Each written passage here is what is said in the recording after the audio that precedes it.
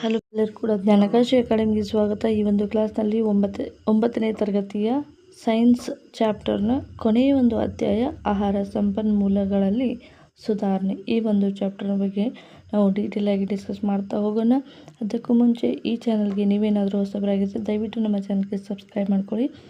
ನಮ್ಮ ಒಂದು ಈ ಚಾನಲಲ್ಲಿ ಈಗ ಸದ್ಯಕ್ಕೆ ಕಾಲ್ ಫಾರ್ಮ್ ಆಗುತ್ತೆ ಅನ್ನುವಂಥ ಒಂದು ಮಾಹಿತಿ ಬಂದಿದೆ. GPSTR ಆಗಿರ್ಬೋದು, HSTR ಆಗಿರ್ಬೋದು, PSTR ಆಗಿರ್ಬೋದು ಮತ್ತು ಈ 9ನೇ ತರಗತಿಯ ವಿದ್ಯಾರ್ಥಿಗಳಿಗೂ ಕೂಡ ಇದು ಇಂಪಾರ್ಟೆಂಟ್ ಆಗಿರುವಂಥ ನೋಟ್ಸ್ ಆಗಿದೆ. ಸೊ ಇದರಲ್ಲಿ ಬರುವಂಥ ಪ್ರತಿಯೊಂದು ನೀವು GPSTR ಎಕ್ಸಾಮ್ಗೆ ಪ್ರಿಪ್ರೇಷನ್ ಮಾಡ್ತಾ ಇದ್ದರೆ ನೀವು 6th to 10th ಎಲ್ಲವನ್ನು ಕೂಡ ಕವರ್ ಮಾಡಲೇಬೇಕು. Must and should science, maths ನಿಮ್ಮ ಒಂದು ಕೋರ್ ಸಬ್ಜೆಕ್ಟ್ಗಳಾಗಿದ್ದರೆ ಓಕೆ. ಈ ಒಂದು GPSTRಗೆ ಬೇಕಾಗಿರುವಂಥ ಓಲ್ಡ್ ಕ್ವಶನ್ ಪೇಪರ್ಸು ಮತ್ತು 10th, 9th ಮತ್ತು 8th ಎಲ್ಲ ಕ್ಲಾಸಿನ ಸೈನ್ಸು ಮತ್ತು ಮ್ಯಾಥ್ಸು ಇದಕ್ಕೆ ಸಂಬಂಧಿಸಿದ ವಿಡಿಯೋಸ್ಗಳು ನಮ್ಮ ಚಾನಲಲ್ಲಿ ಅವೈಲೇಬಲ್ ಇದೆ. ದಯವಿಟ್ಟು ನಮ್ಮ ಚಾನಲ್ ಪ್ಲೇಲಿಸ್ಟ್ಗೆ ಹೋಗಿ ಅವುಗಳನ್ನು ನೀವು ಚೆಕ್ ಮಾಡಿ ನಿಮಗೆ ಉಪಯುಕ್ತವಾಗಿರುವಂಥ ವಿಡಿಯೋಸ್ಗಳನ್ನು ನೋಡಿ. ನಿಮಗೆ ಇಷ್ಟ ಆದರೆ ದಯವಿಟ್ಟು ನಮಗೆ ಸಬ್ಸ್ಕ್ರೈಬ್ ಮಾಡಿಕೊಂಡು ಒಂದೇ ಒಂದು ಲೈಕನ್ನು ಎಕ್ಸ್ಪೆಕ್ಟ್ ಮಾಡ್ತಾಯಿದ್ವಿ. ಸೊ ಇನ್ನು ಸಮಯ ನಮಗೆ ಕಡಿಮೆ ಇರೋದರಿಂದ ಆದಷ್ಟು ಬೇಗ ಎಲ್ಲ ಸಿಲೆಬಸನ್ನು ಕವರ್ ಮಾಡುವಂಥ ಪ್ರಯತ್ನವನ್ನು ಮಾಡೋಣ. ಈಗ 4 ತಿಂಗಳಲ್ಲಿ ನಾವು ಆಲ್ಮೋಸ್ಟ್ ಎಲ್ಲ ಕೋರ್ಸ್ ಸಿಲೆಬಸ್ ಕೂಡ ಕವರ್ ಆಗಿದೆ. ಯಾವುದೇ ಒಂದು ಸಿಲೆಬಸ್ ಚೇಂಜಸ್ ಆಗ್ತಾಯಿಲ್ಲ. ಈಗ ರೀಸೆಂಟಾಗಿ 2016-17 ನೋಟ್ಸ್ ಈ ಟೆಕ್ಸ್ಟ್ ಬುಕ್ಗಳು ಕೂಡ ಈ ಒಂದು ವೆಬ್ಸೈಟಲ್ಲಿ ಅವೈಲೇಬಲ್ ಇದೆ. So little bit syllabus change ಆಗಿರುವಂಥದ್ದು, ಆದರೆ ಯಾವುದೇ ಕ್ವಶನ್ಸು ಸಿಲೆಬಸ್ ರೆಡ್ಯೂಸು ಈ ಥರದ್ದು ಏನಾಗಿಲ್ಲ. ಈಗ ಹಳೇದು ಏನಿತ್ತು ಅದೇ ಕಂಟಿನ್ಯೂ ಆಗಿರುವಂಥದ್ದು. ಹಾಗಾಗಿ ಈಗ ಆಲ್ರೆಡಿ ನಾವು ಚಾನಲಲ್ಲಿ ಎಲ್ಲ ವೀಡಿಯೋಸ್ಗಳನ್ನು ಅಪ್ಲೋಡ್ ಮಾಡಿದ್ದೀವಿ, ನೀವು ಅವುಗಳನ್ನು ಕೂಡಿ ನೋಡ್ಬೋದು. ಇನ್ನು 10th ಸೈನ್ಸ್ ಒಂದು ಮಾತ್ರ ಉಳಿದಿದೆ. ವಿತಿನ್ ಸ್ವಲ್ಪ ದಿನದೊಳಗೆ ಅದನ್ನು ಕೂಡ ನಾವು ಕ್ಲಿಯರ್ ಮಾಡಿ ನಿಮ್ಮ ಒಂದು GPSTR ಆಗಿರ್ಬೋದು, PSTR ಆಗಿರ್ಬೋದು, HSTR ಎಕ್ಸಾಮಿನೇಷನ್ಗಾಗಿರ್ಬೋದು. ಸೊ ನಾವು ರಿವಿಷನ್ ಕ್ಲಾಸಸ್ಗಳನ್ನು ಕೂಡ ಕಂಟಿನ್ಯೂಸ್ ಆಗಿ ಕೊಡ್ತಾ ಬರ್ತೀವಿ. ಅದಕ್ಕಾಗಿ ನಮ್ಮ ಚಾನಲ್ಗೆ ನೀವೀಗ ಸಬ್ಸ್ಕ್ರೈಬ್ ಮಾಡ್ಕೊಂಡು ಈಗ ನಾವು ನೆಕ್ಸ್ಟ್ ಮುಂದಿನ ಒಂದು ಅಧ್ಯಾಯವನ್ನು ಡಿಸ್ಕಸ್ ಮಾಡ್ತಾ ಹೋಗೋಣ. ಈಗ ಕೊನೆಯದಾದ ಅಧ್ಯಾಯ 12 ಆಹಾರ ಸಂಪನ್ಮೂಲಗಳ ನಿರ್ವಹಣೆ. ಸೊ ಇದು ಚಾಪ್ಟರ್ ಇಂಪಾರ್ಟೆಂಟ್, ಲಾಸ್ಟಲ್ಲಿದೆ, ನೆಗ್ಲೆಕ್ಟ್ ಮಾಡಬೇಕು ಈ ಥರದ್ದೆಲ್ಲ ಮೈಂಡಲ್ಲಿದ್ದರೆ ದಯವಿಟ್ಟು ತೆಗೆದುಬಿಟ್ಟು each and every one line ಕೂಡ ಇಂಪಾರ್ಟೆಂಟು. ನಮ್ಮ ಗೌರ್ಮೆಂಟ್ ಟೆಕ್ಸ್ಟ್ ಬುಕ್ಕಲ್ಲಿ ಇರುವಂಥದ್ದು ಯಾವುದೇ ಒಂದು ನೋಟ್ಸನ್ನು ರೆಫರ್ ಮಾಡೋಕ್ಕಿಂತ ಮುಂಚೆ ನೀವೇನು ಮಾಡಬೇಕಪ್ಪ ಅಂದರೆ ಮೊದಲಿಗೆ ಟೆಕ್ಸ್ಟ್ ಬುಕ್ಕನ್ನೇ ನೀವು ರೆಫರ್ ಮಾಡಿ ಉಳಿದದ್ದನ್ನು ನೀವು ಕಂಪ್ಲೀಟ್ ಮಾಡಬೇಕು. ಓಕೆ, ಇದು ಬಿಯಾಂಡ್ ದ ಸಿಲೆಬಸ್ ಏನೂ ಬರೋದಿಲ್ಲ. ಸೊ ಆಲ್ಮೋಸ್ಟ್ 99% ಟೆಕ್ಸ್ಟ್ ಬುಕ್ಕಲ್ಲಿ ಇರ್ತಕ್ಕಂಥದ್ದೇ ಬರೋದ್ರಿಂದ ನೀವು ಟೆಕ್ಸ್ಟ್ ಬುಕ್ಕನ್ನು ಮೊದಲಿಗೆ ರೆಫರ್ ಮಾಡಲೇಬೇಕು. ಸೊ ಓಕೆ, ಈಗ ನಾವು ಈ ಒಂದು ಚಾಪ್ಟರ್ನ ಸ್ಟಾರ್ಟ್ ಮಾಡ್ತಾ ಹೋಗೋಣ. ಈ ಒಂದು ಚಾಪ್ಟ್ರಲ್ಲಿ ನಾವು ಈ ಒಂದು ಚಾಪ್ಟರ್ನ ಯಾಕೆ ಓದಬೇಕು ಅಂತ ನೋಡ್ಕೊತಾ ಹೋಗೋದಾದರೆ, ನಮಗೆ ಎಲ್ಲರಿಗೂ ಕೂಡ ತಿಳಿದಿರೋ ಹಾಗೆ ಆಹಾರದ ಅವಶ್ಯಕತೆ ತುಂಬಾ ಇರುತ್ತೆ. ಆಹಾರ ನಮ್ಮ ಯಾವುದೇ ಒಂದು ಜೀವಿ ಆಗಿರ್ಬೋದು ಅದಕ್ಕೆ ಆಹಾರದ ಅವಶ್ಯಕತೆ ಇರುತ್ತೆ, ಪ್ರೋಟೀನ್ನ ಅವಶ್ಯಕತೆ ಇರುತ್ತೆ. ಅದೇ ರೀತಿಯಾಗಿ ಕಾರ್ಬೋಹೈಡ್ರೇಟು ನಮ್ಮ ದೇಹಕ್ಕೆ ಇಂಪಾರ್ಟೆಂಟ್ ಆಗಿರುತ್ತೆ. ಅದೇ ರೀತಿಯಾಗಿ ಕೊಬ್ಬುಗಳು, ವಿಟಮಿನ್ಗಳು, ಖನಿಜಗಳು, ಆಹಾರ ಪೂರೈಕೆ ಕೂಡ ನಮಗೆ ತುಂಬಾ ಇಂಪಾರ್ಟೆಂಟ್ ಆಗಿರುತ್ತೆ. ಹಾಗಲ್ಲೇ ಅವೆಲ್ಲ ನಮಗೆ ಯಾಕೆ ಬೇಕಪ್ಪ ಅಂದರೆ ದೇಹದ ಅಭಿವೃದ್ಧಿ ಆಗಬೇಕು, ಬಾಡಿ ಡೆವಲಪ್ಮೆಂಟ್ ಆಗಬೇಕು, ಗ್ರೋತ್ ಆಗಬೇಕು, ಹೆಲ್ದಿಯಾಗಿರಬೇಕು. ಹಾಗಾದರೆ ನಮಗೆ ಆಹಾರ ಬೇಕೇ ಬೇಕು. ಅದಕ್ಕಾಗಿ ನಾವು ಆಹಾರದ ಒಂದು ಆಹಾರ ಅನ್ನತಕ್ಕಂಥದ್ದು ಒಂದು ಒಳ್ಳೆಯ ಸಂಪನ್ಮೂಲ. ಯಾವುದೇ ಒಂದು ಜೀವಿ ಮೊದಲಿಗೆ ಬದುಕಬೇಕಪ್ಪ ಅನ್ನುವಂಥ ಇಂಟೆನ್ಷನ್ ಇದ್ದರೆ ಅದು ಆಹಾರ ಮತ್ತು ಬಟ್ಟೆಗಾಗಿ. ಈಗ ಅದಕ್ಕಿಂತ ದೊಡ್ಡ ಆಶಾಭಾವನೆಗಳು ಕೂಡ ಇರುತ್ತೆ. ಬಟ್ ಬೇಸಿಕ್ಕಾಗಿ ಬರುವಂಥದ್ದು ನಮಗೆ ಆಹಾರ ಅಂತ ಹೇಳಿ ಕರಿತೀವಿ. ದೇಹದ ಅಭಿವೃದ್ಧಿ, ಬೆಳವಣಿಗೆ, ಆರೋಗ್ಯ ನಮಗೆಲ್ಲ ಕೂಡ ತುಂಬಾ ಇಂಪಾರ್ಟೆಂಟ್ ಆಗಿರುವಂಥದ್ದು. ಸಸ್ಯ ಮತ್ತು ಪ್ರಾಣಿಗಳೆರಡೂ ನಮ್ಮ ಆಹಾರದ ಪ್ರಮುಖ ಆಕಾರಗಳಾಗಿರ್ತವೆ. ಅಂದರೆ ಇಲ್ಲಿ ನಮಗೆ ಯಾವುದೇ ಒಂದು ಜೀವಿ ಆಗಿರ್ಬೋದು, ಆ ಜೀವಿಗಳಿಗೆ ಕೆಲವೊಬ್ಬರು ಸಸ್ಯಾಹಾರಿಗಳಿರ್ತಾರೆ, ಕೆಲವೊಬ್ಬರು ಮಾಂಸಾಹಾರಿಗಳಿರ್ತಾರೆ. ಹಾಗಾದರೆ ಯಾವುದೇ ಒಂದು ಜೀವಿಯ ಆಹಾರದ ಮೂಲ ಯಾವುದಪ್ಪ ಅಂದರೆ ಅದು ಪ್ರಾಣಿ ಮತ್ತು ಸಸ್ಯ ಆಗಿರುತ್ತೆ. ಹಾಗಾಗಿ ಆಹಾರವನ್ನು ಕೃಷಿ ಮತ್ತು ಪಶುಸಂಗೋಪನೆಯಿಂದ ನಾವು ಪಡಿತೀವಿ. ಯಾವುದೇ ಒಂದು ಆಹಾರವನ್ನು ನಾವು ಪಡಿಬೇಕಪ್ಪ ಅಂದರೆ ಪಶುಸಂಗೋಪನೆ ಮತ್ತು ಕೃಷಿಯೇ ಒಂದು ಮೂಲವಾಗಿರತಕ್ಕಂಥದ್ದನ್ನು ನಾವು ಗಮನಿಸ್ತೀವಿ. ಕೃಷಿ ಮತ್ತು ಪಶುಸಂಗೋಪನೆಯಿಂದ ಆಹಾರ ಉತ್ಪಾದನೆ ಹೆಚ್ಚಿಸಲು ಹಲವಾರು ರೀತಿಯಾದ ಪ್ರಯತ್ನಗಳು ನಮ್ಮ ದೇಶದಲ್ಲಿ ನಿರಂತರವಾಗಿ ಸಾಗ್ತಾ ಬಂದಿದ್ದಾವೆ. ಅವುಗಳನ್ನು ದಿನನಿತ್ಯ ಪತ್ರಿಕೆಯಲ್ಲಿ ಓದ್ತಾನೆ ಇರ್ತೀವಿ. ಹಾಲು ಅಷ್ಟು ಉತ್ಪಾದನೆ ಆಯಿತು, ಇಲ್ಲಿ ಇಷ್ಟು ಟನ್ ಕಬ್ಬು ಬೆಳೀತು, ಅಷ್ಟು ಇಳುವರಿ ಬಂತು ಅನ್ನೋದನ್ನು ನಾವು ಕೇಳ್ತಾ ಇರ್ತೀವಿ. ಹಾಗಾಗಿ ಹಲವಾರು ಪ್ರಯೋಗಗಳು ನಮ್ಮ ಕೃಷಿ ಭೂಮಿಯಲ್ಲಿ ನಡೀತಾ ಇರ್ತವೆ. ಹಾಗಾಗಿ ಭಾರತವು ಅತಿ ಹೆಚ್ಚು ಜನಸಂಖ್ಯೆಯನ್ನು ಹೊಂದಿರುವಂಥ ದೇಶ ಆಗಿರುತ್ತೆ.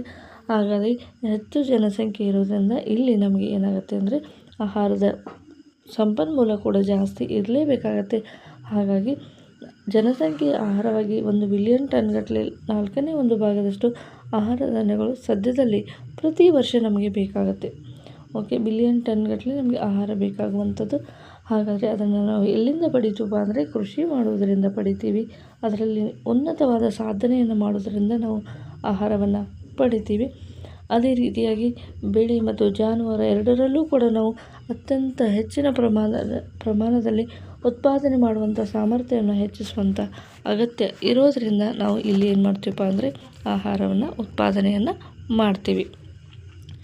ಆಹಾರದ ಉತ್ಪಾದನೆಯನ್ನು ಹೆಚ್ಚಿಸುವ ಮೂಲಕ ಆಹಾರವನ್ನು ಬೇಡಿಕೆಯನ್ನು ಪೂರೈಸಲು ನಾವು ಮಾಡಿದ ಪ್ರಯತ್ನಗಳು ಕೂಡ ಹಲವಾರು ಪ್ರಯತ್ನಗಳು ಕೂಡ ಯಶಸ್ವಿಯಾಗಿದ್ದಾವೆ. ಅದು ಸರ್ಕಾರಿ ಪೂರೈಕೆ ಕೂಡ ಆಗಿರ್ಬೋದು, ಅಥವಾ ಯಾವುದೇ ಒಬ್ಬ ರೈತ ತನ್ನ ವೈಯಕ್ತಿಕವಾಗಿ ಕೂಡ ಪ್ರಯೋಗ ಮಾಡಿರೋದು ಹಲವಾರು ಯಶಸ್ವಿಯಾಗಿರೋದನ್ನು ನಾವು ಕಾಣ್ತೀವಿ. ಅದರಲ್ಲಿ ಮುಖ್ಯವಾಗಿರ್ತಕ್ಕಂಥದ್ದು ಹಸಿರು ಕ್ರಾಂತಿ.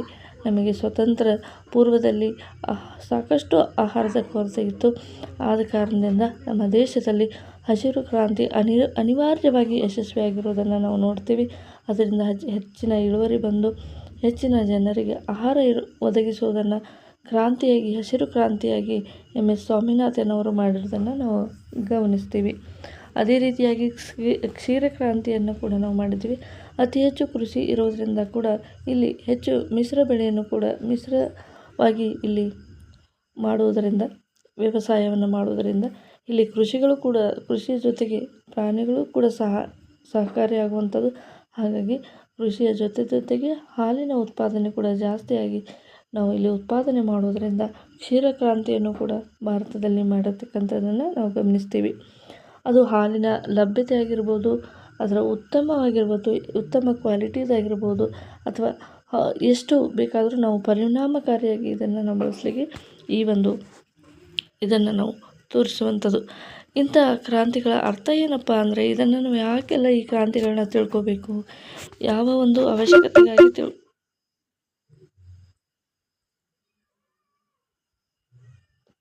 ತಿಳ್ಕೋಬೇಕು ಅಂತ ಇಲ್ಲಿ ನಾವು ಗಮನಿಸಿದಾಗ, ಇಲ್ಲಿ ನೈಸರ್ಗಿಕ ಸಂಪನ್ಮೂಲಗಳು ಹೆಚ್ಚು ತೀವ್ರವಾಗಿ ಬಳಸಲ್ಪಡ್ತವೆ. ಆದ್ದರಿಂದ ಇಲ್ಲಿ ಪರಿಣಾಮಕಾರಿಯಾಗಿ ನೈಸರ್ಗಿಕವಾಗಿ ಸಂಪನ್ಮೂಲಗಳನ್ನು ಸಮತೋಲಗಳನ್ನು ಸಂಪೂರ್ಣವಾಗಿ ನಾಶಪಡಿಸುವ ಮೂಲಕ ಹಾನಿಯನ್ನು ಉಂಟು ಮಾಡುವ ಅವಕಾಶಗಳನ್ನು ಅಧಿಕವಾಗಿ, ಆದ್ದರಿಂದ ಪರಿಸರಕ್ಕೆ ಯಾವುದೇ ರೀತಿಯಾದ ಹಾನಿಯನ್ನು ಉಂಟು ಮಾಡದೆ ಅದನ್ನು ಸಮತೋಲನವಾಗಿ ಇಟ್ಕೊಂಡು ಆಹಾರದ ಉತ್ಪಾದನೆ ಮಾಡ್ತಕ್ಕಂಥದ್ದನ್ನು ನಾವು ಕಾಣ್ತೀವಿ. ಹಾಗಾಗಿ ಕೃಷಿ ಪಶುಸಂಗೋಪನೆಯ ಸಮರ್ಥ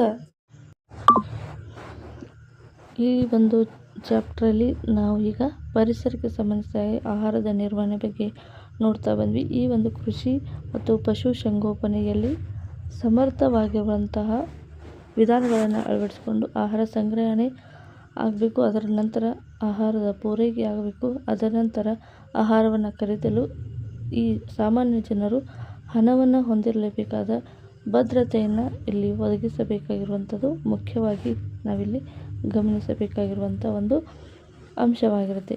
ಈ ಯಾವುದೇ ಒಂದು ಮಾರ್ಗದಲ್ಲೂ ಕೂಡ ಆಹಾರದ ಸಂರಕ್ಷಣೆ, ಮನುಷ್ಯನಿಗೆ ಖರೀದಿಸಲು ಇದ್ದರೂ ಕೂಡ ಈ ಒಂದು ಹಣದಿಂದ ಅವನು ತೆಗೆದುಕೊಳ್ಳಲು ಸಮರ್ಥನೆ ಆಗದೆ ಹೋದರೆ ಕೃಷಿ ಮತ್ತು ಇನ್ನಿತರ ಉತ್ಪಾದನೆಗಳಲ್ಲಿ ರೈತನು ಅಸಮರ್ಥನಾದಾಗ ಈ ರೀತಿಯಾದ ಸಮಸ್ಯೆಗಳು ಕಂಡುಬರ್ತವೆ. ಹಾಗಾದರೆ ಈ ಜನಸಂಖ್ಯೆಯ ಬಹುಪಾಲು ಏನೆಲ್ಲ ಕೆಲಸ ಕಾರ್ಯಗಳನ್ನು ನಿರ್ವಹಿಸುತ್ತೆ ಅಂದರೆ, ಹಸಿವಿನ ಸಮಸ್ಯೆ ವಿರುದ್ಧ ಹೋರಾಡಲು ಜನರು ಅಧಿಕ ಇಳುವರಿಯನ್ನು ಪಡೆಯಲು ವೈಜ್ಞಾನಿಕ ನಿರ್ವಹಣಾ ಅಭ್ಯಾಸಗಳನ್ನು ಕೈಗೊಳ್ಳಬೇಕು.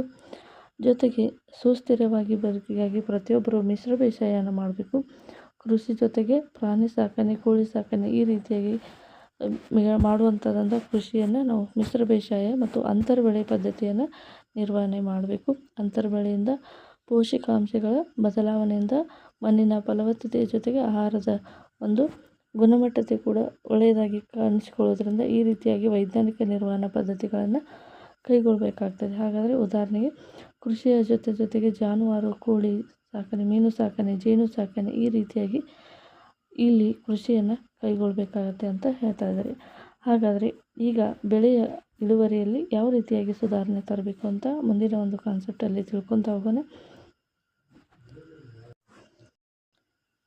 ಗೋಧಿ, ಅಕ್ಕಿ, ಜೋಳ, ರಾಗಿ, ಬಿಳಿ ಜೋಳದಂಥ ಧಾನ್ಯಗಳು ಶಕ್ತಿ ಅವಶ್ಯಕತೆಗಳನ್ನು ಪೂರೈಸುವಂಥ ಕಾರ್ಬೋಹೈಡ್ರೇಟನ್ನು ಈ ಮೇಲಿನ ಎಲ್ಲ ಧಾನ್ಯಗಳು ಒದಗಿಸುವುದನ್ನು ನಾವು ಗಮನಿಸ್ತೀವಿ. ಅದೇ ರೀತಿಯಾಗಿ ದ್ವಿದಳ ಧಾನ್ಯಗಳಲ್ಲಿ ಕಡಲೆ, ಬಟಾಣಿ, ಉದ್ದಿನಬೇಳೆ, ಲೆಂಟಿಲ್, ಹೆಸರು ಬೇಳೆ ಹಲವಾರು ರೀತಿಯಾದ ಪ್ರೋಟೀನ್ಗಳನ್ನು ಈ ಒಂದು ದ್ವಿದಳ ಧಾನ್ಯಗಳು ಹೊಂದಿರ್ತವೆ. ಎಣ್ಣೆಯ ಬೀಜಗಳಾದ ಸೋಯಾಬೀನು, ಕಡಲೆ ಕಾಳು, ಹರಳು ಬೀಜ, ಎಳ್ಳು, ಸಾಸಿವೆ, ಅಗಸೆ ಬೀಜ, ಸೂರ್ಯಕಾಂತಿ ಬೀಜಗಳು ಅವಶ್ಯಕತೆ ಇರುವಂತಹ ಕೊಬ್ಬುಗಳನ್ನು ಪೂರೈಸುವಂಥದ್ದು. ಈ ಒಂದು ಕಾನ್ಸೆಪ್ಟಲ್ಲಿ ನಮ್ಮ ಎಕ್ಸಾಮಿನೇಷನ್ಗೆ ಯಾವ ರೀತಿಯಾಗಿ ಪ್ರಶ್ನೆಗಳು ಬರ್ತಾವಪ್ಪ ಅಂದರೆ, ಏಕದಳ ಧಾನ್ಯಗಳಲ್ಲಿ ಇರುವಂತಹ ಆಹಾರದ ಮುಖ್ಯಾಂಶ ಯಾವುದು ಅಂದರೆ ಕಾರ್ಬೋಹೈಡ್ರೇಟ್ ಆಗಿರುತ್ತೆ. ದ್ವಿದಳ ಧಾನ್ಯಗಳಲ್ಲಿ ಇರುವಂಥ ಮುಖ್ಯವಾದ ಅಂಶ ಏನಪ್ಪ ಅಂದರೆ ಪ್ರೋಟೀನ್ ಆಗಿರುತ್ತೆ. ಆದರೆ ಎಣ್ಣೆ ಬೀಜಗಳಾದ ಸೋಯಾಬೀನ್, ಕಡಲೆ, ಹರಳು ಬೀಜ ಈ ರೀತಿಯಾಗಿರುವಂಥ ಎಣ್ಣೆ ಬೀಜಗಳಲ್ಲಿ ಮುಖ್ಯವಾಗಿ ಕಂಡುಬರುವಂಥದ್ದು ಕೊಬ್ಬಿನ ಅಂಶ ಕಂಡುಬರುತ್ತೆ. ಹಾಗಾಗಿ ತರಕಾರಿ ಮತ್ತು ಹಣ್ಣುಗಳನ್ನು ಕಡಿಮೆ ಪ್ರಮಾಣದ ಪ್ರೋಟೀನ್ಗಳು, ಕಾರ್ಬೋಹೈಡ್ರೇಟು ಜೊತೆಗೆ ಹಲವಾರು ಜೀವಸತ್ವ ಮತ್ತು ಖನಿಜಗಳನ್ನು ಈ ಒಂದು ತರಕಾರಿಗಳು ಮತ್ತು ಹಣ್ಣುಗಳು ಒದಗಿಸುವುದನ್ನು ನಾವು ಕಾಣ್ತೀವಿ. ಇಲ್ಲಿ ಆಹಾರದ ಬೆಳೆಗಳ ಜೊತೆಗೆ ಮೇವು ಮತ್ತು ಬರಸಿಮ್, ಓಟ್ಸ್, ಸುಡಾನ್ ಹುಲ್ಲುಗಳನ್ನು ಸರಿಯಾದ ರೀತಿಯಾದ ಜಾನುವಾರುಗಳಿಗೆ ಆಹಾರವಾಗಿ ಬಳಸಲಾಗುತ್ತೆ. ಈ ರೀತಿಯಾದ ಜಾನುವಾರುಗಳಿಗಾಗಿ ಬಳಸಲಾಗುವಂಥ ಹುಲ್ಲುಗಳು ಯಾವಪ್ಪ ಅಂದರೆ ಒರಸೀಮ್, ಓಟ್ಸ್, ಸುಡಾನ್ ಹುಲ್ಲುಗಳನ್ನು ಸಾಮಾನ್ಯವಾಗಿ ಈ ಒಂದು ಪ್ರಾಣಿಗಳ ಆಹಾರವಾಗಿ ಬಳಸಲಾಗುತ್ತೆ. ಪ್ರೋಟೀನ್ ಯಾವುದರಲ್ಲಿರುತ್ತೆ, ಕಾರ್ಬೋಹೈಡ್ರೇಟ್ ಯಾವುದರಲ್ಲಿರುತ್ತೆ, ಕೊಬ್ಬು, ಜೀವಸತ್ವ, ಖನಿಜಗಳು ಯಾವುದರಲ್ಲಿ ಇರುತ್ತೆ ಅನ್ನೋದನ್ನು ಗಮನ ಇಟ್ಟು ನೋಡ್ತಾ ಬರಬೇಕು. ಪ್ರಶ್ನೆ ಈ ರೀತಿಯಾಗಿದೆ: ಧಾನ್ಯಗಳು, ದ್ವಿದಳ ಧಾನ್ಯಗಳು, ಹಣ್ಣುಗಳು, ತರಕಾರಿಗಳಿಂದ ನಾವು ಏನನ್ನು ಪಡೆಯುತ್ತೇವೆ ಅಂತ ಪ್ರಶ್ನೆ ಇದೆ. ಸೊ ಈ ರೀತಿಯಾಗಿ ನಿಮಗೆ ಮಧ್ಯದಲ್ಲಿ ಕೇಳುವಂಥ ಪ್ರಶ್ನೆಗಳು, ಅಭ್ಯಾಸದಲ್ಲಿ ಕೇಳಿರುವಂಥ ಪ್ರಶ್ನೆಗಳು ಲೈನ್ ಟು ಲೈನ್ ಓದ್ತಾ ಬಂದಾಗ ನಿಮಗೆ ಎಲ್ಲ ರೀತಿಯಾದ ಮಾಹಿತಿ ತಿಳಿಯುವಂಥದ್ದು. ಹಾಗಾಗಿ ಇಲ್ಲಿ ಮೇಲೆ ನಾನು ಮೆನ್ಷನ್ ಮಾಡಿದ ಹಾಗೆ ಇಲ್ಲಿ ಧಾನ್ಯಗಳಲ್ಲಿರುವಂಥದ್ದು ಯಾವುದು ಕಾರ್ಬೋಹೈಡ್ರೇಟ್ ಇರುತ್ತೆ. ದ್ವಿದಳ ಧಾನ್ಯಗಳಲ್ಲಿ ಇರುವಂಥದ್ದು ಏನಪ್ಪ ಅಂದರೆ ಪ್ರೋಟೀನ್ ಇರುತ್ತೆ. ಹಣ್ಣು ಮತ್ತು ತರಕಾರಿಗಳಲ್ಲಿ ಖನಿಜ ಮತ್ತು ಜೀವಸತ್ವಗಳು ಇರುವುದನ್ನು ನಾವು ಕಾಣ್ತೀವಿ. ಹಾಗಾದರೆ ನಮ್ಮ ಬೆಳವಣಿಗೆ ಜೀವನ ಚಕ್ರ ಪೂರ್ತಿಯಾಗಲು ವಿವಿಧ ರೀತಿಯ ಬೆಳೆಗಳು ವಿಭಿನ್ನ ಹವಾಮಾನ ಸ್ಥಿತಿಯಲ್ಲಿ ಈ ಒಂದು ಬೆಳೆಗಳು ಬೆಳೆಯೋದನ್ನು ನಾವು ಕಾಣ್ತೀವಿ. ಬೆಳೆಗಳು ಯಾವುದ್ರ ಮೇಲೆ ಡಿಪೆಂಡ್ ಆಗಿರುತ್ತೆ ಅಂದರೆ ಹವಾಮಾನ ಪರಿಸ್ಥಿತಿ ಮೇಲೆ ಡಿಪೆಂಡ್ ಆಗಿರುತ್ತೆ, ಉಷ್ಣತೆ ಮೇಲೆ ಮತ್ತು ದ್ವಿತೀಯ ಅವಧಿಯ ಅಗತ್ಯವಿರುತ್ತದೆ. ಈ ರೀತಿಯಾಗಿ ದ್ವಿತೀಯ ಅವಧಿಯ ಸೌರ ಬೆಳಕಿನ ಅವಧಿಗೆ ಸಂಬಂಧಿಸಿದಂತೆ ಸಸ್ಯಗಳ ಬೆಳವಣಿಗೆ, ಹೂ ಬಿಡುವಿಕೆ ಮತ್ತು ಸೌರ ಬೆಳಕಿನ ಮೇಲೆ ಅವಲಂಬನೆಯನ್ನು ಹೊಂದಿರುತ್ತೆ. ಎಷ್ಟು ಸಮಯ ಸಸ್ಯಗಳು ಅಥವಾ ಗಿಡಗಳು ಬಿಸಿಲಿಗೆ ಇರುತ್ತೆ ಆ ಒಂದು ಬೇಸ್ ಮೇಲೆ ಈ ಸಸ್ಯಗಳು ಆಹಾರವನ್ನು ತಯಾರಿಸುವುದನ್ನು ಅವಲಂಬನೆಯನ್ನು ಮಾಡಿಕೊಂಡಿರುತ್ತೆ. ಹಾಗಾದರೆ ಸಸ್ಯಗಳು ಮತ್ತು ಆಹಾರವನ್ನು ಸೌರ ಬೆಳಕಿನಲ್ಲಿ ದ್ವಿತೀಯ ಸಂಶ್ಲೇಷಣೆ ಕ್ರಿಯೆಯಿಂದ ತಯಾರಿಸಿಕೊಳ್ಳುತ್ತವೆ. ದ್ವಿತೀಯ ಸಂಶ್ಲೇಷಣೆ ಅಂದರೆ ಏನು? ಸೂರ್ಯನ ಬೆಳಕು, ನೀರು, ಮಿನರಲ್ಸ್, ಖನಿಜಗಳನ್ನು ಕಾರ್ಬೋಹೈಡ್ರೇಟ್ನ ಸಹಾಯದಿಂದ ತಮ್ಮ ಆಹಾರವನ್ನು ತಾವೇ ತಯಾರಿಸಿಕೊಳ್ಳುವಂಥ ಸಸ್ಯಗಳಿಗೆ ಈ ಒಂದು ಕ್ರಿಯೆಗೆ ನಾವು ದ್ವಿತೀಯ ಸಂಶ್ಲೇಷಣೆ ಅಂತ ಹೇಳಿ ಕರಿತೀವಿ. ಬೆಳೆಗಳಿಗೆ ಮಳೆಗಾಲದಲ್ಲಿ ಬೆಳೀತವೆ. ಖಾರಿಫ್ ಋತು ಅಂದರೆ ಕರೆಯಲಾಗುವ ಜೂನ್ ತಿಂಗಳಿನಿಂದ ಅಕ್ಟೋಬರ್ ತಿಂಗಳಿನವರೆಗೆ ಮಳೆಗಾಲದಲ್ಲಿ ಸಸ್ಯಗಳು ಬೆಳೆಯುವುದನ್ನು ನಾವು ಕಾಣ್ತೀವಿ. ಇನ್ನು ಬೆಳೆಗಳು ಚಳಿಗಾಲದಲ್ಲಿ ಕೂಡ ಬೆಳೀತವೆ. ಇದನ್ನು ರಬಿ ಋತು ಅಂತ ಹೇಳಿ ಕರೀತಾರೆ. ಓಕೆ, ಇಲ್ಲಿ ನಮಗೆ ಮುಖ್ಯವಾಗಿ ಕೇಳುವಂಥ ಪ್ರಶ್ನೆ ಏನಪ್ಪ ಅಂದರೆ ಖಾರಿಫ್ ಋತು ಅಂದರೆ ಯಾವ ತಿಂಗಳಲ್ಲಿ ಕಂಡುಬರುತ್ತೆ ಅಥವಾ ಜೂನ್ನಿಂದ ಅಕ್ಟೋಬರ್ನಲ್ಲಿ ಕಂಡುಬರುವಂಥ ಋತು ಯಾವುದು ಅಂತ ಕೇಳ್ತಾರೆ. ಖಾರಿಫ್ ಋತು ಆಗಿರುತ್ತೆ. ಚಳಿಗಾಲದಲ್ಲಿ ಕಂಡುಬರುವಂಥ ಋತು ಯಾವುದಪ್ಪ ಅಂದರೆ ರಬಿ ಋತು ಅಂತ ಹೇಳಿ ಕರೀತಾರೆ. ಇದರ ಅವಧಿಯಲ್ಲಿ ನವೆಂಬರ್ ಮತ್ತು ಏಪ್ರಿಲ್ವರೆಗೆ ಇರುತ್ತೆ. ಇಲ್ಲಿ ಈಗ ಮುಖ್ಯವಾಗಿ ಬೆಳೆಯುವಂಥ ಬೆಳೆಗಳು ಯಾವಪ್ಪ ಅಂದರೆ ಭತ್ತ, ಸೋಯಾಬೀನ್, ಅರ್ಹಲ್, ಫ್ಯೂಷನ್ ಪೀ ಅಂತ ಹೇಳಿ ಕರೀತಾರೆ. ಮೆಕ್ಕೆಜೋಳ, ಉದ್ದಿನ ಬೇಳೆಗಳು, ಖಾರಿಫ್ ಬೆಳೆಗಳು, ಹಾಗೆ ಗೋಧಿ, ಕಡಲೆ, ಬಟಾಣಿ, ಸಾಸಿವೆ ಈ ಅಗಸೆ ಬೀಜಗಳು ರಬಿ ಬೆಳೆಗಳಾಗಿವೆ. ಈ ಒಂದು ಪ್ಯಾರಾಗ್ರಾಫಲ್ಲಿ ನೀವು ಮುಖ್ಯವಾಗಿ ಗಮನಿಸಿರುವಂಥ ಮುಖ್ಯವಾದ ಇಂಪಾರ್ಟೆಂಟ್ ಕ್ವಶನ್ಸ್ ಏನಪ್ಪ ಅಂದರೆ ಖಾರಿಫ್ ಋತು ಅಂದರೆ ಏನು, ರುಬಿ ಋತು ಅಂದರೆ ಏನು? ರುಬಿ ಋತುವಿನಲ್ಲಿ ಬೆಳೆಯುವಂಥ ಸಸ್ಯಗಳು ಯಾವುವು ಅಥವಾ ಯಾವ ಅವಧಿಯಲ್ಲಿ ಯಾವ ಬಿತ್ತನೆಯನ್ನು ಮಾಡ್ತಾರೆ, ಇದು ಇಲ್ಲಿ ನಾವು ರುಬಿ ಋತು ಅಂತ ಹೇಳಿ ಕರಿತೀವಿ. ಇಷ್ಟು ಇದರಲ್ಲಿ ಕೇಳುವಂಥ ಪ್ರಶ್ನೆ ಆಗಿದೆ. ಇನ್ನಷ್ಟು ಮಾಹಿತಿಯನ್ನು ನೋಡೋದಾದರೆ, ಭಾರತದಲ್ಲಿ 1960ರಿಂದ 2004 ಅವಧಿಯಲ್ಲಿ 25% ಕೃಷಿ ಭೂಮಿ ಹೆಚ್ಚಳದೊಂದಿಗೆ ಆಹಾರ ಧಾನ್ಯಗಳ ಉತ್ಪಾದನೆಯಲ್ಲಿ 4 ಪಟ್ಟು ಹೆಚ್ಚಳವಾಗಿದೆ. ಈ ಉತ್ಪಾದನೆಯಲ್ಲಿ ಹೆಚ್ಚಳವನ್ನು ಹೇಗೆ ಸಾಧಿಸಲಾಯಿತು ಅಂತ ನಾವು ನೋಡೋದಾದರೆ, ಕೃಷಿ ಪದ್ಧತಿಗಳ ಬಗ್ಗೆ ಆಲೋಚಿಸಿದರೆ ಅವು 3 ಹಂತದಲ್ಲಿ ವಿಭಾಗಿಸಬಹುದು. ಮೊದಲನೇದಾಗಿ ಬಿತ್ತನೆ ಮಾಡಲು ಬೀಜಗಳ ಆಯ್ಕೆ ಮಾಡುವಂಥದ್ದು. ಮೊದಲಿಗೆ ಯಾವ ರೀತಿಯಾದ ಬಿತ್ತನೆಯನ್ನು ಮಾಡಬೇಕಾದ್ರೆ ಸೂಕ್ತವಾದ ಬೀಜಗಳ ಆಯ್ಕೆಯನ್ನು ಮಾಡಬೇಕು. ಎರಡನೇದಾಗಿ ಬೆಳೆ ಸಸ್ಯಗಳನ್ನು ಯಾವ ರೀತಿಯಾಗಿ ಪೋಷಣೆ ಮಾಡಬೇಕು ಎನ್ನುವಂಥದ್ದು ಎರಡನೇ ಹಂತ. ಆದರೆ ಮೂರನೇ ಹಂತ ಏನಾಗಿರುತ್ತೆ ಅಂದರೆ, ಕಟಾವು ಮಾಡಿದ ಬೆಳೆಗಳನ್ನು ನಷ್ಟವಾಗುವಿಕೆಯಿಂದ ರಕ್ಷಿಸುವುದು. ಯಾವ ರೀತಿಯಾಗಿ? ಯಾವುದೇ ರೀತಿಯಾದ ಹವಾಮಾನ ವೈಪರೀತ್ಯವನ್ನು ಬಿಟ್ಟು, ನೈಸರ್ಗಿಕವಾಗಿ ಅವುಗಳನ್ನು ನಾವು ಸುರಕ್ಷಿತ ರೀತಿಯಲ್ಲಿ ಈ ಒಂದು ಬೆಳೆಗಳ ಬಿತ್ತನೆ ಮಾಡಿ, ಅವುಗಳನ್ನು ಪೋಷಿಸಿ, ಅವುಗಳ ಕಟಾವು ಮಾಡಿ, ಬೆಳೆಗಳು ನಷ್ಟವಾಗದಂತೆ ರಕ್ಷಣೆ ಮಾಡುವಂಥದ್ದು. ಈ ರೀತಿಯಾಗಿ 3 ಹಂತದಲ್ಲಿ ಆಹಾರದ ಸಂರಕ್ಷಣೆಯನ್ನು ಮಾಡಬೇಕಾಗತ್ತೆ. ಮೊದಲನೇದಾಗಿ ಬೆಳೆಯ ತಳಿಯ ಸುಧಾರಣೆ ಅಥವಾ ಕ್ರಾಪ್ ವೆರೈಟಿ ಇಂಪ್ರೂವ್ಮೆಂಟ್ ಅಂತ ಹೇಳಿ ಕರಿತೀವಿ. ಅಂದರೆ ಯಾವ ಒಂದು ಬೀಜ ಅದರ ಒಂದು ಸೂಕ್ತ ರೀತಿಯಾದ ಬೀಜದ ಆಯ್ಕೆಯನ್ನು ಮಾಡುವಂಥದ್ದಲ್ಲಿ ಕ್ರಾಪ್ ವೆರೈಟಿ ಇದರಲ್ಲಿ ಇಂಪಾರ್ಟೆಂಟ್ ಆಗುತ್ತೆ. ಬೆಳೆಯ ಉತ್ಪಾದನೆಯ ನಿರ್ವಹಣೆಯನ್ನು ಮಾಡುವಂಥದ್ದು ಕ್ರಾಪ್ ಪ್ರೊಟೆಕ್ಷನ್ ಮ್ಯಾನೇಜ್ಮೆಂಟ್ ಅಂತ ಹೇಳಿ ಕರಿತೀವಿ. ಬೆಳೆಯ ರಕ್ಷಣೆಯ ನಿರ್ವಹಣೆ ಕ್ರಾಪ್ ಪ್ರೊಟೆಕ್ಷನ್ ಮ್ಯಾನೇಜ್ಮೆಂಟ್. ಈ ರೀತಿಯಾಗಿ ಅವುಗಳ ಗುಂಪುಗಳನ್ನಾಗಿ ವರ್ಗೀಕರಣ ಮಾಡಲಾಗುತ್ತೆ. ಬೆಳೆಯ ಇಳುವರಿ ಉತ್ತಮಪಡಿಸಲು ಈ ಕೆಳಗಿನ 3 ಚಟುವಟಿಕೆಗಳನ್ನು ಒಳಗೊಂಡಿರುತ್ತೆ. ತಳಿಯ ಸುಧಾರಣೆ, ಬೆಳೆಯ ಉತ್ಪಾದನೆ ನಿರ್ವಹಣೆ, ಬೆಳೆಯ ರಕ್ಷಣೆ ನಿರ್ವಹಣೆ. ಹಾಗಾದರೆ ಮೊದಲನೇ ಒಂದು ಕಾನ್ಸೆಪ್ಟನ್ನು ನೋಡ್ತಾ ಹೋಗೋಣ. ಕ್ರಾಪ್ ವೆರೈಟಿ ಮ್ಯಾನೇಜ್ಮೆಂಟ್ ಯಾವ ರೀತಿಯಾಗಿರುತ್ತೆ ಅಂತ ನೋಡ್ತಾ ಹೋಗೋಣ. ಈ ಒಂದು ವಿಧಾನವು ಉತ್ತಮ ಇಳುವರಿಯನ್ನು ನೀಡಲು ಒಂದು ಬೆಳೆಯ ತಳಿಯನ್ನು ಕಂಡುಕೊಳ್ಳುವುದರ ಮೇಲೆ ಅವಲಂಬಿತವಾಗಿರುತ್ತೆ. ಯಾವ ಒಂದು ವೆರೈಟಿ ಒಂದು ಸಸ್ಯವನ್ನು ನೀವು ಬೆಳೀತಾ ಇದ್ದೀರಾ, ಯಾವ ಒಂದು ವೆರೈಟಿಯ ಬೀಜದ ಒಂದು ಆಯ್ಕೆಯನ್ನು ಮಾಡ್ಕೊಂಡಿದ್ದೀರಾ, ಅದರ ಮೇಲೆ ಇದು ಅವಲಂಬನೆಯಾಗಿರುತ್ತೆ.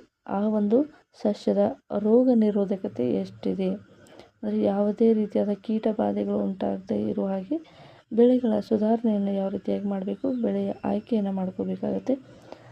ಆ ಒಂದು ರೋಗ ನಿರೋಧಕ ಶಕ್ತಿ ನಂತರ ರಸಗೊಬ್ಬರಗಳ ಪ್ರತಿಕ್ರಿಯಿಸುವಿಕೆ ಯಾವ ರೀತಿಯಾಗಿರುತ್ತೆ, ಆ ಒಂದು ಸಸ್ಯಗಳಿಗೆ ಯಾವ ರೀತಿಯಾಗಿ ರಸಗೊಬ್ಬರಗಳನ್ನು ಯೂಸ್ ಮಾಡಬೇಕು ಅನ್ನುವಂಥದ್ದು ಆಗಿರುತ್ತೆ. ನಂತರ ಉತ್ಪನ್ನಗಳ ಗುಣಮಟ್ಟ ಎಷ್ಟಾಗಿದೆ ಅಂತ ನೋಡ್ತಾ ಹೋಗಬೇಕು. ಅಧಿಕ ಇಳುವರಿಯಂತಹ ವಿವಿಧ ಸೂಕ್ತವಾದ ಗುಣಲಕ್ಷಣಗಳನ್ನು ಹೊಂದಿರುವಂಥ ಸಸ್ಯಗಳ ತಳಿ ಸಂವರ್ಧನೆಯಿಂದ ಬೆಳೆದ ವಿವಿಧ ಮತ್ತು ತಳಿಯನ್ನು ಆಯ್ಕೆ ಮಾಡಬಹುದು. ಅಪೇಕ್ಷಿತ ಗುಣಗಳನ್ನು ಬೆಳೆ ತಳಿಗಳಿಗೆ ಸಂಯೋಜಿಸುವ ವಿಧಾನವೇ ಸಂಕರಣ ಅಂತ ಹೇಳಿ ಕರೀತಾರೆ. ಹೈಬ್ರಿಡೈಸೇಷನ್ ಅಂತ ಹೇಳಿ ಕರೀತಾರೆ. ಹೈಬ್ರಿಡೈಸೇಷನ್ ಅಂದರೆ ನೀವು ಹಲವಾರು ರೀತಿಯಾದ ಬೆಳೆಗಳನ್ನು ಮಾಡುವಂಥ ಸಂದರ್ಭದಲ್ಲಿ ಈ ಸಸ್ಯಕ್ಕೆ ಈ ರೀತಿಯಾಗಿದ್ದರೆ ಒಳ್ಳೆಯದಾಗಿರ್ತಿತ್ತು, ಅಥವಾ ಈ ಸಸ್ಯಗಳಿಗೆ ಈ ರೀತಿಯಾದ ಇಂಪ್ರೂವ್ಮೆಂಟನ್ನು ತಂದರೆ ಚೆನ್ನಾಗಿರ್ತಿತ್ತು ಅನ್ನುವಂಥ ಅಪೇಕ್ಷಿತ ಗುಣಗಳನ್ನು ನೀವು ಬಯಸುವಂತಹ ಯಾವುದೇ ಸಸ್ಯಗೆ ಸಂಯೋಜನೆ ಮಾಡುವಂತಹ ವಿಧಾನಕ್ಕೆ ಸಂಕರಣ ಅಥವಾ ಹೈಬ್ರಿಡೈಸೇಷನ್ ಅಂತ ಹೇಳಿ ಕರೀತಾರೆ. ಹಾಗಾದರೆ ಸಂಕರಣವೆಂದರೆ ಆನುವಂಶಿಕವಾಗಿ ವಿಭಿನ್ನವಾಗಿರುವ ಸಸ್ಯಗಳನ್ನು ಅಡ್ಡ ಹಾಯಿಸುವುದು ಅಥವಾ ಸಂಕಲನಗೊಳಿಸುವುದಕ್ಕೆ ಎಂದಾಗಿದೆ. ಅಂದರೆ ಒಂದು ಸಸ್ಯಕ್ಕೆ ಇನ್ನೊಂದು ಬೆಳೆಯುವಂಥ ಸಸ್ಯಕ್ಕೆ ಅಪೇಕ್ಷಿತ ಗುಣವನ್ನು ಹೊಂದಿರುವಂಥ ಬೇರೆ ಒಂದು ತಳಿಯನ್ನು ಹೊಂದಿರುವಂಥ ಬೆಳೆಯ ಒಂದು ಆನುವಂಶಿಕ ಗುಣವನ್ನು ನಮಗೆ ಅಪೇಕ್ಷಿತ ಬೆಳೆಗಳಿಗೆ ಸಂಕಲನ ಮಾಡಿ ಅಡ್ಡ ಹಾಯಿಸುವಿಕೆಯಿಂದ ಉತ್ಪತ್ತಿ ಮಾಡುವಂತಹ ಬೆಳೆಗಳಿಗೆ ನಾವು ಹೈಬ್ರಿಡೈಸೇಷನ್ ಅಂತ ಹೇಳಿ ಕರಿತೀವಿ. ಈ ಸಂಕಲನಗೊಳಿಸುವಿಕೆ ಅಂತರ ತಳಿಯ ಅಂದರೆ ವಿಭಿನ್ನ ತಳಿಯ ಸಸ್ಯಗಳ ನಡುವೆ ಇದನ್ನು ಯೂಸ್ ಮಾಡ್ತಾರೆ. ಅಂತರ ಪ್ರಭೇದ ಇರುವಂತಹ ಸಸ್ಯಗಳ ನಡುವೆ ಯೂಸ್ ಮಾಡ್ತಾರೆ. ಅಂತರ್ಜಾತೀಯ ನಡುವೆ ಕೂಡ ಇದು ಆಗಿರ್ಬೋದು. ಸಂಕಲನಗೊಳಿಸುವಂತಹ ವಿಭಿನ್ನ ರೀತಿಯ ಸಂಕಲನಗೊಳಿಸುವಂತಹ ವಿಧಗಳು ಯಾವುವಂಥ ಪ್ರಶ್ನೆಯನ್ನು ಕೇಳಬಹುದು. ವಿಭಿನ್ನ ಜಾತಿಯ ಸಸ್ಯಗಳನ್ನು ಆಯ್ಕೆ ಮಾಡ್ಕೋಬೋದು. ವಿಭಿನ್ನ ತಳಿಯ ಸಸ್ಯಗಳನ್ನು ಆಯ್ಕೆ ಮಾಡ್ಕೋಬೋದು ಅಥವಾ ಅಂತರ್ಜಾತೀಯ ಸಸ್ಯಗಳನ್ನು ಕೂಡ ಇಲ್ಲಿ ಆಯ್ಕೆಯನ್ನು ಮಾಡ್ಕೋಬೋದು. ಬೆಳೆಯನ್ನು ಸುಧಾರಿಸುವ ಇನ್ನೊಂದು ಮಾರ್ಗ ಏನಪ್ಪ ಅಂದರೆ ಅಪೇಕ್ಷಿತ ಗುಣಗಳನ್ನು ಒದಗಿಸುವ ವಂಶವಾಹಿಯನ್ನು ಸೇರಿಸುವಂಥದ್ದು. ಈಗ ಯಾವುದೇ ಒಂದು ಸಸ್ಯ ಇರಬೇಕು, ಅಪೇಕ್ಷಿತವಾಗಿರುವಂತಹ ಒಂದು ಗುಣಮಟ್ಟ ಅಥವಾ ಹೆಚ್ಚಿನ ಇಳುವರಿ ಬರುವಂಥ ಸಸ್ಯ ಆಗಿರ್ಬೋದು, ಯಾವುದೇ ರೀತಿಯಾದ ರೋಗ ಇಲ್ಲದೇ ಇರುವಂಥ ಬೆಳೆಗಳನ್ನು ಬೆಳೆಯುವಂಥದ್ದಾಗಿರ್ಬೋದು, ಅಥವಾ ನಮಗೆ ಯಾವ ಅಪೇಕ್ಷಿಕವಾಗಿ ಯಾವ ಬೆಳೆ ಬೇಕಾಗಿದೆ ಆ ಒಂದು ಗುಣವನ್ನು ಹೊಂದಿರುವಂಥ ನೆಕ್ಸ್ಟ್ ಈ ಒಂದು ವಂಶವಾಹಿಯನ್ನು ಆ ಒಂದು ಬೆಳೆಗೆ ಅನ್ವಯನ ಮಾಡುವಂಥದ್ದಕ್ಕೆ ಇನ್ನೊಂದು ಮಾರ್ಗದಿಂದ ಕೂಡ ಮಾಡ್ಬೋದು. ಆನುವಂಶಿಕವಾಗಿ ವಿಭಿನ್ನ ಸಸ್ಯಗಳನ್ನು ಬೆಳೆಸುವಂಥದ್ದಾಗಿರ್ಬೋದು ಅಥವಾ ಆನುವಂಶಿಕವಾಗಿ ಜೀನನ್ನು ಚೇಂಜ್ ಮಾಡುವಂಥದ್ದಾಗಿರ್ಬೋದು. ಇವೆಲ್ಲವೂ ಕೂಡ ಈ ರೀತಿಯಾಗಿ ಮಾಡುವಂಥ ಸಸ್ಯಗಳಿಗೆ ನಾವು ಸುಧಾರಿತ ಬೆಳೆಗಳಾದ ಕಲಾಂತರಿ ಸಸ್ಯಗಳು ಅಂತ ಹೇಳಿ ಕರಿತೀವಿ ಅಥವಾ ಜೆನೆಟಿಕಲಿ ಮಾಡಿಫೈಡ್ ಪ್ಲ್ಯಾಂಟ್ ಅಂತ ಹೇಳಿ ಕರಿತೀವಿ. Genetically why we called as a genetically modified element because of we change the gene. ಅಂದರೆ ನಾವಿಲ್ಲಿ ಜೀನನ್ನು ಚೇಂಜ್ ಮಾಡಿರ್ತೀವಿ, ಹಾಗಾಗಿ ಜೆನೆಟಿಕಲಿ ಮಾಡಿಫೈಡ್ ಪ್ಲ್ಯಾಂಟ್ ಅಂತ ಹೇಳಿ ಕರೀತಾರೆ. ಓಕೆ, ಇಲ್ಲಿ ಮುಖ್ಯವಾಗಿ ಕೇಳಿರುವಂಥ ಈ ಒಂದು ಪ್ಯಾರಾಗ್ರಾಫಲ್ಲಿ ಮುಖ್ಯವಾಗಿ ಕೇಳುವಂಥ ಪ್ರಶ್ನೆ ಏನಪ್ಪ ಅಂದರೆ ಸಂಕರಣ ಎಂದರೇನು ಅಥವಾ ಹೈಬ್ರಿಡೈಸೇಷನ್ ಅಂದರೆ ಏನು. ನಿಮ್ಮ ಕನ್ನಡದಲ್ಲಿ ವರ್ಡ್ಗಳ ಅರ್ಥ ಗೊತ್ತಾಗುತ್ತೆ ಹೋದರೆ ಇಂಗ್ಲೀಷ್ ವರ್ಷನಲ್ಲಿ ಕ್ವಶನ್ಸ್ಗಳನ್ನು ನೀವು ರೀಡ್ ಮಾಡಿ ಬರ್ಬೋದು. ಸಂಯೋಜಿತ ಸಂಕರಣ ಅಂದರೆ ಹೈಬ್ರಿಡೈಸೇಷನ್ನು, ವಂಶವಾಹಿಯ ಮೂಲಕ ಮಾಡುವಂಥ ವಿಧಾನಕ್ಕೆ ನಾವು ಜೆನೆಟಿಕಲಿ ಮಾಡಿಫೈಡ್ ಪ್ಲ್ಯಾಂಟ್ ಅಂತ ಹೇಳಿ ಕರಿತೀವಿ. ಹೈಬ್ರಿಡೈಸೇಷನ್ ಜೆನೆಟಿಕಲಿ ಮಾಡಿಫೈಡ್ ಪ್ಲ್ಯಾಂಟ್ಗಳನ್ನ ಯಾಕೆ ಮಾಡ್ತಾರೆ ಅಂತ ಪ್ರಶ್ನೆಯನ್ನು ಕೇಳಿದರೆ ರೋಗ ನಿರೋಧಕ ಆಗಿರ್ಬೋದು, ರಸಗೊಬ್ಬರಗಳ ಪ್ರತಿಕ್ರಿಯಿಸುವಿಕೆ ಆಗಿರ್ಬೋದು. ರಸಗೊಬ್ಬರಗಳ ಪ್ರತಿಕ್ರಿಯಿಸುವಿಕೆ ಅಂದರೆ ಏನಪ್ಪ ಅಂದರೆ ಈ ಒಂದು ನಿರ್ದಿಷ್ಟವಾದ ಬೆಳೆಗೆ ಈ ಒಂದು ರಸಗೊಬ್ಬರವನ್ನು ಹಾಕಿದಾಗ ಯಾವ ರೀತಿಯಾಗಿ ಅದು ರಿಯಾಕ್ಟ್ ಮಾಡುತ್ತಾ ಓವರ್ ಗ್ರೋತ್ ಆಗುತ್ತಾ ಅಥವಾ ಲೋ ಗ್ರೋತ್ ಆಗುತ್ತಾ, ಹೈ ಈಲ್ಡ್ ಕೊಡುತ್ತಾ ಅಥವಾ ಯಾವ ರೀತಿಯಾಗಿ ಆ ಒಂದು ಬೆಳೆ ಆ ಒಂದು ರಸಗೊಬ್ಬರವನ್ನು ಎಕ್ಸೆಪ್ಟ್ ಮಾಡುತ್ತೆ, ಆ ಒಂದು ಕಾನ್ಸೆಪ್ಟ್ ಮೇಲೆ ಈ ರೀತಿಯಾಗಿ ಬೆಳೆಯ ತಳಿಯ ಸುಧಾರಣೆಯನ್ನು ಮಾಡ್ತಾರೆ. 2 ಟೈಪ್ಸಲ್ಲಿ ಮಾಡ್ತಾರೆ. ಒಂದು ಜೆನೆಟಿಕಲಿ ಮಾಡಿಫೈಡ್ ಪ್ಲ್ಯಾಂಟ್, ಇನ್ನೊಂದು ಹೈಬ್ರಿಡೈಸೇಷನ್ ಆಗಿರುತ್ತೆ. ನೆಕ್ಸ್ಟ್ ಬೆಳೆಗಳ ಹೊಸ ತಳಿಗಳನ್ನು ಒಪ್ಪಿಕೊಳ್ಳಬೇಕಾದ ವಿವಿಧ ಪ್ರದೇಶಗಳ ವಿಭಿನ್ನ ಹವಾಮಾನದ ಪರಿಸ್ಥಿತಿಯಲ್ಲಿ ಅಧಿಕ ಇಳುವರಿಯನ್ನು ನೀಡುವಂಥದ್ದು ಅಗತ್ಯವಾಗಿರುತ್ತೆ. ಆ ಜೆನೆಟಿಕಲಿ ಮಾಡಿಫೈಡ್ ಮಾಡಿರುವಂಥ ಸಸ್ಯಗಳನ್ನು ಕೂಡ ವಿವಿಧ ಪ್ರದೇಶಗಳಲ್ಲಿ ವಿಭಿನ್ನ ರೀತಿಯಾದ ಹವಾಮಾನ ಇರುತ್ತೆ. ಆ ಹವಾಮಾನಗಳಿಗೆ ಒಗ್ಗಿಕೊಳ್ಳುವಂತೆ ಏನು ಮಾಡ್ತಾರಪ್ಪ ಅಂದರೆ ಈ ಒಂದು ಹೈಬ್ರಿಡೈಸೇಷನ್ ಮಾಡೋದನ್ನು ನಾವು ನೋಡುತ್ತೀವಿ. ಈ ಎಲ್ಲ ಬೀಜಗಳು ಒಂದೇ ರೀತಿಯ ತಳಿಗೆ ಸಂಬಂಧಿಸಿದ್ದು ಒಂದೇ ರೀತಿಯ ಹವಾಮಾನ ಪರಿಸ್ಥಿತಿಗಳಲ್ಲಿ ಮೊಳಕೆ ಒಡೆಯುವಂತಿರಬೇಕು. ಅಂದರೆ ಯಾವ ರೀತಿಯಾಗಿ ಬೀಜಗಳನ್ನು ಪ್ರಿಪೇರ್ ಮಾಡಿರ್ತಾರಪ್ಪ ಅಂದರೆ ಯಾವುದೇ ಹವಾಮಾನದಲ್ಲಿ ಇರ್ಬೋದು ಅಥವಾ ಯಾವುದೇ ಪರಿಸ್ಥಿತಿಯಲ್ಲಿ ಕೂಡ ಇರ್ಬೋದು, ಇವು ಒಂದೇ ಜಾತಿಯ ಬೀಜಗಳು ಒಂದೇ ಪರಿಸ್ಥಿತಿಯಲ್ಲಿ ಮೊಳಕೆಯನ್ನು ಒಡೆಯುವಂಥ ಒಂದು ಪ್ರೊಸೀಜರಲ್ಲಿ ಇದನ್ನು ರೆಡಿ ಮಾಡಿರುವಂಥದ್ದು. ಅಂತಹ ಒಂದು ನಿರ್ದಿಷ್ಟ ತಳಿಗೆ ಸಂಬಂಧಿಸಿದ ಉತ್ತಮ ಗುಣಮಟ್ಟದ ಬೀಜಗಳನ್ನು ರೈತರಿಗೆ ಪೂರೈಸುವಂಥದ್ದಾಗಬೇಕು ಇಲ್ಲಿ ಕೊಡುವಂಥ ಅವರ ಸಜೆಷನು. ನೆಕ್ಸ್ಟು ಕೃಷಿ ಪದ್ಧತಿಗಳು ಮತ್ತು ಬೆಳೆ ಇಳುವರಿ ಹವಾಮಾನ, ಮಣ್ಣಿನ ಗುಣಮಟ್ಟ, ನೀರಿನ ಲಭ್ಯತೆಯನ್ನು ಅವಲಂಬಿಸಿ ಬರ, ಪ್ರವಾಹ ಪರಿಸ್ಥಿತಿಗಳನ್ನು ಹವಾಮಾನ ಸ್ಥಿತಿಗಳಲ್ಲಿ ಊಹಿಸಲು ಸಾಧ್ಯವಾಗದೇ ಇರುವುದರಿಂದ ಪ್ರತಿಕೂಲ ಹವಾಮಾನ ಪರಿಸ್ಥಿತಿಗಳಲ್ಲಿ ಬೆಳೆ ಬೆಳೆಯಬಹುದಾದ ತಳಿಗಳನ್ನು ಉಪಯುಕ್ತವಾಗಿದೆ. ಹಾಗಾಗಿ ಮಣ್ಣಿನ ಅಧಿಕ ಲವಣಾಂಶವನ್ನು ಸಹಿಸಿಕೊಳ್ಳುವ ವಿವಿಧ ರೀತಿಯ ಬೆಳೆಗಳನ್ನು ಕೂಡ ಇಲ್ಲಿ ಅಭಿವೃದ್ಧಿಪಡಿಸುವಂಥದ್ದು. ಅಂದರೆ ಹೆಚ್ಚಿನ ಜೌಗು ಪ್ರದೇಶದಲ್ಲಿ ಇರುವಂತಹ ಸಸ್ಯಗಳನ್ನು ಕೂಡ ಬೆಳೆಯಬಹುದು ಅನ್ನೋ ರೀತಿಯಲ್ಲಿ ಈ ರೀತಿಯಾದ ಬೆಳೆಯನ್ನು ಹೊಂದಿರುವಂಥ ಬೀಜಗಳನ್ನು ಕೂಡ ಇಲ್ಲಿ ಉತ್ಪತ್ತಿ ಮಾಡ್ಬೋದು ಎನ್ನುವಂಥದ್ದಿದೆ. ಕೆಲವೊಂದು ಅಂಶಗಳನ್ನು ನಾವು ಇಲ್ಲಿ ನೋಡಬೇಕಾಗುತ್ತೆ. ಯಾವ ರೀತಿಯಾಗಿ ಬೆಳೆಯ ಸುಧಾರಣೆಯನ್ನು ಮಾಡಬೇಕಾದ್ರೆ ಮೊದಲು ನಾವು ನಮ್ಮ ಒಂದು ಉದ್ದೇಶ ಏನಾಗಿರುತ್ತೆ ಅಂದರೆ ಅಧಿಕ ಇಳುವರಿ ಕೊಡುವಂತಹ ಬೀಜಗಳ ಆಯ್ಕೆ ಮಾಡಬೇಕು. ಪ್ರತಿ ಎಕರೆ ಉತ್ಪಾದನೆ ಹೆಚ್ಚು ಪ್ರಮಾಣದಲ್ಲಿ ಇರಬೇಕು. ನೆಕ್ಸ್ಟು ಸುಧಾರಿತ ಗುಣಮಟ್ಟವನ್ನು ಹೊಂದಿರಬೇಕು. ಅಂದರೆ ಬೆಳೆಯ ಉತ್ಪಾದನೆ ಗುಣಮಟ್ಟ ಬೆಳೆಯಿಂದ ಬೆಳೆಗೆ ಏನಾಗುತ್ತೆ ಬದಲಾವಣೆ ಆಗುತ್ತೆ. ಗೋಧಿಯಲ್ಲಿ ಬೇಯುವ ಗುಣಮಟ್ಟ ಪ್ರಮುಖವಾಗುತ್ತದೆ. ಕಾಳುಗಳಲ್ಲಿ ಪ್ರೋಟೀನು ಗುಣಮಟ್ಟ ಹೆಚ್ಚಾಗಿರಬೇಕಾಗುತ್ತೆ. ಮತ್ತು ಎಣ್ಣೆ ಬೀಜಗಳಲ್ಲಿ ಎಣ್ಣೆಯ ಗುಣಮಟ್ಟ ಹೆಚ್ಚಾಗಿರಬೇಕಾಗುತ್ತೆ. ಹಣ್ಣುಗಳು ಮತ್ತು ತರಕಾರಿಗಳಲ್ಲಿ ಅಧಿಕ ಬಾಳಿಕೆ ಬರುವಂತಹ ಸುಧಾರಿತ ಗುಣಮಟ್ಟ ಇರುವಂತಹ ಸಸ್ಯಗಳ ಬೆಳವಣಿಗೆಯನ್ನು ಆಧಾರವಾಗಿಟ್ಕೊಂಡು ಹೈಬ್ರಿಡೈಜೇಷನ್ ಮಾಡುವಂಥದ್ದು. ನೆಕ್ಸ್ಟು ಜೈವಿಕ ಮತ್ತು ಅಜೈವಿಕ ಪ್ರತಿರೋಧಕ ಹಿಂಗಂದರೆ ಏನು?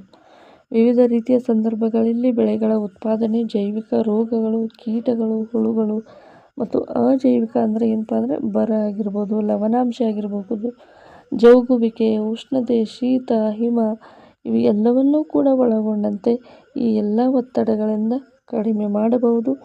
ಈ ರೀತಿಯಾದ ಒತ್ತಡಗಳನ್ನು ಪ್ರತಿನಿಧಿಸುವ ತಳಿಗಳು ಬೇಳೆ ಉತ್ಪಾದನೆಯನ್ನು ಕೂಡ ಸುಧಾರಣೆಯನ್ನು ಮಾಡಬಹುದು ಅನ್ನುವಂಥದ್ದು ಇಲ್ಲಿ ಹೇಳ್ತಾ ಇದ್ದಾರೆ. ನೆಕ್ಸ್ಟು ಪರಿಪಕ್ವತೆಯ ಅವಧಿ ಬದಲಾವಣೆ ಅಂದರೆ ಒಂದು ಸಸ್ಯ ಬೆಳೆದು ಅದು ಬೆಳವಣಿಗೆ ಆದ ನಂತರ ಹೂ ಬಿಟ್ಟು ಅಲ್ಲಿ ಹಣ್ಣು ಉಂಟಾಗಿ ಅಂದರೆ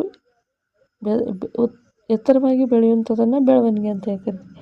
ಬೆಳವಣಿಗೆ ನಂತರ ಅಭಿವೃದ್ಧಿ ಹೊಂದಿ ಅದು ಪರಿಪಕ್ವಗೊಂಡು ಅಂದರೆ ಕಾಯಿ ಬೀಜ ಹಣ್ಣುಗಳನ್ನು ಕೊಡಲು ಸಮರ್ಥನಾದಾಗ ಆ ಪರಿಪಕ್ವತೆ ಅವಧಿಯಲ್ಲಿ ಯಾವ ರೀತಿಯಾಗಿ ಬದಲಾವಣೆಯನ್ನು ಮಾಡಬೇಕು. ಬೆಳೆಯ ಬಿತ್ತನೆಯಿಂದ ಕೊಯ್ಲಿನವರೆಗೂ ಅವಧಿ ಕಡಿಮೆ ಇದ್ದಷ್ಟು ತಳಿ ಆರ್ಥಿಕವಾಗಿ ಲಾಭದಾಯಕವಾಗಿರುತ್ತೆ. ಅಂದರೆ ಬೇಗ ಬೆಳೆದು ಬೇಗ ಕೊಯ್ಲು ಬರುವಂಥ ಸಸ್ಯಗಳಿಗೆ ನಾವು ಅಧಿಕ ಇಳುವರಿಯನ್ನು ತರುವಂಥದ್ದು ಮತ್ತು ಲಾಭದಾಯಕವಾಗಿರುವಂಥದ್ದು. ಇಂತಹ ಕಡಿಮೆ ಅವಧಿಗಳಲ್ಲಿ ವರ್ಷಗಳಲ್ಲಿ ಹಲವು ಬಾರಿ ಬೆಳೆಗಳನ್ನು ಬೆಳೆಯಲು ರೈತರಿಗೆ ಒಂದು ಪರಿಪಕ್ವತೆ ಅವಧಿ ಬದಲಾವಣೆಗೆ ಸಂಬಂಧಿಸಿದಾಗೆ ಬೆಳೆ ಬಿತ್ತನೆಯಿಂದ ಕೊಯ್ಲಿನವರೆಗೆ ಏನು ಮಾಡಬೇಕು, ಲಾಭದಾಯಕವಾಗಿರುವಂತೆ ತಳಿಯ ಅಭಿವೃದ್ಧಿಯನ್ನು ಮಾಡ್ತಾರೆ. ನಂತರ ಕಡಿಮೆ ಅವಧಿಯಲ್ಲಿ ವರ್ಷಗಳಲ್ಲಿ ಹಲವು ಬಾರಿ ಬೆಳೆಗಳನ್ನು ಬೆಳೆದು ಹೆಚ್ಚಿನ ಇಳುವರಿಯನ್ನು ಪಡೆಯುವಂಥದ್ದು. ಏಕ ಪ್ರಕಾರದ ಪಕ್ವತೆಯು ಕೊಯ್ಲಿನ ಪ್ರಕ್ರಿಯೆಯನ್ನು ಸುಲಭಗೊಳಿಸುತ್ತದೆ, ಕೊಯ್ಲಿನ ಸಮಯದಲ್ಲಾಗುವ ಬೆಳೆ ನಷ್ಟವನ್ನು ಕಡಿಮೆ ಮಾಡಿಸುತ್ತದೆ. ಈ ರೀತಿಯಾಗಿ ಈ ಒಂದು ಅವಧಿಯನ್ನು ಬದಲಾವಣೆ ಮಾಡುವಂಥದ್ದು. ನೆಕ್ಸ್ಟ್ ಇದಾದ ನಂತರ ಮುಖ್ಯವಾಗಿ ವ್ಯಾಪಾರ ಹೊಂದಾಣಿಕೆ ಮಾಡುವಂಥದ್ದು. ರೈತ ಬೆಳೆ ಬೆಳೆದ ನಂತರ ಅದಕ್ಕೆ ಸೂಕ್ತವಾದ ಪ್ರೈಸ್ನಲ್ಲಿ ಅದನ್ನು ಮಾರ್ಕೆಟ್ಗೆ ತಂದು ಯಾವ ರೀತಿಯಾಗಿ ವ್ಯಾಪಾರವನ್ನು ಹೊಂದಾಣಿಕೆ ಮಾಡ್ತಾರೆ ಅದು ಇಲ್ಲಿ ತುಂಬಾ ಇಂಪಾರ್ಟೆಂಟ್ ಆಗುತ್ತೆ. ವ್ಯಾಪಾರ ಹೊಂದಾಣಿಕೆ ತಳಿಗಳ ಅಭಿವೃದ್ಧಿ ವಿವಿಧ ಪರಿಸರ ಪರಿಸ್ಥಿತಿಯಲ್ಲಿ ಬೆಳೆಯ ಉತ್ಪಾದನೆ ಸ್ಥಿರವಾಗಿರಲು ಸಹಾಯ ಮಾಡುತ್ತೆ. ನಂತರ ತಳಿಯನ್ನು ವಿಭಿನ್ನ ಪ್ರದೇಶಗಳಲ್ಲಿ ವಿಭಿನ್ನ ಹವಾಮಾನ ಪರಿಸ್ಥಿತಿಯಲ್ಲಿ ಬೆಳೆಯಬಹುದು. ನೆಕ್ಸ್ಟು ಬೆಳೆಗೆ ಸಂಬಂಧಿಸಿದ ಅಪೇಕ್ಷಣೀಯ ಗುಣಲಕ್ಷಣಗಳು ಯಾವ್ಯಾವ ಆಗಿರುತ್ತೆ, ಯಾವ ರೀತಿಯಾಗಿ ಬೆಳೆಯಲ್ಲಿ ಸುಧಾರಣೆ ಇರುವಂಥ ಸಸ್ಯಗಳನ್ನು ಬೆಳಿಬೋದು ಅಂತ ನೋಡಿದಾಗ ಎತ್ತರವಾಗಿರಬೇಕು, ಅಮಿತ ಕವಲಿಡಬೇಕು. ಅಮಿತವಾಗಿ ಅಂದರೆ ಈಗ ಒಂದು ಮೆಕ್ಕೆಜೋಳ ಇದೆ ಅಂತ ಅಂದಾಗ ಅದಕ್ಕೆ ಹಲವಾರು ರೀತಿಯಾದ ಕವಲುಗಳು ಹೊಡೆದು ಅದರ ಜೊತೆಗೆ ಹೆಚ್ಚಿನ ಇಳುವರಿಯನ್ನು ಕೊಡುವಂಥ ಒಂದು ಬೆಳೆಗಳನ್ನು ಬೆಳೆಯುವಂಥದ್ದು. ಮೇವಿನ ಬೆಳೆಯ ಅಪೇಕ್ಷಣೀಯ ಗುಣಲಕ್ಷಣಗಳು ಧಾನ್ಯಗಳಲ್ಲಿ ಗಿಡ್ಡತನವು ಅಂದರೆ ಅಪೇಕ್ಷಣೀಯದಿಂದ ಕಡಿಮೆ ಪೋಷಕಾಂಶಗಳು ಬೆಳೆಗಳಿಂದ ಬಳಸಲ್ಪಡುತ್ತವೆ. ಹೀಗೆ ಸಂಬಂಧಿಸಿದ ಅಪೇಕ್ಷಣೀಯ ಗುಣಲಕ್ಷಣಗಳು ತಳಿಯ ಅಭಿವೃದ್ಧಿಯ ಅಧಿಕ ಇಳುವರಿಯನ್ನು ನೀಡಲು ಸಹಾಯ ಮಾಡುತ್ತೆ. ಈಗ ಪ್ರಶ್ನೆಗಳನ್ನು ನೋಡ್ತಾ ಹೋಗೋಣ. ಬೆಳೆಯ ಉತ್ಪನ್ನದ ಮೇಲೆ ಜೈವಿಕ ಮತ್ತು ಅಜೈವಿಕ ಹೇಗೆ ಪ್ರಭಾವ ಬೀರುತ್ತೆ ಅಂತೇಳಿ. ಜೈವಿಕ ಅಂತಂದರೆ ಕೀಟ ಬಾಧೆಗಳು ಹುಳುಗಳಿಂದ ಈ ಒಂದು ಸಸ್ಯಗಳಿಗೆ ಅಲ್ಲಿ ಏನಾಗ್ಬೋದು, ತೊಂದರೆ ಆಗ್ಬೋದು. ಅಜೈವಿಕ ಅಂದರೆ ಹೆಚ್ಚು ಲವಣಾಂಶ ಇರುವಂಥದ್ದು. ಜೈವಿಕವಾಗಿ ಅಲ್ಲಿ ಕಂಡುಬರುವಂಥ ವಿವಿಧ ರೀತಿಯಾದ ಹವಾಮಾನ ಪ್ರಕೃತಿ ವಿಕೋಪಗಳು ಇಲ್ಲಿ ಅಜೈವಿಕವಾಗಿ ಇರುತ್ತೆ. ಬೆಳೆಯ ಸುಧಾರಣೆಗೆ ಸಂಬಂಧಿಸಿದ ಅಪೇಕ್ಷೆಯ ಗುಣಗಳು ಯಾವುವು ಅಂತ ನೋಡಿದಾಗ ಹೆಚ್ಚು ಎತ್ತರವಾಗಿರಬೇಕು, ಹೆಚ್ಚು ಕವಲು ಹೊಡಿಬೇಕು, ಅಧಿಕ ಗುಣಮಟ್ಟದಾಗಿರಬೇಕು, ಹೆಚ್ಚು ಇಳುವರಿಯನ್ನು ಕೊಡಬೇಕು ಮತ್ತು ರೋಗ ನಿರೋಧಕ ಶಕ್ತಿಯನ್ನು ಹೊಂದಿರಬೇಕು ಎನ್ನುವಂಥದ್ದು ಅಪೇಕ್ಷೆಯ ಗುಣಲಕ್ಷಣಗಳಾಗಿರ್ತವೆ. ಕಾನ್ಸೆಪ್ಟ್ ಏನಪ್ಪ ಅಂದರೆ ಪೋಷಕಾಂಶಗಳ ನಿರ್ವಹಣೆ. ಬೆಳೆಯಲ್ಲಿ ಯಾವ ರೀತಿಯಾಗಿ ಉತ್ತಮವಾದ ಬೆಳೆಯ ಉತ್ಪಾದನೆ ಮಾಡಿ ನಿರ್ವಹಣೆ ಮಾಡಿದ ನಂತರ ಈ ಒಂದು ಬೆಳೆಗಳ ಪೋಷಕಾಂಶಗಳ ನಿರ್ವಹಣೆಯನ್ನು ಯಾವ ರೀತಿಯಾಗಿ ಮಾಡಬೇಕು ಅಂತ ನಾವು ಈ ಒಂದು ಟಾಪಿಕಲ್ಲಿ ನೋಡ್ತಾ ಹೋಗೋಣ. ಈ ಒಂದು ಬೆಳವಣಿಗೆ ಮತ್ತು ಅಭಿವೃದ್ಧಿ ಆರೋಗ್ಯವಾಗಿರಲು ಹೇಗೆ ನಿಮಗೆ ಆರೋಗ್ಯದ ಅಗತ್ಯವಿದೆ, ಸಸ್ಯಗಳಿಗೂ ಕೂಡ ಅದೇ ರೀತಿಯಾದ ಬೆಳವಣಿಗೆ ಪೋಷಕಾಂಶಗಳ ಅಗತ್ಯ ಇರುತ್ತೆ. ಗಾಳಿ, ನೀರು, ಮಣ್ಣಿನ ಮೂಲಕ ಪೋಷಕಾಂಶಗಳ ಪೂರೈಕೆಯಾಗುತ್ತದೆ. ಸಸ್ಯಗಳಿಗೆ ಅಗತ್ಯವಾಗಿ ಬೇಕಾದ 16 ಪೋಷಕಾಂಶಗಳಿವೆ. ಆ ಒಂದು ಪೋಷಕಾಂಶಗಳು ಯಾವಪ್ಪ ಅಂತಂದರೆ ಪ್ರಶ್ನೆಯನ್ನು ಯಾವ ರೀತಿಯಾಗಿ ಕೇಳ್ತಾರಪ್ಪ ಅಂದರೆ ಸಸ್ಯಗಳ ಅಭಿವೃದ್ಧಿಗಾಗಿ ಬೇಕಾಗುವಂತಹ ಈ ಕೆಳಗಿನವುಗಳಲ್ಲಿ ಯಾವುದು ಪೋಷಣೆ ಆಗಿದೆ ಅಂತ ಕೂಡ ಕೇಳ್ಬೋದು. 3 ಆನ್ಸರ್ ರಾಂಗ್ ಕೊಟ್ಟು 1 ಕರೆಕ್ಟಾಗಿ ಕೂಡ ಕೂಡ್ಬೋದು, ಅಥವಾ 2 ಅಂಕದ ಪ್ರಶ್ನೆಗೆ ನೇರವಾಗಿ ಕೂಡ ಕೇಳ್ಬೋದು. ಸಸ್ಯಗಳ ಅಗತ್ಯವಾಗಿ ಬೇಕಾಗುವಂಥ ಪೋಷಕಾಂಶಗಳು ಯಾವುವು ಅಂತ GPSTರಲ್ಲಿ ಡಿಸ್ಕ್ರಿಪ್ಟಿವ್ ಆಗಿ ಕೇಳ್ಬೋದು. ಈ ರೀತಿಯಾಗಿ ಪ್ರಶ್ನೆಗಳನ್ನು ಕೇಳ್ತಾರೆ. ಹಾಗಾದರೆ ಆ ಮುಖ್ಯವಾಗಿ ಬೇಕಾಗಿರುವಂಥ ಪೋಷಕಾಂಶಗಳು ಯಾವುವು ಅಂತ ನೋಡ್ತಾ ಹೋಗೋಣ. ಗಾಳಿಯಲ್ಲಿರುವಂತಹ ಕಾರ್ಬನ್ ಮತ್ತು ಆಕ್ಸಿಜನನ್ನು ಪೂರೈಸುತ್ತದೆ. ನಂತರ ನೀರಿನಿಂದ ಹೈಡ್ರೋಜನನ್ನು ದೊರೆಯುತ್ತೆ. ಮಣ್ಣು 13 ಪೋಷಕಾಂಶಗಳನ್ನು ಸಸ್ಯಗಳಿಗೆ ಒದಗಿಸುತ್ತೆ. 13 ಪೋಷಕಾಂಶಗಳಲ್ಲಿ 6 ಪೋಷಕಾಂಶಗಳು ಅಧಿಕ ಪ್ರಮಾಣದಲ್ಲಿ ಬೇಕಾಗುತ್ತೆ. ಅವುಗಳಲ್ಲಿ ಬೃಹತ್ ಪೋಷಕಾಂಶಗಳು ಮ್ಯಾಕ್ರೋನ್ಯೂಟ್ರಿಯನ್ಸ್ ಅಂತ ಹೇಳಿ ಕರೀತಾರೆ. ನೋಡಿ, ಯಾವುದೇ ರೀತಿಯಾದ ಆ್ಯಂಗಲಲ್ಲಿ ನಿಮಗೆ ಪ್ರಶ್ನೆಯನ್ನು ಕೇಳಿದರೆ ಆನ್ಸರನ್ನು ಮಾಡುವಂಥ ಕೆಪ್ಯಾಸಿಟಿ ಇರಬೇಕು. ಸಸ್ಯಗಳಿಗೆ ಬೇಕಾಗುವಂಥ ಒಟ್ಟು ಪೋಷಕಾಂಶಗಳೆಷ್ಟು? 16 ಪೋಷಕಾಂಶಗಳು ಬೇಕು. ಮ್ಯಾಕ್ರೋನ್ಯೂಟ್ರಿಯನ್ಸ್ ಅಂದರೆ ಏನು ಅಂತ ಕೂಡ ಕೇಳ್ತಾರೆ. ಸಸ್ಯಗಳಲ್ಲಿ 13 ಪೋಷಕಾಂಶಗಳು ಏನಾಗುತ್ತೆ ಅಂದರೆ ಅದರ 13 ಅಂದರೆ ಹೈಡ್ರೋಜನು ಮತ್ತು ಆಕ್ಸಿಜನ್ ಮತ್ತು ಕಾರ್ಬನನ್ನು ಗಾಳಿಯಿಂದ ತೆಗೆದುಕೊಂಡ್ರೆ ನೀರಿನಿಂದ ಹೈಡ್ರೋಜನನ್ನು ಪಡೆದುಕೊಳ್ಳುತ್ತೆ. ಮಣ್ಣಿನಲ್ಲಿ 13 ಪೋಷಕಾಂಶಗಳಿರ್ತವೆ. ಆ 13 ಪೋಷಕಾಂಶಗಳಲ್ಲಿ 6 ಬೃಹತ್ ಪೋಷಕಾಂಶಗಳನ್ನು ನಾವು ಮ್ಯಾಕ್ರೋನ್ಯೂಟ್ರಿಯನ್ಸ್. ಯಾಕೆ ನಾವು ಮ್ಯಾಕ್ರೋನ್ಯೂಟ್ರಿಯನ್ಸ್ ಅಂತ ಕರಿತೀವಪ್ಪ ಅಂದರೆ ಸಸ್ಯಗಳಿಗೆ ಇವು ಅಧಿಕ ಪ್ರಮಾಣದಲ್ಲಿ ಬೇಕಾಗುವಂಥ ಕಾರಣಕ್ಕಾಗಿ ಇದನ್ನು ನಾವು ಅಧಿಕ ಪ್ರಮಾಣದಲ್ಲಿ ಒದಗಿಸುವಂಥದ್ದಾಗಿರುತ್ತೆ. ಹಾಗಾಗಿ ಇವುಗಳಿಗೆ ನಾವು ಬೃಹತ್ ಪೋಷಕಾಂಶಗಳು ಅಥವಾ ಮೈಕ್ರೋನ್ಯೂಟ್ರಿಯನ್ಸ್ ಅಂತ ಹೇಳಿ ಕರಿತೀವಿ. ಉಳಿದ 7 ಪೋಷಕಾಂಶಗಳು ಸಸ್ಯಗಳು ಕಡಿಮೆ ಪ್ರಮಾಣದಲ್ಲಿ ಬಳಕೆ ಮಾಡ್ತವೆ. ಹಾಗಾಗಿ ಇವುಗಳನ್ನು ಸೂಕ್ಷ್ಮ ಪೋಷಕಾಂಶಗಳು ಅಥವಾ ಮೈಕ್ರೋನ್ಯೂಟ್ರಿಯೆಂಟ್ ಅಂತ ಹೇಳಿ ಕರಿತೀವಿ. 6 ಏನಾಗಿರ್ತಾವಪ್ಪ ಅಂದರೆ ಮ್ಯಾಕ್ರೋನ್ಯೂಟ್ರಿಯೆಂಟ್ಸ್ ಅಂದರೆ ಬೃಹತ್ ಪ್ರಮಾಣದ ಪೋಷಕಾಂಶಗಳು. 7 ಸೂಕ್ಷ್ಮ ಪೋಷಕಾಂಶಗಳು ಅಥವಾ ಮೈಕ್ರೋನ್ಯೂಟ್ರಿಯನ್ಸ್ ಅಂತ ಹೇಳಿ ಕರೀತಾರೆ. ಗಾಳಿಯಲ್ಲಿ ಆಕ್ಸಿಜನ್ ಮತ್ತು ಕಾರ್ಬನನ್ನು ಪಡೆದುಕೊಂಡ್ರೆ ನೀರಿನ ಮೂಲಕ ಹೈಡ್ರೋಜನನ್ನು ಪಡೆದುಕೊಳ್ಳುತ್ತೆ. ಮಣ್ಣಿನ ಮೂಲಕ 13 ಪೋಷಕಾಂಶಗಳನ್ನು ಪಡೆದುಕೊಳ್ಳುತ್ತೆ. ಅದರಲ್ಲಿ 6 ಮೈಕ್ರೋ, ಇನ್ನು ಉಳಿದ 7 ಮೈಕ್ರೋ. ಈ ರೀತಿಯಾಗಿ ನೀವು ನೆನ್ಪಿಟ್ಕೋಬೇಕು. ಓಕೆ, ತುಂಬ ಓದಿ ಬೈಹರ್ಟ್ ಮಾಡಿ ಅಂತ ನೆಸಸರಿ ಇಲ್ಲ. ಸೊ ಸಾಮಾನ್ಯವಾಗಿ ನೀವು ಒಂದು ಸಸ್ಯ ಅಂತ ಹೇಳಿ ಒಂದು ಕಲ್ಪನೆಯನ್ನು ಮಾಡಿಕೊಂಡು ಸಸ್ಯದ ಒಂದು ಯಾವ ರೀತಿಯಾಗಿ ದ್ವಿತೀಯ ಸಂಶ್ಲೇಷಣೆ ಮಾಡುತ್ತೆ ಅದನ್ನು ನೀವು ನೆನ್ಪಿಟ್ಕೋಬೇಕು. ಕೆಲವೊಂದಿಷ್ಟು ಅಂಕಿಅಂಶಗಳನ್ನು ನೀವು ನೆನ್ಪಿಟ್ಕೊಂಡ್ರೆ ಇದರಲ್ಲಿ ಯಾವುದೇ ರೀತಿಯಾದ ಪ್ರಶ್ನೆಗಳನ್ನು ಕೇಳಿದರೆ ನೀವು ಆನ್ಸರನ್ನು ಮಾಡ್ಬೋದು. ಮೈಕ್ರೋನ್ಯೂಟ್ರಿಯೆಂಟ್ ಅಂದರೆ ಏನು? ಮ್ಯಾಕ್ರೋ ಯಾವುದೇ ಒಂದು ಡೆಫಿನೇಷನನ್ನು ಕೇಳಿದ್ರು ಕೂಡ ನೀವು ಆನ್ಸರನ್ನು ಮಾಡ್ಬೋದು. ನೆಕ್ಸ್ಟು, ಹಾಗಾದರೆ ಇಲ್ಲಿ ಆ ಒಂದು ಪೋಷಕಾಂಶಗಳು ಯಾವುವು ಅಂತ ಲಿಸ್ಟನ್ನು ಕೊಟ್ಟಿದ್ದಾರೆ, ನೀವು ನೋಡ್ಕೋಬೋದು. ಇಲ್ಲಿ ಗಾಳಿ, ನೀರು, ಮಣ್ಣಿನಿಂದ ಸರಬರಾಜು ಆಗುವಂಥ ಪೋಷಕಾಂಶಗಳು ಯಾವುವು? ಗಾಳಿ ಮತ್ತು ನೀರಿನ ಮತ್ತು ಮಣ್ಣಿನಿಂದ ಆಗುವಂಥ ಸರಬರಾಜು ಆಗುವಂಥ ಪೋಷಕಾಂಶಗಳು ಯಾವುವು ಅಂತ ಲಿಸ್ಟನ್ನು ಕೊಟ್ಟಿದ್ದಾರೆ. ಇಲ್ಲಿಯೂ ಕೂಡ ಪ್ರಶ್ನೆಗಳು ಬರುವಂಥ ಸಾಧ್ಯತೆಗಳಿದ್ದಾವೆ. ಈ ಕೆಳಗಿನವುಗಳಲ್ಲಿ ಯಾವುದು ಬೃಹತ್ ಪೋಷಕಾಂಶಗಳು ಅಲ್ಲ ಅಂತ ಕೂಡ ಕೇಳ್ಬೋದು. ಈ ಕೆಳಗಿನವುಗಳಲ್ಲಿ ಯಾವುದು ಬೃಹತ್ ಪೋಷಕಾಂಶ ಆಗಿದೆ ಅಂತ ಕೂಡ ಕೇಳ್ಬೋದು. ಅಥವಾ ಹೊಂದಿಸಿ ಬರೆಯಿರಿ ಅಂತ ಈ ಒಂದು ಎಕ್ಸಾಮ್ ಇರುವಂಥ ಒಂದು ಪ್ಯಾಟರ್ನಲ್ಲಿ ಕೂಡ ಕೇಳ್ಬೋದು. ಹಾಗಾಗಿ ಯಾವುದೇ ರೀತಿಯಾದ ಕ್ವಶನ್ಸ್ಗಳನ್ನು ಕೇಳಿದರೂ ಕೂಡ ಯಾವುದೇ ಟೈಪಲ್ಲೂ ಕೂಡ ಕೇಳಿದರೆ ನಿಮಗೆ ಈ ಒಂದು ಕಾನ್ಸೆಪ್ಟ್ ಕ್ಲಿಯರ್ ಇದ್ದರೆ ಈಸಿಯಾಗಿ ಆನ್ಸರನ್ನು ಮಾಡ್ಬೋದು. ಹಾಗಾದರೆ ಗಾಳಿ ಮೂಲಕ ಪಡೆಯುವಂಥ ಪೋಷಕಾಂಶ ಯಾವುದಪ್ಪ ಅಂದರೆ ಕಾರ್ಬನ್ ಮತ್ತು ಆಕ್ಸಿಜನ್ ಆಗಿರುತ್ತೆ.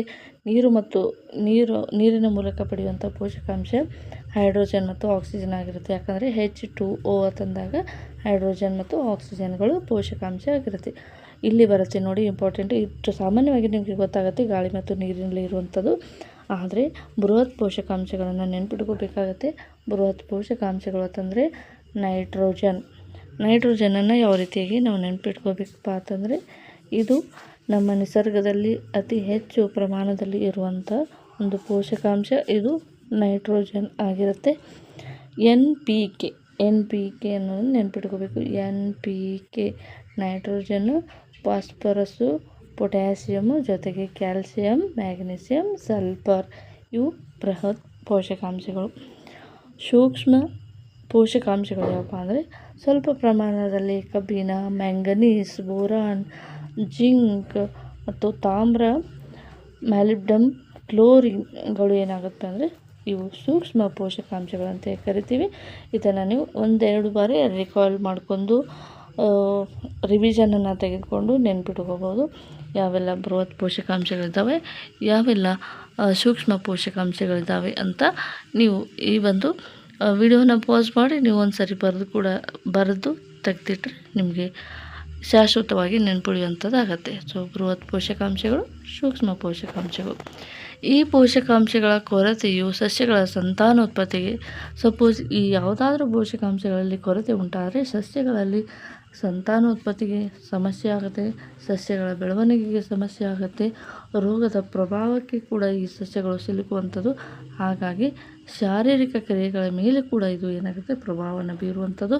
ಇಳುವರಿ ಹೆಚ್ಚಿಸಲು ಸಾವಯವ ಗೊಬ್ಬರ ಹಾಗೂ ರಸಗೊಬ್ಬರಗಳ ಮೂಲಕ ಈ ಪೋಷಕಾಂಶಗಳನ್ನು ಪೂರೈಸಿ ಮಣ್ಣನ್ನು ಪುಷ್ಟೀಕರಿಸಬೇಕು ಅನ್ನುವಂಥದ್ದನ್ನು ಈ ರೀತಿಯಾಗಿ ಏನು ಮಾಡಬೇಕಪ್ಪ ಅಂತಂದರೆ ಈ ಒಂದು ಪೋಷಕಾಂಶಗಳ ನಿರ್ವಹಣೆಯನ್ನು ಮಾಡಬೇಕು ಅಂತಕ್ಕಂಥದ್ದನ್ನು ಹೇಳ್ತಾ ಇದ್ದಾರೆ. ಸೊ ಇಲ್ಲಿ ಇಂಪಾರ್ಟೆಂಟ್ ಕ್ವಶನ್ಸ್ಗಳನ್ನು ಟೆಕ್ಸ್ಟ್ ಬುಕ್ದಲ್ಲಿ ಮಧ್ಯದಲ್ಲಿ ಅಭ್ಯಾಸವನ್ನು ಹೊರತುಪಡಿಸಿ ಮಧ್ಯದಲ್ಲಿ ಯಾವೆಲ್ಲ ಪ್ರಶ್ನೆಗಳನ್ನು ಕೇಳ್ತಾರೆ ಅದನ್ನು ಗಮನವಿಟ್ಟು ಆನ್ಸರನ್ನು ಮಾಡಿ. ಯಾಕಪ್ಪ ಅಂದರೆ ಇಲ್ಲಿಂದ ಕೂಡ ನೇರವಾಗಿ ಪ್ರಶ್ನೆಯನ್ನು ಕೇಳುವಂಥ ಸಾಧ್ಯತೆ ಇರುತ್ತೆ. ಬೃಹತ್ ಪೋಷಕಾಂಶಗಳು ಎಂದರೇನು ಅಂತ ಪ್ರಶ್ನೆ ಇದೆ. ಅವುಗಳಲ್ಲಿ ಬೃಹತ್ ಪೋಷಕಾಂಶಗಳೆಂದು ಏಕೆ ಕರೆಯಲಾಗುತ್ತದೆ ಅಂತ ಕೂಡ ಕೇಳ್ತಾ ಇದ್ದಾರೆ. ಬೃಹತ್ ಪೋಷಕಾಂಶ ಎಂದರೆ ಸಸ್ಯಗಳ ಬೆಳವಣಿಗೆ ಮತ್ತು ಅಭಿವೃದ್ಧಿಗೆ ಅಧಿಕ ಪ್ರಮಾಣದಲ್ಲಿ ಬೇಕಾಗುವಂತಹ ಒಂದು ಪೋಷಕಾಂಶಗಳಿಗೆ ನಾವು ಬೃಹತ್ ಪೋಷಕಾಂಶ ಅಂತ ಹೇಳಿ ಕರಿತೀವಿ. ಅವುಗಳನ್ನು ಬೃಹತ್ ಪೋಷಕಾಂಶ ಅಂತ ಯಾಕೆ ಕರಿತೀವಪ್ಪ ಅಂದರೆ ಸಸ್ಯಗಳಿಗೆ ಅವು ಅಧಿಕ ಪ್ರಮಾಣದಲ್ಲಿ ಅವಶ್ಯಕತೆ ಇರುವಂಥ ಕಾರಣದಿಂದ ಅವುಗಳನ್ನು ನಾವು ಬೃಹತ್ ಪೋಷಕಾಂಶಗಳು ಅಂತ ಹೇಳಿ ಕರಿತೀವಿ. ಸಸ್ಯಗಳು ಪೋಷಕಾಂಶವನ್ನು ಹೇಗೆ ಪಡೆಯುತ್ತವೆ ಅಂತ ಪ್ರಶ್ನೆ ಇದೆ. ಸಸ್ಯಗಳು ಪೋಷಕಾಂಶಗಳನ್ನು ನೀರು, ಮಣ್ಣು, ಗಾಳಿಯಿಂದ ಪಡೆಯುತ್ತವೆ ಅನ್ನೋದನ್ನು ನೀವು ಆನ್ಸರನ್ನು ಕೊಡಬೇಕಾಗತ್ತೆ. ನೆಕ್ಸ್ಟ್ ಕಾನ್ಸೆಪ್ಟ್ ಬಂತು ಯಾವ ರೀತಿಯಾಗಿ ಪ್ರಶ್ನೆ ಕೇಳ್ತಾರೆ, ಯಾವೆಲ್ಲ ಆ್ಯಂಗಲಿಂದ ಪ್ರಶ್ನೆಯನ್ನು ಕೇಳ್ತಾರೆ ಡೀಟೇಲಾಗಿ ಎಕ್ಸ್ಪ್ಲೇನ್ ಮಾಡ್ತಾ ಬಂದ್ವಿ. ಈಗ ಸಾವಯವ ಗೊಬ್ಬರ ಅಂದರೆ ಏನು, ಅದನ್ನು ಯಾವ ರೀತಿಯಾಗಿ ಪೂರೈಕೆ ಮಾಡಬೇಕು ಅನ್ನೋದನ್ನು ನೋಡ್ತಾ ಹೋಗೋಣ. ಸಾವಯವ ಗೊಬ್ಬರ ಅಂತಂದರೆ ಮ್ಯಾನ್ಯೂರೇ ಅಂತ ಹೇಳಿ ಕರಿತೀವಿ ನಾವು ಇದನ್ನು. ಮ್ಯಾನ್ಯೂರೇ ಅಂತಂದರೆ ನಿಮ್ಮ ಒಂದು ದನಗಳ ತೊಟ್ಟಿಯಲ್ಲಿ ನೀವು ಸಂಗ್ರಹಣೆ ಮಾಡಿರುವಂತಹ ಆ ಒಂದು ಸಾವಯವ ಗೊಬ್ಬರವನ್ನು ನಾವು ಮ್ಯಾನ್ಯೂರೇ ಅಂತ ಹೇಳಿ ಕರಿತೀವಿ. ಹೆಚ್ಚಿನ ಪ್ರಮಾಣದ ಸಾವಯವ ವಸ್ತುಗಳನ್ನು ಇದು ಹೊಂದಿರುತ್ತೆ ಮತ್ತು ಮಣ್ಣಿಗೆ ಅಲ್ಪ ಪ್ರಮಾಣದ ಪೋಷಕಾಂಶವನ್ನು ಕೂಡ ಇದು ಏನು ಮಾಡುತ್ತೆ ಒದಗಿಸುತ್ತೆ. ಹಾಗಾಗಿ ಪ್ರಾಣಿಗಳ ಮಲ, ಸಸ್ಯಗಳ ತ್ಯಾಜ್ಯಗಳ ವಿಘಟನೆಯಿಂದ ಸಾವಯವ ಗೊಬ್ಬರವನ್ನು ತಯಾರಿಸಬಹುದು. ಇದನ್ನು ಏನು ಮಾಡ್ತಾರಪ್ಪ ಅಂದರೆ ಪ್ರಾಣಿಗಳ ಮಲ ಮತ್ತು ಮೂತ್ರಗಳಿಂದ ಸಸ್ಯದ ತ್ಯಾಜ್ಯಗಳನ್ನು ಒಟ್ಟಿಗೆ ಸಂಗ್ರಹಿಸಿ ಅದನ್ನು ಡಿಕಂಪೋಸ್ ಆಗಲಿಕ್ಕೆ ಬಿಟ್ಟು ಕೆಲವು ದಿನಗಳ ನಂತರ ಅದನ್ನು ಮನೆಗೆ ಸೇರಿಸುವುದರಿಂದ ಇಲ್ಲಿ ಸಾವಯವ ಗೊಬ್ಬರವನ್ನು ಕೂಡ ತಯಾರಿಸಬಹುದು. ಮಣ್ಣನ್ನು ಪೋಷಕಾಂಶಗಳಿಂದ ಮತ್ತು ಸಾವಯವ ವಸ್ತುಗಳಿಂದ ಪುಷ್ಟೀಕರಿಸಲು, ಮಣ್ಣಿನ ಫಲವತ್ತತೆಯನ್ನು ಹೆಚ್ಚಿಸಲು ಸಾವಯವ ಗೊಬ್ಬರ ಏನು ಮಾಡುತ್ತೆ ಅಂದರೆ ಸಹಾಯವನ್ನು ಮಾಡುವಂಥದ್ದು. ಹಾಗಾಗಿ ಸಾವಯವ ಗೊಬ್ಬರದಲ್ಲಿರುವ ಸಾವಯವ ವಸ್ತುಗಳ ರಾಶಿಯು ಮಣ್ಣಿನ ಸ್ವರೂಪವನ್ನು ಸುಧಾರಿಸಲು ಸಹಾಯ ಮಾಡುವಂಥದ್ದು. ಮರಳು ಮಣ್ಣಿನ ನೀರು ಹಿಡಿದಿಟ್ಟುಕೊಳ್ಳುವ ಸಾಮರ್ಥ್ಯವನ್ನು ಹೆಚ್ಚಿಸಲು ಇದು ಸಹಾಯವಾಗುತ್ತೆ. ಒಂದು ವೇಳೆ ಮಣ್ಣಿನಲ್ಲಿ ಮರಳಿನ ಪ್ರಮಾಣ ಜಾಸ್ತಿ ಆಗಿದರೆ ಅದರಲ್ಲಿ ನಾವು ಸಾವಯವ ಗೊಬ್ಬರವನ್ನು ಬಳಸಿದ್ದೆ ಅದರಲ್ಲಿ ಆ ಒಂದು ಮರಳಿನ ಜೊತೆಗೆ ಈ ಸಾವಯವ ಗೊಬ್ಬರವೂ ಕೂಡ ಸೇರಿ ನೀರನ್ನು ಜಾಸ್ತಿ ಪ್ರಮಾಣದಲ್ಲಿ ಇಟ್ಟುಕೊಳ್ಳಲಿಕ್ಕೆ ಸಾಧ್ಯವಾಗುತ್ತೆ ಅಂತ ನಾವು ಇಲ್ಲಿ ಹೇಳ್ತಾ ಇದ್ದಾರೆ. ಹಾಗಾದರೆ ಜೇಡಿ ಮಣ್ಣಿನಲ್ಲಿರುವಂಥ ಅಧಿಕ ಪ್ರಮಾಣದ ಸಾವಯವ ವಸ್ತುಗಳು ನೀರು ಸುಲಭವಾಗಿ ಹರಿದು ಹೋಗುತ್ತವೆ. ಹಾಗಾಗಿ ಈ ರೀತಿಯಾದ ಮಣ್ಣುಗಳಲ್ಲಿ ಸುಲಭವಾಗಿ ನೀರು ಹರಿದು ಹೋದ ನಂತರ ಅಲ್ಲಿ ಮಣ್ಣಿನಲ್ಲಿ ಏನಾಗುತ್ತೆ ಅಂದರೆ ಜವುಗುವಿಕೆ ಉಂಟಾಗುತ್ತೆ. ಇದನ್ನು ನಾವು ವಾಟರ್ ಲಾಗಿಂಗ್ ಅಂತ ಹೇಳಿ ಕರಿತೀವಿ. ಈ ರೀತಿಯಾಗಿ ಮಣ್ಣಿನಲ್ಲಿ ಸಾವಯವ ಕೊರತೆ ಉಂಟಾಗಬಾರ್ದು ಅಂದರೆ ಈ ರೀತಿಯಾಗಿ ಸಾವಯವ ಗೊಬ್ಬರವನ್ನು ಬಳಸಬೇಕಾಗತ್ತೆ. ಹಾಗಾದರೆ ಸಾವಯವ ಗೊಬ್ಬರಗಳ ಬಳಕೆ ಮೂಲಕ ಜೈವಿಕ ತ್ಯಾಜ್ಯಗಳನ್ನು ಕೂಡ ನಾವು ಬಳಸ್ತೀವಿ. ಜೈವಿಕವಾಗಿ ಉಂಟಾಗುವಂಥ ಪ್ರಾಣಿ ಮತ್ತು ಇತರೆ ತ್ಯಾಜ್ಯಗಳನ್ನು ಬಳಸಿ ಜೈವಿಕವಾಗಿ ನಾವು ತ್ಯಾಜ್ಯಗಳನ್ನು ಬಳಸ್ತೀವಿ. ಅತಿಯಾದ ರಸಗೊಬ್ಬರಗಳ ಬಳಕೆಯಿಂದ ನಮ್ಮ ಪರಿಸರವನ್ನು ಇದು ರಕ್ಷಿಸಲು ಸಹಾಯ ಮಾಡುತ್ತೆ. ಹಾಗಾಗಿ ಜೈವಿಕ ತ್ಯಾಜ್ಯ ವಸ್ತುಗಳ ಬಳಕೆಯು ಕೃಷಿ ತ್ಯಾಜ್ಯಗಳ ಮರುಬಳಕೆಯ ಒಂದು ವಿಧಾನ. ನಾವಿಲ್ಲಿ ಸಾವಯವ ಗೊಬ್ಬರಗಳ ಬಳಕೆಯ ಮೂಲಕ ಜೈವಿಕ ತ್ಯಾಜ್ಯಗಳನ್ನು ಯಾವ ರೀತಿಯಾಗಿ ನಾವು ಉತ್ಪಾದನೆ ಮಾಡ್ಬೋದು ಅಂತ ನೋಡೋದಾದರೆ, ಇಲ್ಲಿ ಮಿಶ್ರ ಗೊಬ್ಬರ ಮತ್ತು ಎರೆಗೊಬ್ಬರ ಅಂತ ಹೇಳಿದೆ. ಮಿಶ್ರ ಗೊಬ್ಬರ ಮತ್ತು ಎರೆಗೊಬ್ಬರ. ಹಾಗಾದರೆ ಮಿಶ್ರ ಗೊಬ್ಬರ ಅಂದರೆ ಏನು, ಎರೆಗೊಬ್ಬರ ಅಂದರೆ ಏನು ಅಂತ ನೋಡ್ತಾ ಹೋಗೋಣ. ಕೃಷಿ ತ್ಯಾಜ್ಯ ವಸ್ತುಗಳಾದ ಜಾನುವಾರುಗಳ ಮಲ ಅಂದರೆ ಹಸು ಸಗಣಿ ಮುಂತಾದವುಗಳು, ತರಕಾರಿ ತ್ಯಾಜ್ಯ, ಪ್ರಾಣಿಗಳು ತಿನ್ನದೇ ಬಿಟ್ಟ ಆಹಾರ, ಗೃಹ ತ್ಯಾಜ್ಯ, ಚರಂಡಿ ತ್ಯಾಜ್ಯ, ವನ ಹುಲ್ಲು, ಕಿತ್ತ ಕಳೆಗಿಡಗಳು ಮುಂತಾದವುಗಳನ್ನು ಒಂದು ಗುಂಡಿಯಲ್ಲಿ ವಿಘಟನೆಗೆ ಒಳಪಡಿಸುವಂಥ ಒಂದು ಪ್ರಕ್ರಿಯೆಯನ್ನು ಮಿಶ್ರ ಗೊಬ್ಬರ ಅಥವಾ ಕಾಂಪೋಸ್ಟ್ ಅಂತ ಹೇಳಿ ಕರಿತೀವಿ. ನೇರವಾಗಿ ಮಿಶ್ರ ಗೊಬ್ಬರ ಅಂದರೆ ಏನು ಅಂತ ಪ್ರಶ್ನೆಯನ್ನು ಕೇಳ್ಬೋದು. ಸುಮಾರು ಸರಿ ಈ ಒಂದು 9th ಕ್ಲಾಸ್ ಆಗಿರ್ಬೋದು, GPSR ಎಕ್ಸಾಮಲ್ಲಿ ನೇರವಾಗಿ ತುಂಬಾ ಡೆಫಿನೇಷನನ್ನು ಕೇಳುವಂಥದ್ದಿದೆ ಸೈನ್ಸಲ್ಲಿ. ಹಾಗಾಗಿ ಪ್ರತಿಯೊಂದು ಡೆಫಿನೇಷನನ್ನು ಬಿಡದೆ ನೀವು ನೋಡ್ಕೋಬೇಕಾಗತ್ತೆ. ಹಾಗಾಗಿ ತುಂಬಾ ಇಂಪಾರ್ಟೆಂಟ್. ಮಿಶ್ರ ಗೊಬ್ಬರ ಅಂದರೆ ಏನು ಅಂತ ನೋಡೋದಾದರೆ, ಈಗ ಹಸುವಿನ ಸಗಣಿ, ಸರ್ಕಾರಿ ತ್ಯಾಜ್ಯ, ಪ್ರಾಣಿಗಳು ತಿನ್ನದೆ ಬಿಟ್ಟ ಆಹಾರ ಆಗಿರ್ಬೋದು, ಚರಂಡಿ ತ್ಯಾಜ್ಯ, ವನ ಹುಲ್ಲು, ಕಿತ್ತ ಕಳೆಗಳು ಎಲ್ಲವನ್ನು ಕೂಡ ಅದನ್ನು ವಿಘಟನೆಗೆ ಒಳಪಡಿಸಿದಾಗ ಅದಕ್ಕೆ ನಾವು ಬರೀ ಕಾಂಪೋಸ್ಟ್ ಅಂತ ಹೇಳಿ ಕರಿತೀವಿ. ಅಂದರೆ ಮಿಶ್ರ ಗೊಬ್ಬರ ಅಂತ ಹೇಳಿ ಕರಿತೀವಿ. ಇದೇ ಒಂದು ಮಿಶ್ರ ಗೊಬ್ಬರಕ್ಕೆ ಎರೆಹುಳುಗಳನ್ನು ಆ್ಯಡ್ ಮಾಡಿ ಈ ಒಂದು ಸಸ್ಯಗಳ ವಿಘಟನೆ ಹಂತವನ್ನು ಸ್ಪೀಡಾಗಿ ಮಾಡುವಂಥ ಒಂದು ವೇಗಗೊಳಿಸುವಂಥ ಪ್ರಕ್ರಿಯೆಗೆ ನಾವು ಏನಂತ ಕರಿತೀವಪ್ಪ ಅಂದರೆ ಎರೆಗೊಬ್ಬರ ಅಥವಾ ವರ್ಮಿ ಕಾಂಪೋಸ್ಟ್ ಅಂತ ಹೇಳಿ ಕರಿತೀವಿ. ಓಕೆ, ಈಗ ವರ್ಮಿ ಕಾಂಪೋಸ್ಟ್ ಅಂದರೆ ಏನು, ಕಾಂಪೋಸ್ಟ್ ಅಂದರೆ ಏನು ಅಂತ ಗೊತ್ತಾಯಿತು. ಎರೆಹುಳುಗಳನ್ನು ಆ್ಯಡ್ ಮಾಡಿ ವಿಘಟನೆಗೆ ಒಳಪಡಿಸಿರೋದಕ್ಕೆ vermicompost. Without earthworm ಇದ್ದರೆ ಅದಕ್ಕೆ ನಾವು ಬರೀ ಕಾಂಪೋಸ್ಟ್ ಅಂತ ಹೇಳಿ ಕರಿತೀವಿ. ನೆಕ್ಸ್ಟು ಹಸಿರು ಗೊಬ್ಬರ ಅಂದರೆ ಏನು ಅಂತ ನೋಡೋದಾದರೆ, ನಿಮಗೆ ಸಾಮಾನ್ಯವಾಗಿ ಎರೆಗೊಬ್ಬರ ಅಂತ ಗೊತ್ತಿರುತ್ತೆ, ಕಾಂಪೋಸ್ಟ್ ಅಂತ ಗೊತ್ತಿರುತ್ತೆ. ಹಸಿರು ಗೊಬ್ಬರವನ್ನು ನೀವು ಕೇಳಿರುವಂಥ ಸಾಧ್ಯತೆ ತುಂಬ ಕಡಿಮೆ ಇರುತ್ತೆ. ಹಾಗಾದರೆ ಹಿಂಗಂದರೆ ಏನು ಅಂತ ನೋಡೋದಾದರೆ, ಕೃಷಿ ಬೀಜಗಳನ್ನು ಬಿತ್ತನೆ ಮಾಡಿ ಮೊದಲು ಸನ್ ಹಂಪ್ ಅಥವಾ ಗೌರ್, ಕ್ಲಸ್ಟರ್ ಬೀನ್ ಅಂತ ಕೆಲವು ಸಸ್ಯಗಳನ್ನು ಬೆಳೆಸಿ ನಂತರ ಉಳುಮೆ ಮಾಡಿ ಮಣ್ಣಿನಲ್ಲಿ ಮಿಶ್ರಣ ಮಾಡುತ್ತಾರೆ. ಹೀಗೆ ಹಸಿರು ಸಸ್ಯಗಳು ಅಂದರೆ ಹಸಿರು ಗೊಬ್ಬರವಾಗಿ ಬದಲಾವಣೆ ಆಗುತ್ತೆ ಹಾಗೂ ಮಣ್ಣನ್ನು ನೈಟ್ರೋಜನ್, ಫಾಸ್ಫರಸ್ನಿಂದ ಸಮೃದ್ಧಗೊಳಿಸಲಾಗುತ್ತೆ. ಉದ್ದೇಶಪೂರ್ವಕವಾಗಿ ಬಿತ್ತನೆಯನ್ನು ಮಾಡಿ ಅದನ್ನು ಉಳುಮೆ ಮಾಡಿ ನಂತರ ಮಣ್ಣಿನಲ್ಲಿಯೇ ಅದನ್ನು ಮಿಶ್ರಣ ಮಾಡೋದಕ್ಕೆ ಹಸಿರು ಗೊಬ್ಬರ ಅಂತೇಳಿ ಕರೀತಾರೆ. ಓಕೆ, ನೆಕ್ಸ್ಟ್ ಕಾನ್ಸೆಪ್ಟಿಗೆ ಹೋಗೋಣ. ಇದು ರಸಗೊಬ್ಬರಗಳು. ಯಾವೆಲ್ಲ ರಸಗೊಬ್ಬರಗಳನ್ನು ಯೂಸ್ ಮಾಡ್ತೀವಿ, ಅದರಿಂದ ಉಪಯೋಗ ಏನು ಮತ್ತು ಅದರಿಂದ ಹಾನಿ ಏನು ಅಂತ ಎನ್ನುವುದನ್ನು ನೋಡ್ತಾ ಹೋಗೋಣ. ವಾಣಿಜ್ಯ ಉದ್ದೇಶಕ್ಕಾಗಿ ತಯಾರಿಸಲಾದ ಸಸ್ಯ ಪೋಷಕಾಂಶಗಳೇ ರಸಗೊಬ್ಬರಗಳು. ಇವುಗಳಲ್ಲಿ ಇರುವಂಥ ಪೋಷಕಾಂಶಗಳು ಯಾವಪ್ಪ ಅಂದರೆ ನೈಟ್ರೋಜನ್ ಇರುತ್ತೆ, ಫಾಸ್ಫರಸ್ ಇರುತ್ತೆ, ಪೊಟ್ಯಾಷಿಯಮ್ಗಳನ್ನು ಕೂಡ ಇದು ಒದಗಿಸುತ್ತೆ. ಹಾಗಾಗಿ ಸಸ್ಯದ ಭಾಗಗಳ ರೆಂಬೆಗಳು, ಹೂಗಳು ಉತ್ತಮವಾದ ಬೆಳವಣಿಗೆ ರಸಗೊಬ್ಬರಗಳನ್ನು ಬಳಸ್ತಾರೆ. ಇವು ಆರೋಗ್ಯಕರ ಸಸ್ಯಗಳನ್ನು ಉಂಟು ಮಾಡ್ತವೆ. ಹಾಗಾಗಿ ಹೆಚ್ಚು ವೆಚ್ಚದ ಕೃಷಿ ಅತ್ಯಧಿಕವಾಗಿ ಇಳುವರಿಯನ್ನು ಇಲ್ಲಿ ಪಡೆಯಲಿಕ್ಕೆ ರಸಗೊಬ್ಬರಗಳು ಪ್ರಮುಖವಾದ ಪಾತ್ರವನ್ನು ವಹಿಸ್ತವೆ. ನಂತರ ರಸಗೊಬ್ಬರಗಳ ಸಂಪೂರ್ಣ ಸದ್ಬಳಕೆಗಾಗಿ ಬಳಸುವ ನಂತರ ಮುನ್ನೆಚ್ಚರಿಕೆಗಳನ್ನು ನೀವು ಕೂಡ ಗಮನಿಸಬೇಕಾಗತ್ತೆ. ಇದರ ಒಂದು ಅಷ್ಟೇ ಉಪಯೋಗ ಕೂಡ ಇದೆ, ಅಷ್ಟೇ ನಷ್ಟ ಕೂಡ ಇದೆ. ಹಾಗಾಗಿ ಇದನ್ನು ಮುನ್ನೆಚ್ಚರಿಕೆ ಕ್ರಮವಾಗಿ ಬಳಸುವಂಥದ್ದು. ಸೂಕ್ತ ಪ್ರಮಾಣದಲ್ಲಿ ಸೂಕ್ತವಾದ ಸಮಯದಲ್ಲಿ ಇದನ್ನು ಉಪಯೋಗಿಸಬೇಕಾಗತ್ತೆ. ಕೆಲವೊಮ್ಮೆ ರಸಗೊಬ್ಬರಗಳ ಮಿತಿಮೀರಿದ ಬಳಕೆಯಿಂದ ಇದು ನೀರಿಗೆ ಕೊಚ್ಚಿ ಹೋಗಿ ಇದು ಸಸ್ಯಗಳು ಪೂರ್ತಿಯಾಗಿ ಹೀರಿಕೊಳ್ಳದೆ ಸಾಧ್ಯವಾಗುವುದಿಲ್ಲ. ಹೀಗೆ ಕೊಚ್ಚಿ ಹೋದ ರಸಗೊಬ್ಬರಗಳು ನಂತರ ಜಲಮಾಲಿನ್ಯವನ್ನು ಕೂಡ ಉಂಟು ಮಾಡ್ತವೆ. ಹಾಗಾಗಿ ಎಷ್ಟು ಪ್ರಮಾಣದಲ್ಲಿ ಮಳೆಯಾಗಿದೆ, ಎಷ್ಟು ರಸಗೊಬ್ಬರಗಳನ್ನು ಹಾಕಬೇಕು, ಮುಂದೆ ಮಳೆ ಬರುತ್ತಾ ಇಲ್ವಾ ಅಂತ ನೋಡಿಕೊಂಡು ಸರಿಯಾದ ಸಮಯದಲ್ಲಿ ಸೂಕ್ತವಾದ ಪ್ರಮಾಣದಲ್ಲಿ ರಸಗೊಬ್ಬರಗಳ ಬಳಕೆಯನ್ನು ಮಾಡಬೇಕಾಗತ್ತೆ. ಅದೇ ರೀತಿಯಾಗಿ ನಾವು ಹಿಂದಿನ ಒಂದು ಅಧ್ಯಾಯಗಳಲ್ಲಿ ಕೂಡ ನೋಡಿದ್ವಿ, ರಸಗೊಬ್ಬರಗಳ ಸತತವಾದ ಬಳಕೆಯಿಂದ ಮಣ್ಣಿನ ಫಲವತ್ತತೆ ಕೂಡ ನಾಶವಾಗುವಂಥದ್ದು. ಯಾಕಪ್ಪ ಅಂದರೆ ಮಣ್ಣಿನಲ್ಲಿ ಸಾವಯವ ವಸ್ತುಗಳ ಒಂದು ಮರುಪೂರಣ ಆಗೋದಿಲ್ಲ. ಮಣ್ಣಿನಲ್ಲಿ ಸೂಕ್ಷ್ಮಾಣುಜೀವಿಗಳು ರಸಗೊಬ್ಬರ ಬಳಕೆಯಿಂದ ತೊಂದರೆಗೆ ಒಳಗಾಗ್ತವೆ. ಹಾಗಾಗಿ ಬೆಳೆಯ ಉತ್ಪಾದನೆಯಲ್ಲಿ ಗರಿಷ್ಠ ಇಳುವರಿಯನ್ನು ನಾವು ಪಡೆಯುವಂಥ ಗುರಿಯನ್ನು ಇಟ್ಟುಕೊಳ್ಳುವ ಮುನ್ನ ರಸಗೊಬ್ಬರ ಬಳಕೆಯಿಂದ ಅಲ್ಪಾವಧಿ ಲಾಭಗಳನ್ನು ನಾವು ಮಣ್ಣಿನ ಫಲವತ್ತತೆ ಕಾಪಾಡಲು ಬಳಸುವಂಥ ಸಾವಯವ ಗೊಬ್ಬರಗಳಿಂದ ದೀರ್ಘಾವಧಿ ಲಾಭಗಳಾಗಿ ಪರಿಗಣಿಸಲಿಕ್ಕೆ ಅತಿ ಹೆಚ್ಚು ಸಾವಯವ ಗೊಬ್ಬರಗಳನ್ನು ಬಳಸಬೇಕಾಗತ್ತೆ. ಪ್ರಶ್ನೆ ಈ ರೀತಿಯಾಗಿದೆ, ಮಣ್ಣಿನ ಫಲವತ್ತತೆಯನ್ನು ಕಾಪಾಡಲು ಸಾವಯವ ಗೊಬ್ಬರ ಮತ್ತು ರಸಗೊಬ್ಬರಗಳ ಉಪಯೋಗವನ್ನು ಹೋಲಿಸಿ ಬರೆಯಿರಿ ಅಂತ ಇದೆ. ಈಗ ಮೇಲೆ ನಾವು ಡಿಸ್ಕಸ್ ಮಾಡಿದ ಹಾಗೆ ಸಾವಯವ ಗೊಬ್ಬರ ಮತ್ತು ರಸಗೊಬ್ಬರಗಳ ಉಪಯೋಗಗಳನ್ನು ನೀವು ಹೋಲಿಕೆ ಮಾಡಿ ಲಿಸ್ಟನ್ನು ಮಾಡ್ಬೋದು.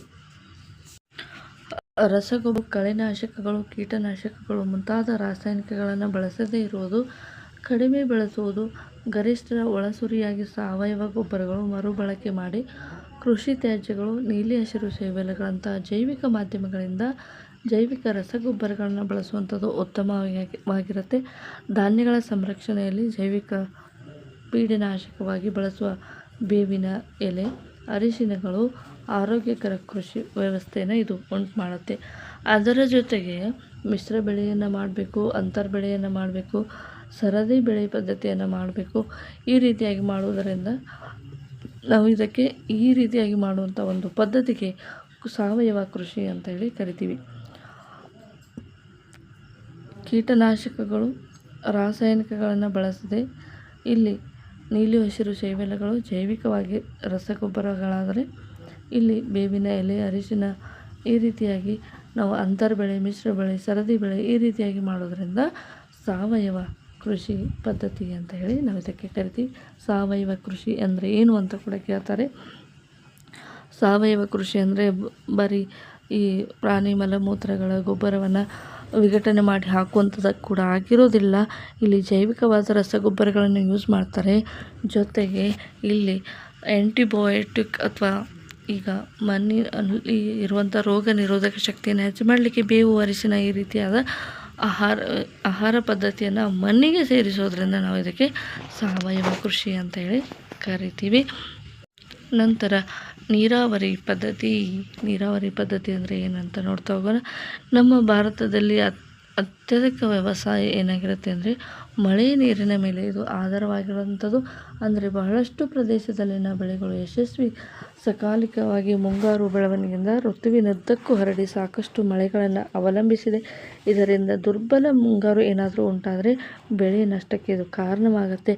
ಹಾಗಾದರೆ ಬೆಳವಣಿಗೆಯ ಋತುವಿನಲ್ಲಿ ಸರಿಯಾದ ಹಂತದಲ್ಲಿ ನೀರು ದೊರಕುವ ಭರವಸೆಯನ್ನು ಕುರಿತು ಬೆಳೆಯ ನಿರೀಕ್ಷಿತ ಇಳುವರಿಯನ್ನು ಹೆಚ್ಚಿಸಲಿಕ್ಕೆ ಇದು ಸಹಾಯ ಮಾಡುತ್ತೆ. ಅಂದರೆ ಮಳೆ ಬರದೇ ಇರುವಂಥ ಸಂದರ್ಭದಲ್ಲಿ ನಾವು ನೀರನ್ನು ಸ್ಟೋರ್ ಮಾಡಿಟ್ಕೊಂಡು ಮಳೆ ಬಂದಂಥ ಸಂದರ್ಭದಲ್ಲಿ ನೀರಿನ ಒಂದು ಅಭಿವೃದ್ಧಿ ಮಾಡಿ ಸಂಗ್ರಹಣೆ ಮಾಡಿ ಅದರ ಒಂದು ಇಳುವರಿಯನ್ನು ಹೆಚ್ಚು ಮಾಡಲಿಕ್ಕೆ ನಾವು ನೀರಿನ ಸಂಗ್ರಹಣೆ ಮಾಡ್ತಕ್ಕಂಥದ್ದು. ಇದಕ್ಕೆ ಈ ನೀರಾವರಿ ಈ ರೀತಿಯಾಗಿ ಅಳವಡಿಕೆ ಮಾಡೋದಕ್ಕೆ ನಾವು ಇದಕ್ಕೆ ಇರಿಗೇಷನ್ ಅಂತ ಹೇಳಿ ಕರಿತೀವಿ. ನೆಕ್ಸ್ಟ್ ಹೆಚ್ಚಿನ ಮಾಹಿತಿಯಾಗಿ ಒಂದು ಮಾಹಿತಿಯನ್ನು ಕೊಟ್ಟಿದ್ದಾರೆ. ಮಳೆಯ ಅನಿಯಮಿತ ಹಂಚಿಕೆ ಅಥವಾ ಕೊರತೆಯಿಂದ ಬರಗಾಲ ಉಂಟಾಗುತ್ತೆ. ಮಳೆ ಆಧಾರಿತ ವ್ಯವಸಾಯಗಳಲ್ಲಿ ರೈತರು ಬೆಳೆಯ ಉತ್ಪಾದನೆಯಲ್ಲಿ ನೀರಾವರಿಯನ್ನು ಬಳಸದೆ ಕೇವಲ ಮಳೆಯನ್ನು ಮಾತ್ರ ಅವಲಂಬಿಸುತ್ತಾರೋ ಅಲ್ಲಿ ಬರಗಾಲ ಬರುವಂಥ ಸಾಧ್ಯತೆ ಇರುತ್ತೆ. ಯಾಕಪ್ಪ ಅಂದರೆ ಅಲ್ಲಿ ಅತ್ಯಂತ ಸಡಿಲವಾದ ಮಣ್ಣು ಇರೋದರಿಂದ ಅಲ್ಲಿ ಅತಿ ಬೇಗನೆ ಆ ಮಣ್ಣಿನ ಮೂಲಕ ನೀರು ಸರಬರಾಜು ಆಗಿ ಹೋಗೋದ್ರಿಂದ ಅಲ್ಲಿ ನೀರನ್ನು ಹಿಡಿದುಕೊಳ್ಳುವಂಥ ಸಾಮರ್ಥ್ಯ ಹೊಂದಿರೋದಿಲ್ಲ. ಹಾಗಾಗಿ ಸಡಿಲು ಮಣ್ಣು ಇರುವ ಪ್ರದೇಶದಲ್ಲಿ ಬರಗಾಲ ಪರಿಸ್ಥಿತಿಯಿಂದಾಗಿ ಬೆಳೆಗಳು ಪ್ರತಿಕೂಲ ಪರಿಣಾಮವನ್ನು ಎದುರಿಸ್ತವೆ. ಹಾಗಾಗಿ ಬರಗಾಲ ಪರಿಸ್ಥಿತಿಗಳನ್ನು ಸಹಿಸುವಂಥ ಕೆಲವು ಬೆಳೆ ತಳಿಗಳನ್ನು ವೈಜ್ಞಾನಿಕವಾಗಿ ಅಭಿವೃದ್ಧಿ ಮಾಡಲಾಗುತ್ತೆ. ಅಂತಹ ಬೆಳೆಗಳನ್ನು ಇಲ್ಲಿ ಬೆಳೆಯಲಾಗುತ್ತೆ. ಹಾಗಾಗಿ ಭಾರತವು ಅತ್ಯಧಿಕ ವೈವಿಧ್ಯಮಯ ಹವಾಮಾನವನ್ನು ಹೊಂದಿದೆ. ಹಾಗಾಗಿ ವಿವಿಧ ನೀರಿನ ಸಂಪನ್ಮೂಲಗಳನ್ನು ಹೊಂದಿದೆ. ಇಂತಹ ಪರಿಸ್ಥಿತಿಗಳಲ್ಲಿ ಲಭ್ಯವಿರುವ ಹಲವು ವಿವಿಧ ನೀರಿನ ಸಂಪನ್ಮೂಲಗಳ ಆಧಾರದ ಮೇಲೆ ಕೃಷಿ ವ್ಯವಸ್ಥೆಯನ್ನು ಮಾಡಲಾಗುತ್ತೆ. ಹಾಗಾದರೆ ಯಾವೆಲ್ಲ ಕೃಷಿ ವ್ಯವಸ್ಥೆಯನ್ನು ಮಾಡಿದ್ದಾರೆ ಅಂತ ನೋಡ್ತಾ ಹೋದರೆ, ಮೊದಲು ಬಾವಿಗಳು, ಕಾಲುವೆಗಳು, ಏತ ನೀರಾವರಿ ವ್ಯವಸ್ಥೆಗಳು, ಅದರ ಜೊತೆಗೆ ಈ ಸದ್ಯಕ್ಕೆ ಹೆಚ್ಚು ಪ್ರಚಲಿತದಲ್ಲಿರುವಂಥದ್ದು ಕೃಷಿ ಹೊಂಡಗಳು. ಈ ರೀತಿಯಾಗಿ ನೀರಾವರಿಗಳನ್ನು ಮಾಡ್ಕೋತಾರೆ. ಬಾವಿಗಳಲ್ಲಿ ನೀರು ಎಲ್ಲಿಂದ ಸಂಗ್ರಹಣೆ ಆಗುತ್ತೆ ಅಂದರೆ, ಬಾವಿಗಳು ಮಣ್ಣಿನ ಪದರಾಳದಲ್ಲಿ ಮಳೆಯಾದ ನಂತರ ಆ ಮಣ್ಣಿನ ಪದರಗಳ ಮೂಲಕ ಅಲ್ಲಿ ಏನಾಗುತ್ತೆ ಅಂದರೆ ಬಾವಿಯಲ್ಲಿ ನೀರು ಸಂಗ್ರಹಣೆ ಆಗುವುದನ್ನು ನಾವು ಗಮನಿಸ್ತೀವಿ. ಈ ರೀತಿಯಾಗಿ ಗಮನಿಸಿದಾಗ ಅಲ್ಲಿ ನಾವು ಕೊಳವೆ ಬಾವಿಗಳನ್ನು, ಆಳವಾದ ಸ್ಥಳಗಳಲ್ಲಿ ನೀರಿನ ಕೊಳವೆ ಬಾವಿಗಳನ್ನು ಕೂಡ ನಾವು ಗಮನಿಸ್ತೀವಿ. ಈ ಕೊಳವೆ ಬಾವಿಗಳಿಂದ ನೀರು ನಾವು ಏನು ಮಾಡ್ತೀವಪ್ಪ ಅಂದರೆ ನೀರಿನ ಪಂಪನ್ನು ಬಳಸಿ ನೀರನ್ನು ಮೇಲೆತ್ತಲಾಗುತ್ತೆ. ಅದೇ ರೀತಿಯಾಗಿ ಕಾಲುವೆಗಳು ಅಂತಂದರೆ ಮೂಲವಾಗಿ ನದಿಗಳಿಂದ ನೀರು ಪೈಪ್ಲೈನನ್ನು ಮಾಡಿಕೊಂಡು ಕಾಲುವೆಗಳನ್ನು ಮಾಡಿ ಹೆಚ್ಚು ಜಲಾಶಯಗಳಿಂದ ನದಿಗಳಿಗೆ ನೀರನ್ನು ಪಡೆಯುವಂಥದ್ದು ಮುಖ್ಯ ಕಾಲುವೆ ಮತ್ತು ಕವಲು ಕಾಲುವೆಗಳಾಗಿ ವಿಭಜನೆ ಹೊಂದಿಸಿ ನಾಲೆಗಳ ಮೂಲಕ ಜಮೀನಿಗೆ ನೀರು ಒದಗಿಸುವಂಥ ಒಂದು ಪ್ರಕ್ರಿಯೆಗೆ ಕಾಲುವೆಗಳು ಅಂತ ಹೇಳಿ ಕರಿತೀವಿ. ನಂತರ ಸರ್ಕಾರಿ ಯೋಜಿತವಾಗಿ ವ್ಯವಸ್ಥಿತವಾಗಿ ಮಾಡಿರುವಂಥ ಏತ ನೀರಾವರಿ ವ್ಯವಸ್ಥೆಗಳು ಕೂಡ ಇರುತ್ತೆ. ಜಲಾಶಯಗಳಿಂದ ಸಾಕಷ್ಟು ನೀರಿನ ಹೊರಹರಿವು ಆಗುತ್ತೆ. ಅದನ್ನು ತಡೆಗಟ್ಟುವುದರ ಮೂಲಕ ಸರ್ಕಾರ ಕೈಗೊಂಡಿರುವಂಥ ಒಂದು ಮುಖ್ಯವಾದ ಯೋಜನೆ ಏನಾಗಿದೆ ಅಂದರೆ ಅದು ಏತ ನೀರಾವರಿ ವ್ಯವಸ್ಥೆ ಆಗಿರುತ್ತೆ. ನೀರು ಇಲ್ಲದೇ ಇರುವಂಥ ಸಂದರ್ಭದಲ್ಲಿ ಅವುಗಳಿಗೆ ಕೂಡ ನೀರನ್ನು ಒದಗಿಸುವಂಥ ಒಂದು ವ್ಯವಸ್ಥೆ ಇದಾಗುತ್ತೆ. ಜೊತೆಗೆ ಕೃಷಿ ಹೊಂಡಗಳು ಮಳೆ ಜಾಸ್ತಿ ಆದಾಗ ನೀರನ್ನು ಸಂಗ್ರಹಣೆ ಮಾಡಿ ಇಟ್ಕೊಳ್ಳುವಂಥ ಒಂದು ಪದ್ಧತಿಯನ್ನು ಕೃಷಿ ಹೊಂಡಗಳ ಮೂಲಕ ಇಲ್ಲಿ ನಾವು ಸ್ಟೋರನ್ನು ಮಾಡ್ಕೋಬೋದು. ಮಳೆಗಾಲ ಬರದೇ ಇರುವಂಥ ಸಂದರ್ಭದಲ್ಲಿ ಈ ರೀತಿಯಾಗಿ ಸಸ್ಯಗಳಿಗೆ ನೀರನ್ನು ಒದಗಿಸಿ ಭೂಮಿ ಯಾವಾಗಲೂ ಹಸಿರಾಗಿರುವಂತೆ ನೋಡ್ಕೊಳ್ಳೋಕ್ಕೆ ಇದು ಸಹಾಯ ಆಗುತ್ತೆ. ಈಗ ಕೃಷಿಯ ನೀರಿನ ಲಭ್ಯತೆಯನ್ನು ಹೆಚ್ಚಿಸಲು ಉಪಕ್ರಮಗಳು, ಮಳೆ ನೀರು ಕೊಯ್ಲು ಇದನ್ನು ಮಾಡ್ಬೋದು. ಜಲಾನಯನ ಪ್ರದೇಶಗಳ ನಿರ್ವಹಣೆ ಮಾಡ್ಬೋದು. ನೀರು ತಡೆ ಜಲಾಶಯಗಳನ್ನು ಕೂಡ ನಾವು ನಿರ್ಮಿಸಿ ಅಂತರ್ಜಲ ಮಟ್ಟವನ್ನು ಹೆಚ್ಚಿಸ್ಬೋದು. ನೀರು ತಡೆ ಜಲಾಶಯಗಳು ಮಳೆ ನೀರು ಹರಿದು ಹೋಗುವುದನ್ನು ತಡೆಗಟ್ಟಿ ಇದರಿಂದ ಮಣ್ಣಿನ ಸವಕಳಿಯೂ ಕೂಡ ಆಗದೇ ಇರುವ ಹಾಗೆ ಮಣ್ಣಿನ ಸಂರಕ್ಷಣೆ ಜೊತೆಗೆ ನೀರಿನ ಉಳಿತಾಯವೂ ಕೂಡ ಆಗುತ್ತೆ. ಈ ರೀತಿಯಾಗಿ ನೀರಾವರಿ ವ್ಯವಸ್ಥೆಯನ್ನು ನಾವು ನೋಡ್ತೇವೆ. ನೆಕ್ಸ್ಟ್ ಇಲ್ಲಿ ಆಯಿತು, ನೀರಾವರಿ ಆಯಿತು. ಇದೆಲ್ಲ ಆದ ನಂತರ ಬೆಳೆಯ ಮಾದರಿಗಳು ಯಾವ ರೀತಿಯಾಗಿ ಮಾಡ್ತಾರೆ, ಬೆಳವಣಿಗೆ ಅಭಿವೃದ್ಧಿ ಹೊಂದಿ ಹೆಚ್ಚಿನ ಇಳುವರಿಯನ್ನು ಪಡಿಬೋದು ಅಂತ ಹೇಳಿ ಡೀಟೇಲಾಗಿ ಡಿಸ್ಕಸ್ ಮಾಡ್ತಾ ಹೋಗೋಣ. ಗರಿಷ್ಠ ಲಾಭವನ್ನು ಪಡೆಯಲು ಬೇರೆ ಬೇರೆ ರೀತಿಯಾದ ಮಾದರಿಯ ಬೆಳೆ ಪದ್ಧತಿಗಳನ್ನು ಇಲ್ಲಿ ನಾವು ಬಳಸ್ಬೋದು. ಮಿಶ್ರ ಬೆಳೆ ಪದ್ಧತಿ ನೋಡಿ, ಇದು ಮಿಶ್ರ ಬೆಳೆ ಪದ್ಧತಿ ಎನ್ನುವಂಥ ಒಂದು ಡೆಫಿನೇಷನನ್ನು 2022 GPSRನಲ್ಲಿ ಕೇಳಿದರು ಪ್ರಶ್ನೆಯನ್ನು, 2 ಅಂಕದ ಪ್ರಶ್ನೆಗೆ. ಈ ಮಿಶ್ರ ಬೆಳೆ ಜೊತೆಗೆ ಇನ್ನೊಂದು ಪ್ರಶ್ನೆಯನ್ನು ಕೂಡ ಜೊತೆಗೆ ಆ್ಯಡ್ ಮಾಡಿ ಈ ರೀತಿಯಾಗಿ ಪ್ರಶ್ನೆಯನ್ನು ಕೇಳಿದರು. ಮಿಶ್ರ ಬೆಳೆ ಪದ್ಧತಿ ಅಂದರೆ ಏನು? 2 ಅಥವಾ ಅದಕ್ಕಿಂತ ಹೆಚ್ಚು ಬೆಳೆಗಳನ್ನು ಒಂದೇ ಸಮಯದಲ್ಲಿ ಭೂಮಿಯಲ್ಲಿ ಬೆಳೆಯುವಂಥದ್ದಕ್ಕೆ ಮಿಶ್ರ ಬೆಳೆ ಅಂತ ಹೇಳಿ ಕರೀತಾರೆ. ಉದಾಹರಣೆಗೆ ಗೋಧಿಯ ಜೊತೆಗೆ ಕಡಲೆಯನ್ನು ಬೆಳೆಯುವಂಥದ್ದು, ಗೋಧಿಯ ಜೊತೆಗೆ ಸಾಸಿವೆಯನ್ನು ಬೆಳೆಯುವಂಥದ್ದು, ನೆಲಗಡಲೆಯ ಜೊತೆಗೆ ಸೂರ್ಯಕಾಂತಿಯನ್ನು ಬೆಳೆಯುವಂಥದ್ದು. ಇದು ಅಪಾಯವನ್ನು ಕಡಿಮೆ ಮಾಡುತ್ತೆ. ಜೊತೆಗೆ ಯಾವುದಾದರೊಂದು ಬೆಳೆ ನಷ್ಟವಾಗುವುದರ ವಿರುದ್ಧ ಸ್ವಲ್ಪ ಮಟ್ಟಿಗೆ ಭದ್ರತೆಯನ್ನು ನೀಡಲಿಕ್ಕೆ ಈ ರೀತಿಯಾಗಿ ಮಿಶ್ರ ಬೆಳೆಯನ್ನು ಬಳಸ್ತಾರೆ. ಪ್ರಶ್ನೆಯನ್ನು ಯಾವ ರೀತಿಯಾಗಿ ಕೇಳ್ತಾರಪ್ಪ ಅಂದರೆ, ಮಿಶ್ರ ಬೆಳೆ ಪದ್ಧತಿ ಅಂದರೆ ಏನು? ಉದಾಹರಣೆ, ಒಂದು ಡೆಫಿನೇಷನ್ಗೆ 1 ಮಾರ್ಕು ಮತ್ತು ಡೆಫಿನೇಷನ್ಗೆ ಅರ್ಧ ಅಂಕ, ಉದಾಹರಣೆಗೆ ಒಂದು ಅರ್ಧ ಅಂಕ. ಒಂದು ಕ್ವಶನಲ್ಲಿ 2 ಡೆಫಿನೇಷನು ಎಕ್ಸಾಂಪಲನ್ನು ಈ ರೀತಿಯಾಗಿ ಪ್ರಶ್ನೆಯನ್ನು ಕೇಳಿರುವಂಥದ್ದನ್ನು ನಾವು ಸುಮಾರು ಸಾರಿ ನೋಡಿದ್ದೀವಿ. ಸೊ ನೆಕ್ಸ್ಟು ಅಂತರ್ ಬೇಸಾಯ ಅಂದರೆ ಏನು ಅಂತ ನೋಡ್ತಾ ಹೋಗೋಣ. ಮಿಶ್ರ ಬೆಳೆ ಪದ್ಧತಿ ಆಯಿತು. ಈಗ ಅಂತರ್ ಬೇಸಾಯ ಅಂದರೆ ಏನು?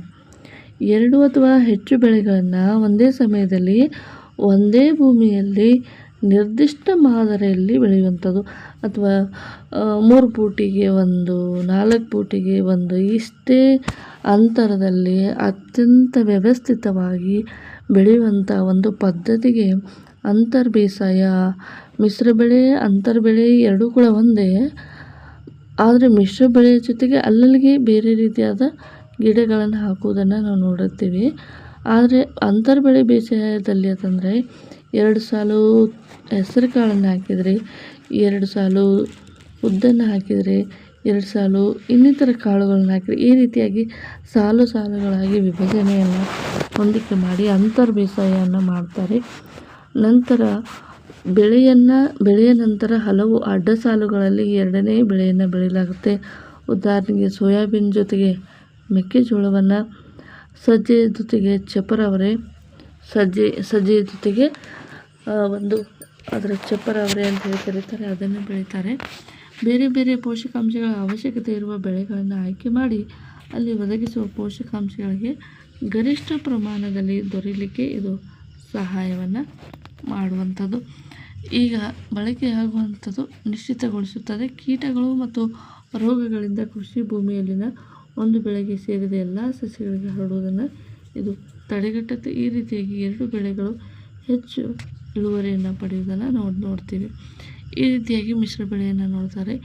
ಇಲ್ಲಿ ಚಿತ್ರವನ್ನು ಗಮನಿಸ್ತಾ ಇದ್ದರೆ ಇಲ್ಲಿ ಒಂದು ಬೇರೆ ಬೆಳೆ, ಇಲ್ಲಿ ಒಂದು ಬೇರೆ ಬೆಳೆ, ಇಲ್ಲಿ ಮತ್ತು ಡಿಸ್ಟೆನ್ಸನ್ನು ಮೇಂಟೈನ್ ಮಾಡಿ ಈ ರೀತಿಯಾಗಿ ಬೇರೆ ಬೇರೆಯಾದ ಬೆಳೆಗಳನ್ನು ಬೆಳೀಲಿಕ್ಕೆ ಅಂತರ್ ಬೇಸಾಯ ಅಂತ ಹೇಳಿ ಕರಿತೀವಿ. ಒಂದು ತುಂಡು ಭೂಮಿಯಲ್ಲಿ ಬೇರೆ ಬೇರೆ ಬೆಳೆಗಳನ್ನು ಪೂರ್ವ ನಿರ್ಧರಿತ ಅನುಕ್ರಮದಲ್ಲಿ ಬೆಳೆಯುವುದಕ್ಕೆ ಸರದಿ ಬೇಸಾಯ ಅಂತ ಹೇಳಿ ಕರೀತಾರೆ. ಸರದಿ ಬೇಸಾಯ ಅಂದರೆ ಏನು ಅಂತ ಕೂಡ ಕೇಳ್ಬೋದು.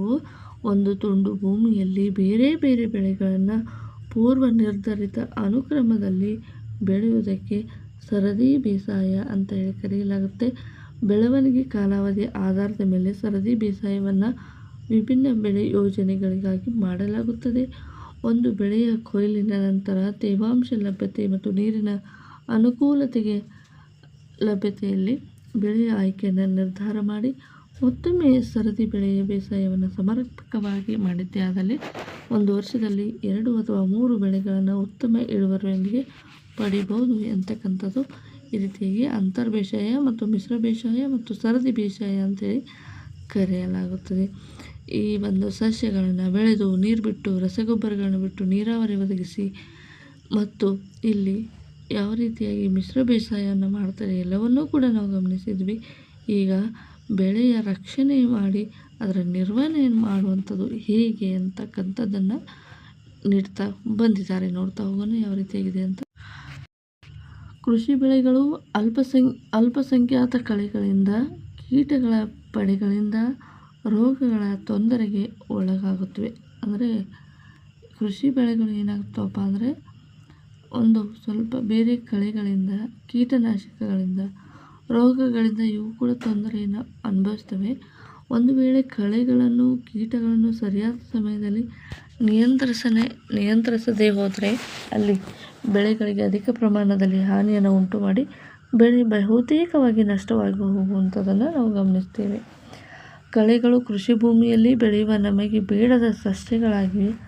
ಉದಾಹರಣೆಗೆ ಕ್ಸಾಂಥಿಯಮ್, ಪಾರ್ಥೇನಿಯಮ್, ಸೈಪರಿನಸ್, ರೋಟಂಡಸ್, ಈ ರೀತಿಯಾಗಿ ಬೇರೆ ಬೇರೆಯಾದ ಕಳೆಗಳನ್ನು ನಾವು ಗಮನಿಸ್ತೀವಿ. ಅವು ಆಹಾರ ಸ್ಥಳ ಬೆಳಕಿಗಾಗಿ ಸ್ಪರ್ಧಿಸ್ತಾ ಇರ್ತವೆ. ಕಳೆಗಳು ಪೋಷಕಾಂಶಗಳನ್ನು ಹೀರಿಕೊಂಡು ಬೆಳೆಯ ಬೆಳವಣಿಗೆಯನ್ನು ಕುಂಠಿತ ಮಾಡ್ತವೆ. ಆದ್ದರಿಂದ ಉತ್ತಮ ಇಳುವರಿಗಾಗಿ ಬೆಳೆಯ ಬೆಳವಣಿಗೆ ಪ್ರಾರಂಭಿಕ ಹಂತದಲ್ಲಿ ಕಳೆಗಳನ್ನು ಕೃಷಿ ಭೂಮಿಯಿಂದ ತೆಗೆಯುವುದು ಅಗತ್ಯವಾಗಿರುತ್ತೆ.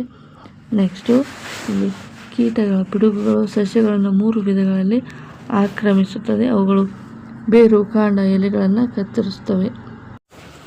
ಸಾಮಾನ್ಯವಾಗಿ ಪಿಡುಗುಗಳಿಂದ ಸಸ್ಯಗಳನ್ನು 3 ವಿಧಗಳಲ್ಲಿ ಆಕ್ರಮಿಸಲಾಗುತ್ತದೆ. ಅವು ಯಾವಪ್ಪ ಅಂದರೆ ಮೊದಲನೇದಾಗಿ ಬೇರು, ಕಾಂಡ, ಎಲೆಗಳನ್ನು ಕತ್ತರಿಸುವಂಥದ್ದು.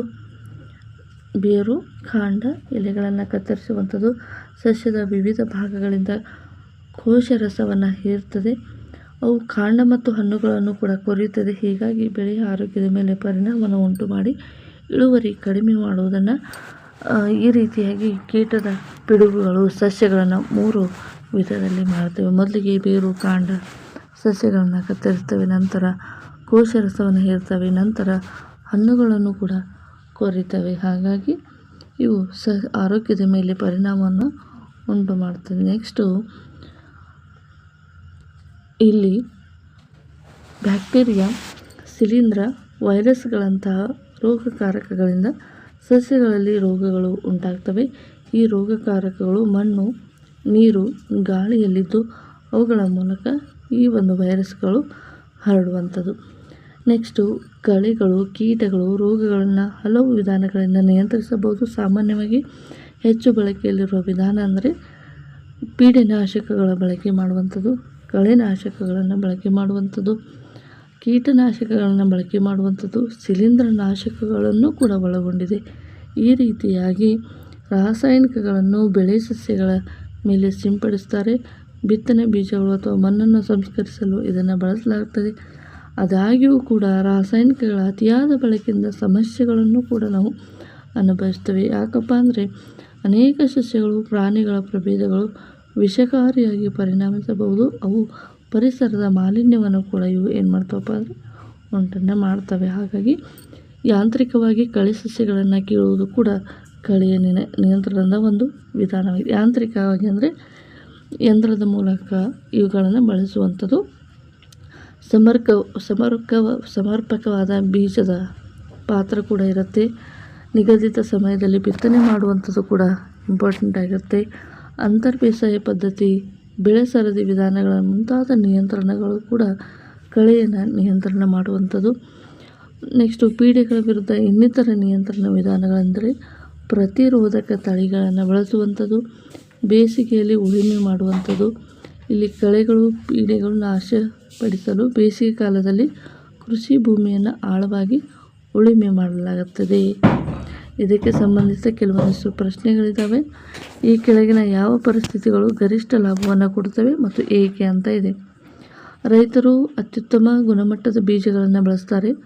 ಅವರು ನೀರಾವರಿಯನ್ನು ಅಳವಡಿಸಿಕೊಳ್ಳುವುದಿಲ್ಲ ಅಥವಾ ರಸಗೊಬ್ಬರವನ್ನು ಕೂಡ ಬಳಸಿಕೊಳ್ಳುವುದಿಲ್ಲ. ಇಲ್ಲಿ ಗರಿಷ್ಠ ಲಾಭವನ್ನು ನಾವು ಪಡಲಿಕ್ಕೆ ಸಾಧ್ಯ ಇದೆಯಾ?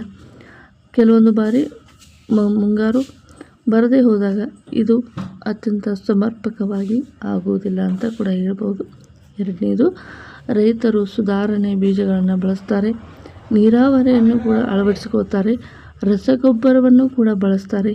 ಇಲ್ಲಿ ನಾವು ಗರಿಷ್ಠ ಲಾಭವನ್ನು ಕೊಡ್ಬೋದಾ ಅಂತ ನೋಡೋದಾದರೆ ನೋಡ್ತಾ ಹೋಗೋಣ. ಇನ್ನೊಂದಿಷ್ಟು ಆಪ್ಷನ್ಗಳಿದ್ದಾವೆ. ರೈತರು ಗುಣಮಟ್ಟದ ಬೀಜಗಳನ್ನು ಬಳಸ್ತಾರೆ, ನೀರಾವರಿಯನ್ನು ಅಳವಡಿಸ್ಕೋತಾರೆ, ರಸಗೊಬ್ಬರವನ್ನು ಕೂಡ ಬಳಸ್ತಾರೆ, ಬೆಳೆಯ ಸಂರಕ್ಷಣಾ ವಿಧಾನಗಳನ್ನು ಕೂಡ ಬಳಸ್ತಾರೆ. ನೆಕ್ಸ್ಟು, ಹತ್ತಿರದ ಉದ್ಯಾನವನ ಕೃಷಿ ಜಮೀನಿಗೆ ಭೇಟಿ ಕೊಡಿ. ಆ ಒಂದು ಪ್ರದೇಶದಲ್ಲಿ ಕಂಡುಬಂದ ಕಳೆ ಸಸ್ಯಗಳು, ಹೂವಿನ ಸಸ್ಯಗಳು, ಎಲೆ ಸಸ್ಯಗಳನ್ನು ಪಟ್ಟಿ ಮಾಡಿ, ಹೂಗಳನ್ನು ಕ್ರಿಮಿ ಕೀಟಗಳಿಂದ ಪೀಡನೆಗೆ ಒಳಗಾಗಿದ್ದರೆ ಅವುಗಳನ್ನು ಪಟ್ಟಿ ಮಾಡಿ ಅಂತ ಇದೆ. ಇಲ್ಲಿ ಯಾವ ಪರಿಸ್ಥಿತಿಯಲ್ಲಿ ತಂದಾಗ ರೈತರು ಗುಣಮಟ್ಟದ ಬೀಜಗಳ ಆಯ್ಕೆ ಮಾಡಬೇಕು, ನಂತರ ಉತ್ತಮ ನೀರಾವರಿಯನ್ನು ಬಳಸ್ಕೊಳ್ಬೇಕು, ರಸಗೊಬ್ಬರಗಳ ಬಳಕೆ ಮಾಡಬೇಕು, ಜೊತೆಗೆ ಬೆಳೆಯ ಸಂರಕ್ಷಣಾ ವಿಧಾನಗಳನ್ನು ಕೂಡ ಬಳಕೆ ಮಾಡಿದರೆ ಮಾತ್ರ ಸಮರ್ಪಕವಾದ ಗರಿಷ್ಠವಾದ ಲಾಭವನ್ನು ಕೂಡ ಪಡಿಬೋದು.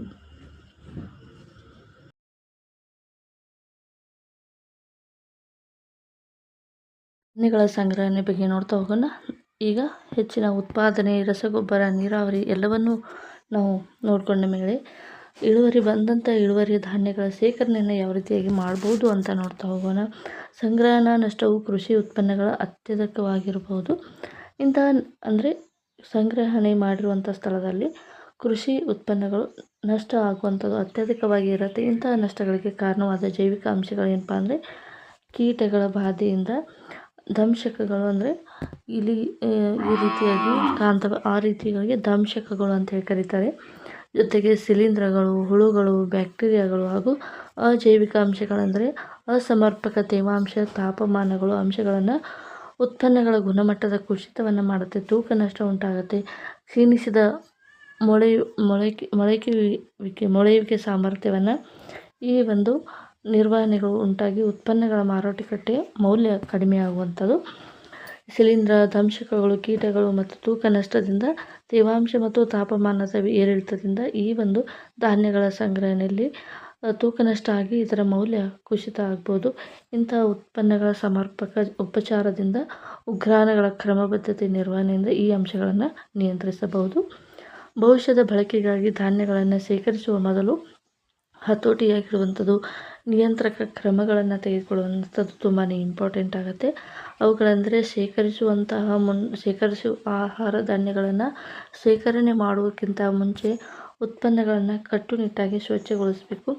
ಮೊದಲು ಸೌರ ಬಿಸಿಲಿನ ನಂತರ ನೆರಳಿನಲ್ಲಿ ಉತ್ಪನ್ನಗಳನ್ನು ಸಮರ್ಪಕವಾಗಿ ಒಣಗಿಸುವುದು. ಪೀಡೆಗಳನ್ನು ಕೊಲ್ಲಲು ರಾಸಾಯನಿಕ ಧೂಮಗಳನ್ನು ಫ್ಯೂಮಿಗೇಷನ್ ಅಂತ ಹೇಳಿ ಕರೀತಾರೆ, ಅಂಥವುಗಳನ್ನು ಬಳಸಿ ರಾಸಾಯನಿಕವಾಗಿ ಈ ಒಂದು ಕೀಟಗಳನ್ನು ಕೊಲ್ಲಬಹುದು.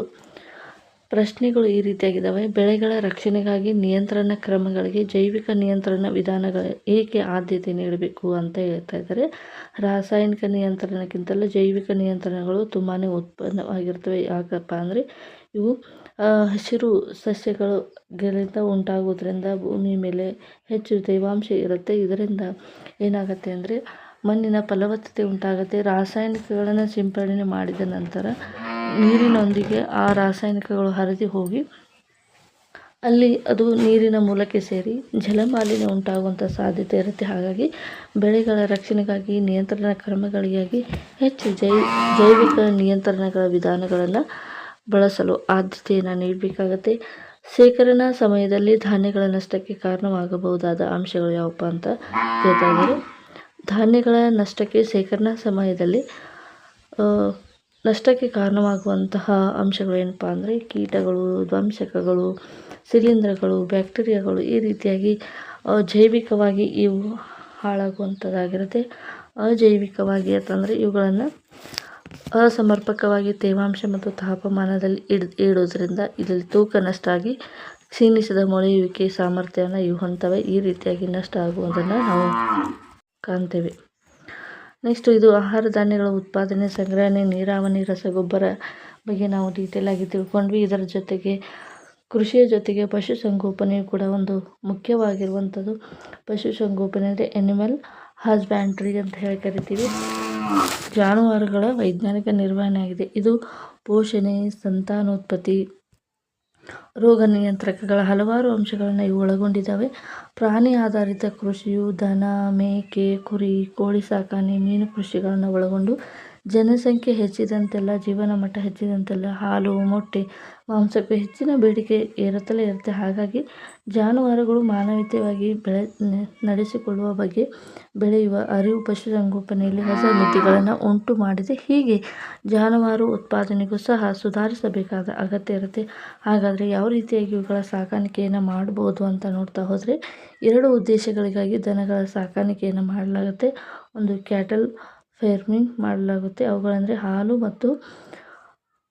ಹಾಲು ಮತ್ತು ಬರಡು ಕೃಷಿ ಕಾರ್ಯಗಳಿಗಾಗಿ ಉಳುಮೆ ಮಾಡಲು, ನೀರಾವರಿ ಮತ್ತು ಸಾಗಾಣಿಕೆ. ಭಾರತದಲ್ಲಿ ಪಶುಗಳು ಬಾಸ್ ಇಂಡಿಕಸ್, ಭಾರತದಲ್ಲಿರುವಂತಹ ಪಶುಗಳು ಇವುಗಳನ್ನು ನೇರವಾಗಿ ಎಕ್ಸಾಮ್ನಲ್ಲಿ ಕೇಳ್ಬೋದು. ಹಾಗಾಗಿ ನೆನ್ಪಿಟ್ಕೊಳ್ಳಿ, ಭಾರತದಲ್ಲಿರುವಂತಹ ಪಶುಗಳು ಬಾಸ್ ಇಂಡಿಕಸ್, ಬಾಸ್ ಬುಬಾಲಿಸ್ ಅಂತ ಹೇಳಿ ಇರ್ತವೆ. 2 ವಿಭಿನ್ನ ರೀತಿಯ ಎಮ್ಮೆ ಪ್ರಭೇದಗಳು ಇಲ್ಲಿ ಸೇರಿದ್ದಾವೆ.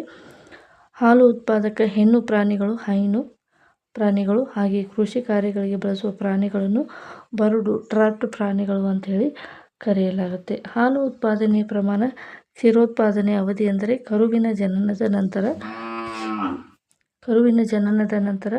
ಕ್ಷೀರೋತ್ಪಾದನಾ ಅವಧಿ ಅಂದರೆ ಕರುವಿನ ಜನನದ ನಂತರ ಕ್ಷೀರ ಉತ್ಪಾದನೆ ಅವಧಿಯ ಮೇಲೆ ಸ್ವಲ್ಪ ಮಟ್ಟಿಗೆ ಅವಲಂಬಿತವಾಗಿದೆ. ಅದರಿಂದ ಕ್ಷೀರೋತ್ಪಾದನೆ ಅವಧಿಯನ್ನು ಹೆಚ್ಚಿಸುವ ಮೂಲಕ ಹಾಲಿನ ಉತ್ಪಾದನೆಯನ್ನು ಹೆಚ್ಚಿಸಬಹುದು.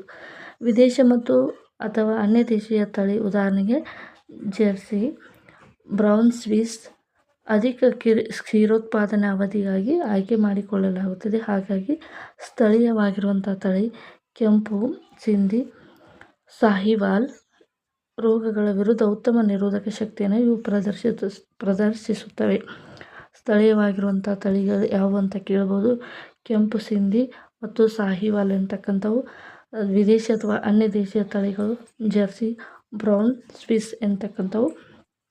ಇವು ದೇಸಿ ಮತ್ತು ಇವು ವಿದೇಶಿಗಳಾಗಿದ್ದಾವೆ. ದೇಶೀಯ ತಳಿಗಳು ಹೆಚ್ಚಿನ ರೋಗ ನಿರೋಧಕ ಶಕ್ತಿಯನ್ನು ಇವು ಪ್ರದರ್ಶಿಸುತ್ತವೆ. ಎರಡೂ ತಳಿಗಳಲ್ಲಿನ ಅಪೇಕ್ಷಿತ ಗುಣಗಳನ್ನು ಹೊಂದಿರೋದು ಎರಡೂ ತಳಿಗಳಲ್ಲಿ ಅಪೇಕ್ಷಿತ ಗುಣಗಳನ್ನು ಹೊಂದಿಕೆ ಮಾಡಿ ಅವುಗಳನ್ನು ಪಡೆಯಲು ಅವುಗಳ ಸಂಕರಣವನ್ನು ಕೂಡ ಗೊಳಿಸಿ ಉತ್ತಮವಾದ ಬ್ರೀಡನ್ನು ಬೆಳೆಯುವಂಥದ್ದನ್ನು ನಾವು ಕಾಣ್ತೀವಿ. ಈಗ ಪ್ರಾಣಿ ಉತ್ಪನ್ನಗಳ ಪೌಷ್ಟಿಕಾಂಶಗಳ ಮೌಲ್ಯವನ್ನು ತಿಳಿತಾ ಹೋಗೋಣ. ಹಾಲಿನಲ್ಲಿ ಇರುವಂತಹವು ಯಾವ ಜೀವಸತ್ವಗಳು ಎಕ್ಸಾಮ್ನಲ್ಲಿ ಕೇಳ್ತಾರೆ, ತುಂಬಾ ಇಂಪಾರ್ಟೆಂಟು.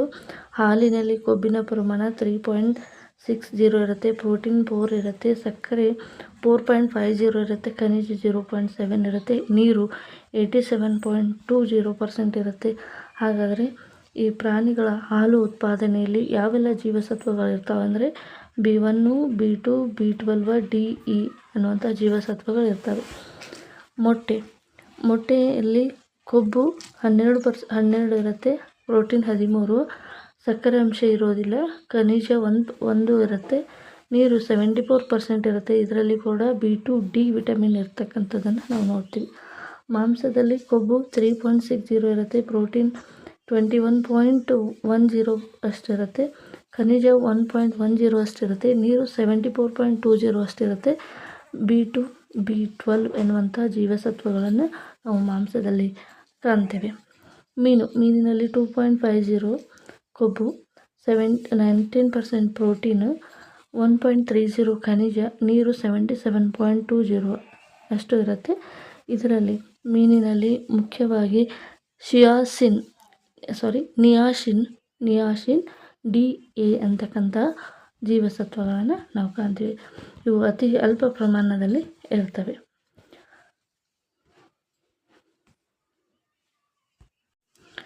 ದನಗಳ ತಳಿಯನ್ನು ಸುಧಾರಿಸಲು ಸಾಮಾನ್ಯವಾಗಿ ಯಾವ ವಿಧವನ್ನು ಬಳಸುತ್ತಾರೆ ಮತ್ತು ಏಕೆ ಅಂತ ಕೇಳ್ತಾರೆ.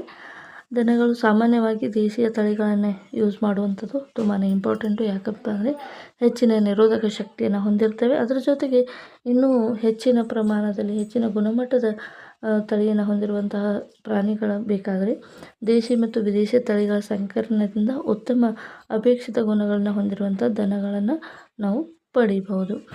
ನೆಕ್ಸ್ಟು ಪ್ರಾಣಿಗಳ ಆರೋಗ್ಯಕ್ಕಾಗಿ ಶುದ್ಧ ಹಾಲಿನ ಉತ್ಪಾದನೆಗಾಗಿ ಹಸು ಮತ್ತು ಎಮ್ಮೆಗಳ ಮಾನವೀಯ ಸಾಕಾಣಿಕೆಗಾಗಿ ಸರಿಯಾದ ಸ್ವಚ್ಛತೆ ಇರಬೇಕು, ವಸತಿ ಸೌಕರ್ಯ ಅವಶ್ಯಕತೆ ಇರಬೇಕು, ಸಡಿಲ ಕೂದಲು, ಕೊಳೆ ನಿವಾರಿಸಲು ನಿಯಮಿತವಾಗಿ ಪ್ರಾಣಿಗಳ ಮೈಯನ್ನು ಉಜ್ಜಬೇಕು, ಮೇಲ್ಛಾವಣಿ ಇರುವ ಉತ್ತಮ ವಾತಾವರಣ ವ್ಯವಸ್ಥೆ ಇರುವ ಮಳೆ, ಬಿಸಿಲು, ಚಳಿಯಿಂದ ರಕ್ಷಣೆ ಒದಗಿಸುವ ಕೊಟ್ಟಿಗೆಗಳಿರಬೇಕು, ಸೂಕ್ತವಾದ ಆಶ್ರಯವನ್ನು ಕಲ್ಪಿಸಬೇಕು, ಯಾವಾಗಲೂ ಒಣಗಿದಂತೆಯೇ ಇರಲು ಸ್ವಚ್ಛಗೊಳಿಸಲು ಅನುಕೂಲಕರವಾಗಿರುವಂಥ ಕೊಟ್ಟಿಗೆಯನ್ನು ಇಳಿಜಾರಾಗಿ ನಿರ್ವಹಣೆ ಮಾಡಬೇಕು. ನೆಕ್ಸ್ಟು ಹೈನು ಪ್ರಾಣಿಗಳ ಅಗತ್ಯತೆ ಪೂರೈಸಲು ಆಹಾರದಲ್ಲಿ 2 ರೀತಿಯಾದ ವಿಧಗಳಿದ್ದಾವೆ. ಒಂದು ನಿರ್ವಹಣಾ ಅಗತ್ಯತೆಗಳನ್ನು ಪೂರೈಸಲು ಆಹಾರ ಅಂದರೆ ಪ್ರಾಣಿಗಳ ಆರೋಗ್ಯಕರ ಜೀವನ ನಡೆಸಲು ಸಹಾಯ ಮಾಡುವ ಆಹಾರ, ಕ್ಷೀರೋತ್ಪಾದನೆ ಅಗತ್ಯಗಳನ್ನು ಪೂರೈಸುವ ಆಹಾರ, ಕ್ಷೀರೋತ್ಪಾದನೆ ಅವಧಿಯಲ್ಲಿ ಅಗತ್ಯವಿರುವ ಆಹಾರ. ಪ್ರಾಣಿಗಳ ಆಹಾರವು ನಾರಿನಂಶ, ಇವು ಸ್ಥೂಲ ನಾರು ಪದಾರ್ಥಗಳು, ಸಾಂದ್ರಕಗಳು, ಇವು ಕಡಿಮೆ ನಾರಿನಾಂಶ ಮತ್ತು ಸಾಪೇಕ್ಷಿಕವಾಗಿ ಅಧಿಕ ಮಟ್ಟದ ಪ್ರೋಟೀನ್ ಮತ್ತು ಇತರೆ ಪೋಷಕಾಂಶಗಳನ್ನು ಒಳಗೊಂಡಂತೆ ಜಾನುವಾರುಗಳಿಗೆ ಎಲ್ಲ ರೀತಿಯಾದ ಪೋಷಕಾಂಶಗಳನ್ನು ನಿಗದಿತ ಪ್ರಮಾಣದಲ್ಲಿ ಸಮತೋಲನವಾಗಿ ಆಹಾರವನ್ನು ಕೊಡುವಂಥ ಅಗತ್ಯತೆ ಇರುತ್ತೆ. ಏನೆಲ್ಲ ಕೊಡ್ತಾರೆ? ಹೈನುಗಾರಿಕೆಗಾಗಿ ಬಳಸುವಂಥ ಪ್ರಾಣಿಗಳಿಗೆ ಪ್ರಮುಖವಾಗಿ ನೀಡುವಂಥ ಆಹಾರಗಳು ಯಾವಪ್ಪ ಅಂದರೆ ನಿರ್ವಹಣಾ ಅಗತ್ಯತೆಗಳನ್ನು ಪೂರೈಸಲು ಆಹಾರ, ಆರೋಗ್ಯಕರ ಜೀವನವನ್ನು ಮಾಡಲಿಕ್ಕೆ ಅಲ್ಲಿ ಪೂರೈಸುವಂಥ ಆಹಾರ. ಪ್ರಾಣಿಗಳ ಆಹಾರವು ಹೆಚ್ಚು ನಾರಿನಾಂಶ ಇರಬೇಕು. ನೆಕ್ಸ್ಟು ಸ್ಥೂಲ ನಾರು ಪದಾರ್ಥಗಳನ್ನು ಹೊಂದಿರಬೇಕು, ಸಾಂದ್ರಕಗಳನ್ನು ಹೊಂದಿರಬೇಕು. ಈ ರೀತಿಯಾಗಿ ಪ್ರೋಟೀನ್ ಹೆಚ್ಚು ಗುಣಮಟ್ಟ ಪೋಷಕಾಂಶಗಳು ಇರುವಂಥದ್ದನ್ನು ಜಾನುವಾರುಗಳಿಗೆ ಒದಗಿಸುವುದನ್ನು ನಾವು ಕಾಣ್ತೀವಿ. ಸಮತೋಲನದ ಆಹಾರದ ಅಗತ್ಯತೆ ಯಾಕಿದೆ ಅಂತಂದರೆ ಪೌಷ್ಟಿಕ ಆಹಾರದ ಜೊತೆಗೆ ಪೋಷಕಾಂಶಗಳನ್ನು ಹೊಂದಿರುವ ಪೂರಕ ಆಹಾರಗಳು ಕೂಡ ಹೈನು ಪ್ರಾಣಿಗಳ ಆರೋಗ್ಯ ಮತ್ತು ಹಾಲಿನ ಉತ್ಪತ್ತಿಯನ್ನು ಉತ್ತೇಜಿಸುತ್ತದೆ. ದನಗಳು ಹಲವಾರು ರೋಗಗಳಿಂದ ನರಳುತ್ತಾ ಇರ್ತವೆ. ರೋಗಗಳು ಸಾವನ್ನು ಕೂಡ ಉಂಟು ಮಾಡ್ತವೆ. ಈ ರೀತಿಯಾಗಿ ಹಾಲನ್ನು ಉತ್ಪಾದನೆಯು ಕುಂಠಿತಗೊಳಿಸುತ್ತೆ. ಇದರಿಂದ ಆರೋಗ್ಯವಂತ ಪ್ರಾಣಿಯೂ ಕೂಡ ನಿಯಮಿತವಾಗಿ ಆಹಾರ ಸೇವನೆಯಿಂದ ಸಾಮಾನ್ಯವಾಗಿ ದೇಹ ಸ್ಥಿತಿಯನ್ನು ಹೊಂದಿರುತ್ತೆ. ಈ ರೀತಿಯಾಗಿ ದನಗಳಲ್ಲಿ ಪರಾವಲಂಬಿಗಳ, ಬಾಹ್ಯ ಪರಾವಲಂಬಿಗಳು, ಅಂತರ್ಪರಾವಲಂಬಿಗಳು ಅಂತೇಳಿ 2 ರೀತಿಯಾದ ವಿಧಗಳಿರ್ತವೆ. ಅಂದರೆ ಬಾಹ್ಯವಾಗಿ ತೊಂದರೆಯನ್ನು ಕೊಡುವಂಥ ಜೀವಿಗಳು ಕೂಡ ಇರ್ತವೆ, ಆಂತರಿಕವಾಗಿ ತೊಂದರೆಯನ್ನು ಕೊಡುವಂಥ ಜೀವಿಗಳು ಕೂಡ ಇರ್ತವೆ. ಬಾಹ್ಯ ಪರಾವಲಂಬಿಗಳು ಚರ್ಮದ ಮೇಲೆ ವಾಸಿಸುತ್ತಿದ್ದು ಮುಖ್ಯವಾಗಿ ಚರ್ಮ ರೋಗಗಳನ್ನು ಇವು ಉಂಟು ಮಾಡ್ತವೆ. ಹುಳುಗಳಂತಹ ಅಂತರ್ಪರಾವಲಂಬಿಗಳು ಜಠರ ಮತ್ತು ಕರಳುಗಳಲ್ಲಿ ಹೋಗಿ ಹಾನಿಯನ್ನು ಉಂಟು ಮಾಡ್ತವೆ. ಪ್ಲೋಕ್ಗಳಂಥ ಚಪ್ಪಟೆ ಹುಳುಗಳು ಯಕೃತವನ್ನು ಹಾನಿಯನ್ನು ಉಂಟು ಮಾಡುವಂತಹ ಈ ಸೋಂಕು ಪ್ಲೋಕ್ಗಳಂಥವು. ಬ್ಯಾಕ್ಟೀರಿಯಾ ಮತ್ತು ವೈರಸ್ಗಳಿಂದ ಸೋಂಕು ರೋಗಗಳು ಕೂಡ ಉಂಟಾಗ್ತವೆ. ಬ್ಯಾಕ್ಟೀರಿಯಾ ಮತ್ತು ವೈರಸ್ಗಳಿಂದ ಆಗುವ ಅನೇಕ ಪ್ರಮುಖ ರೋಗದ ವಿರುದ್ಧ ಸಾಕು ಪ್ರಾಣಿಗಳಿಗೆ ಲಸಿಕೆಯನ್ನು ಸರ್ಕಾರದಿಂದ ಮಾಡಲ್ಪಡುತ್ತೆ. ನೆಕ್ಸ್ಟು ಕೋಳಿ ಸಾಕಣೆಗೆ ಸಂಬಂಧಿಸಿದ ಹಾಗೆ ನೋಡ್ತಾ ಹೋಗೋಣ. ಮೊಟ್ಟೆ ಮತ್ತು ಕೋಳಿ ಮಾಂಸದ ಉತ್ಪಾದನೆಗಾಗಿ ಸಾಕು ಕೋಳಿಗಳನ್ನು ಬೆಳೆಸುವುದಕ್ಕಾಗಿ ಕೋಳಿ ಸಾಕಣೆಯನ್ನು ಪೌಲ್ಟ್ರಿ ಫಾರ್ಮಿಂಗ್ ಅಂತ ಹೇಳಿ ಕರೀತಾರೆ. ಮೊಟ್ಟೆಗಳ ಉತ್ಪಾದಿಸಲು ಲೇಯರ್ಸ್ ಅಥವಾ ಮಾಂಸಕ್ಕಾಗಿ ಬ್ರಾಯ್ಲರ್ಸ್ ಅಂತ ಹೇಳಿ ಕೋಳಿಗಳನ್ನು ಸುಧಾರಿತ ತಳಿಗಳನ್ನು ಅಭಿವೃದ್ಧಿಪಡಿಸಿ ಸಾಕಣೆಯನ್ನು ಮಾಡಲಾಗುತ್ತೆ. ನೋಡಿ, ಇಲ್ಲಿ ಮೊಟ್ಟೆಗಳ ಉತ್ಪಾದನೆಗಾಗಿ ಹೆಚ್ಚಾಗಿ ಬಳಸುವಂತಹ ಕೋಳಿ ಒಂದು ತಳಿ ಯಾವುದು ಅಂತ ಕೂಡ ಕೇಳ್ತಾರೆ. ಲೇಯರ್ಸ್ ಅಂತಕ್ಕಂಥದ್ದು. ಮಾಂಸಕ್ಕಾಗಿ ಬಳಸುವಂಥ ಕೋಳಿಗಳು ಯಾವಪ್ಪ ಅಂದರೆ ಬ್ರಾಯ್ಲರ್ಸ್ ಅಂತ ಹೇಳಿ 2 ವಿಭಿನ್ನ ತಳಿಗಳನ್ನು ಇಲ್ಲಿ ಅಳವಡಿಕೆ ಮಾಡ್ಕೊತಾರೆ. ಈ ಕೆಳಗಿನಂಥ ಅಪೇಕ್ಷಿತವಾದ ಗುಣಗಳಿಗೆ ಭಾರತೀಯ ಸ್ವದೇಶ ತಳಿಗಳಿಗೆ ಉದಾಹರಣೆ ಯಾವಪ್ಪ ಅಂದರೆ ಆಶಿಲ್ ಎಂತಕ್ಕಂಥವು. ವಿದೇಶಿ ಅಂತಂದರೆ ಅವು ಲೆಗ್ ಹಾರ್ನ್, ಸ್ವದೇಶಿ ಆಶಿಲ್ ಎಂತಕ್ಕಂಥವು. ಈ ತಳಿಗಳನ್ನು ಸಂಕಲನಗೊಳಿಸಿ ಹೊಸ ತಳಿಗಳ ಅಭಿವೃದ್ಧಿಯನ್ನು ಕೇಂದ್ರೀಕರಿಸಿ ತಳಿ ಸುಧಾರಣೆಯನ್ನು ಕೈಗೊಳ್ಳಲಾಗುತ್ತೆ. ಇವುಗಳಲ್ಲಿ ನಾವು ಬಳಸುವಂಥ ಅಪೇಕ್ಷಿತ ಗುಣಗಳು ಯಾವಪ್ಪ ಅಂದರೆ ಕೋಳಿ ಮರಿಗಳ ಸಂಖ್ಯೆ ಮತ್ತು ಗುಣಮಟ್ಟವನ್ನು ಹೆಚ್ಚಿಸುವುದು.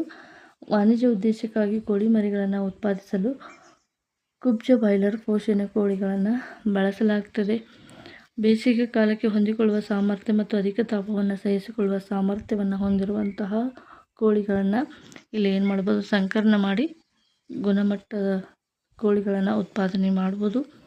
ಕಡಿಮೆ ನಿರ್ವಹಣೆ ಬೇಡುವ ಅವಶ್ಯಕತೆ ಅಂದರೆ ಹೆಚ್ಚು ನಿರ್ವಹಣೆ ಇಲ್ಲದೆ ಇರುವಂತಹ ಕೋಳಿಗಳ ಒಂದು ಅವಶ್ಯಕತೆಯನ್ನು ಪೂರೈಸುವಂಥದ್ದನ್ನು ನೋಡ್ಬೋದು. ಕೃಷಿಯ ಉಪ ಉತ್ಪನ್ನಗಳಿಂದ ರೂಪಿಸಿದ ಹೆಚ್ಚಿನ ನಾರಿನಾಂಶವಿರುವ ಅಗ್ಗದ ಆಹಾರವನ್ನು ಬಳಸುವ ಸಾಮರ್ಥ್ಯದೊಂದಿಗೆ ಮೊಟ್ಟೆ ಇಡುವ ಪಕ್ಷಿಗಳ ಗಾತ್ರವನ್ನು ಕಡಿಮೆ ಮಾಡುವಿಕೆ.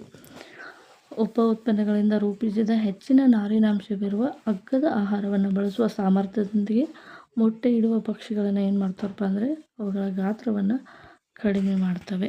ಈ ರೀತಿಯಾಗಿ ಅಪೇಕ್ಷಿತ ಗುಣಲಕ್ಷಣಗಳನ್ನು ಈ ರೀತಿಯಾಗಿ ನಾವು ಮಾಡ್ಬೋದು. ಇಲ್ಲಿ ಚಿತ್ರವನ್ನು ಕೊಟ್ಟಿದ್ದಾರೆ. ಈ ರೀತಿಯಾಗಿರುವಂಥ ಕೋಳಿಗಳಿಗೆ ದೇಶೀಯ ಕೋಳಿಗಳು ಅಂತೇಳಿ ಕರೀತಾರೆ. ಲೆಗ್ ಹಾರ್ನ್ ಈ ರೀತಿಯಾಗಿರುತ್ತೆ. ಇದು ವಿದೇಶಿ ತಳಿಯ ಕೋಳಿ ಆಗಿರುತ್ತೆ. ಭಾರತದಲ್ಲಿ ಪೋಲ್ಟ್ರಿ ಹಕ್ಕಿಗಳು ಅತ್ಯಂತ ಸಮರ್ಥ ಪರಿವರ್ತಕಗಳಾಗಿವೆ. ಕಡಿಮೆ ನಾರಿನಾಂಶವುಳ್ಳ ಆಹಾರ ಪದಾರ್ಥಗಳನ್ನು ಅತಿ ಹೆಚ್ಚಿನ ಪೋಷಕಾಂಶವುಳ್ಳ ಪ್ರಾಣಿ ಪ್ರೋಟೀನ್ ಆಹಾರವಾಗಿ ಪರಿವರ್ತಿಸುತ್ತದೆ ಎಂಬುದು ಆಶ್ಚರ್ಯಕರವಾದ ಒಂದು ಸಂಗತಿಯಾಗಿದೆ. ನೆಕ್ಸ್ಟು ಇಲ್ಲಿ ಕೊಟ್ಟಿರುವಂಥ ಹೇಳಿಕೆಯನ್ನು ನಿಮ್ಮ ಒಂದು ಅನಿಸಿಕೆಯಲ್ಲಿ ಸಮರ್ಪಕವಾಗಿ ಬರೆಯಿರಿ ಅಂತ ಇದೆ. ಅತಿ ಹೆಚ್ಚು ಪೋಷಕಾಂಶ ಇರುವಂಥ ಪ್ರಾಣಿಯಂತೆ ಕಡಿಮೆ ನಾರಿನಾಂಶ ಆಹಾರವನ್ನು ನೀಡುವಂಥದ್ದು. ಪೋಲ್ಟ್ರಿ ಹಕ್ಕಿಗಳ ಸಮರ್ಥಕ ಪರಿವರ್ತನೆಗಳಾಗಿ ಈ ರೀತಿಯಾಗಿ ಮಾಡಬಹುದು. ನಿಮ್ಮ ಅನಿಸಿಕೆ ಏನಿದೆ ಅಂತ ಹೇಳಿ ಚರ್ಚಿಸಿ ಅಂತ ಪ್ರಶ್ನೆಯನ್ನು ಕೊಟ್ಟಿರುವಂಥದ್ದು. ಮೊಟ್ಟೆ ಮತ್ತು ಬಾಯ್ಲರ್ಗಳ ಉತ್ಪಾದನೆಯನ್ನು ಯಾವ ರೀತಿಯಾಗಿ ಮಾಡ್ತಾರೆ ಅಂತ ನೋಡ್ತಾ ಹೋದಾಗ, ಮೊಟ್ಟೆ ಮತ್ತು ಮಾಂಸಗಳ ಉತ್ಪಾದನೆ ಒಳ್ಳೆಯ ಬೆಳವಣಿಗೆ ದರ, ಉತ್ತಮ ಪೋಷಣಾ ಸಾಮರ್ಥ್ಯವನ್ನು ಪಡೆಯಲು ಬಾಯ್ಲರ್ ಕೋಳಿಗಳಿಗೆ ವಿಟಮಿನ್ ಸಮೃದ್ಧವಾದ ಆಹಾರವನ್ನು ನೀಡಬೇಕು. ಬಾಯ್ಲರ್ ಕೋಳಿಗಳಿಗೆ ನೀಡಬೇಕು. ಮರಣದ ಪ್ರಮಾಣವನ್ನು ತಪ್ಪಿಸಲು ಉದುರಿದ ಗರಿಗಳ ಹಾಗೂ ಕೋಳಿಗಳ ಮೃತದೇಹದ ಸೂಕ್ಷ್ಮ ವಿಲೇವಾರಿಗಳಿಗಾಗಿ ಕಾಳಜಿಯನ್ನು ವಹಿಸಬೇಕಾಗತ್ತೆ. ಅವುಗಳನ್ನು ಬಾಯ್ಲರ್ ಅಂದರೆ ಮಾಂಸದ ಕೋಳಿಗಳಂತ ಹೇಳಿ ಕರೀತಾರೆ. ಬಾಯ್ಲರ್ ಅಂತಂದರೆ ಮಾಂಸದ ಕೋಳಿಗಳು. ಮಾಂಸದ ಉದ್ದೇಶಕ್ಕಾಗಿಯೇ ಮಾರುಕಟ್ಟೆಗೆ ಇವುಗಳನ್ನು ಕಳಿಸಲಾಗುತ್ತೆ. ಅದೇ ರೀತಿಯಾಗಿ ಪೋಲ್ಟ್ರಿ ಹಕ್ಕಿಗಳ ಉತ್ತಮವಾದ ಉತ್ಪಾದನೆಗಾಗಿ ಉತ್ತಮ ನಿರ್ವಹಣಾ ಅಭ್ಯಾಸಗಳನ್ನು ಪ್ರಮುಖವಾಗುತ್ತದೆ. ಇದು ತಾಪಮಾನದ ನಿರ್ವಹಣೆ, ಕೋಳಿಗಳ ವಸತಿ ಮತ್ತು ಕೋಳಿ ಆಹಾರಗಳಲ್ಲಿ ನೈರ್ಮಲ್ಯ ಕಾಪಾಡುವಂಥದ್ದು, ರೋಗಗಳು, ಪೀಡೆಗಳು ತಡೆಗಟ್ಟುವಿಕೆ ನಿಯಂತ್ರಣಗಳನ್ನು ಇದು ಒಳಗೊಂಡಿರುತ್ತೆ. ಬಾಯ್ಲರ್ ಕೋಳಿಗಳ ವಸತಿ, ಪೋಷಣೆ, ಪರಿಸರದ ಅಗತ್ಯತೆಗಳು ಮೊಟ್ಟೆ ಇಡುವ ಕೋಳಿಗಳಿಗಿಂತ ಭಿನ್ನವಾಗಿರ್ತವೆ. ಬಾಯ್ಲರ್ ಕೋಳಿಗಳ ಪಡಿತರವು ದಿನನಿತ್ಯದ ಆಹಾರದ ಅಗತ್ಯತೆ, ಸಾಕಷ್ಟು ಕೊಬ್ಬು, ಪ್ರೋಟೀನ್ ಸಮೃದ್ಧವಾಗಿರುತ್ತದೆ. ಪೋಲ್ಟ್ರಿ ಹಕ್ಕಿಗಳ ಆಹಾರದಲ್ಲಿ ಜೀವಸತ್ವ ಎ, ಕೆಗಳು ಅಧಿಕ ಮಟ್ಟದಲ್ಲಿ ಇರುತ್ತೆ. ಕೇಳ್ಬೋದು ಈ ರೀತಿಯಾದ ಪ್ರಶ್ನೆಗಳನ್ನು. ಪೋಲ್ಟ್ರಿ ಹಕ್ಕಿಗಳಲ್ಲಿ ಹೆಚ್ಚಾಗಿ ಕಂಡುಬರುವಂಥ ಜೀವಸತ್ವಗಳು ಯಾವುವು ಅಂತ ಕೇಳ್ಬೋದು. ಅದು ಎ ಮತ್ತು ಕೆ ಆಗಿರುತ್ತೆ. ಬಾಯ್ಲರ್ ಹಕ್ಕಿಗಳು ಇಲ್ಲಿ ಸಾಕಷ್ಟು ಕೊಬ್ಬು ಮತ್ತು ಪ್ರೋಟೀನ್ ಸಮೃದ್ಧವಾಗಿರ್ತವೆ ಅಂತ ಕೂಡ ಕೇಳ್ತಾರೆ. ಪೋಲ್ಟ್ರಿ ಹಕ್ಕಿಗಳು ವೈರಸ್, ಬ್ಯಾಕ್ಟೀರಿಯಾ, ಶಿಲೀಂಧ್ರ, ಪರಾವಲಂಬಿಗಳಿಂದ ಉಂಟಾಗುವ ಹಲವಾರು ರೋಗಗಳಿಂದ, ಪೋಷಕಾಂಶಗಳ ಕೊರತೆಯಿಂದ ನರಳುತ್ತಾ ಇರ್ತವೆ. ಸಮರ್ಪಕವಾದ ಸ್ವಚ್ಛತೆ ಇರುವುದಿಲ್ಲ. ನೈರ್ಮಲ್ಯ, ನಿಯಮಿತ ಕಾಲಗಳಲ್ಲಿ ಸೋಂಕು ನಿವಾರಕ ಸಿಂಪಡಣೆಗಳನ್ನು ಬಳಸುವಂಥದ್ದು, ಸೂಕ್ತ ಲಸಿಕೆಗಳ ಮೂಲಕ ಸಾಂಕ್ರಾಮಿಕ ರೋಗಗಳನ್ನು ತಡೆಗಟ್ಟುವಂಥದ್ದು, ಏಕಾಏಕಿ ಕಾಣಿಸಿಕೊಳ್ಳುವ ಪೋಲ್ಟ್ರಿ ಹಕ್ಕಿಗಳ ನಷ್ಟವನ್ನು ಕೂಡ ಇದು ಕಡಿಮೆ ಮಾಡ್ಬೋದು. ಈ ರೀತಿಯಾಗಿ ಪೋಲ್ಟ್ರಿ ಹಕ್ಕಿಗಳ ಮತ್ತು ಬಾಯ್ಲರ್ ಹಕ್ಕಿಗಳನ್ನು ನಿರ್ವಹಣೆಯನ್ನು ಮಾಡೋದು. ನೆಕ್ಸ್ಟು ಮೀನು ಉತ್ಪಾದನೆ.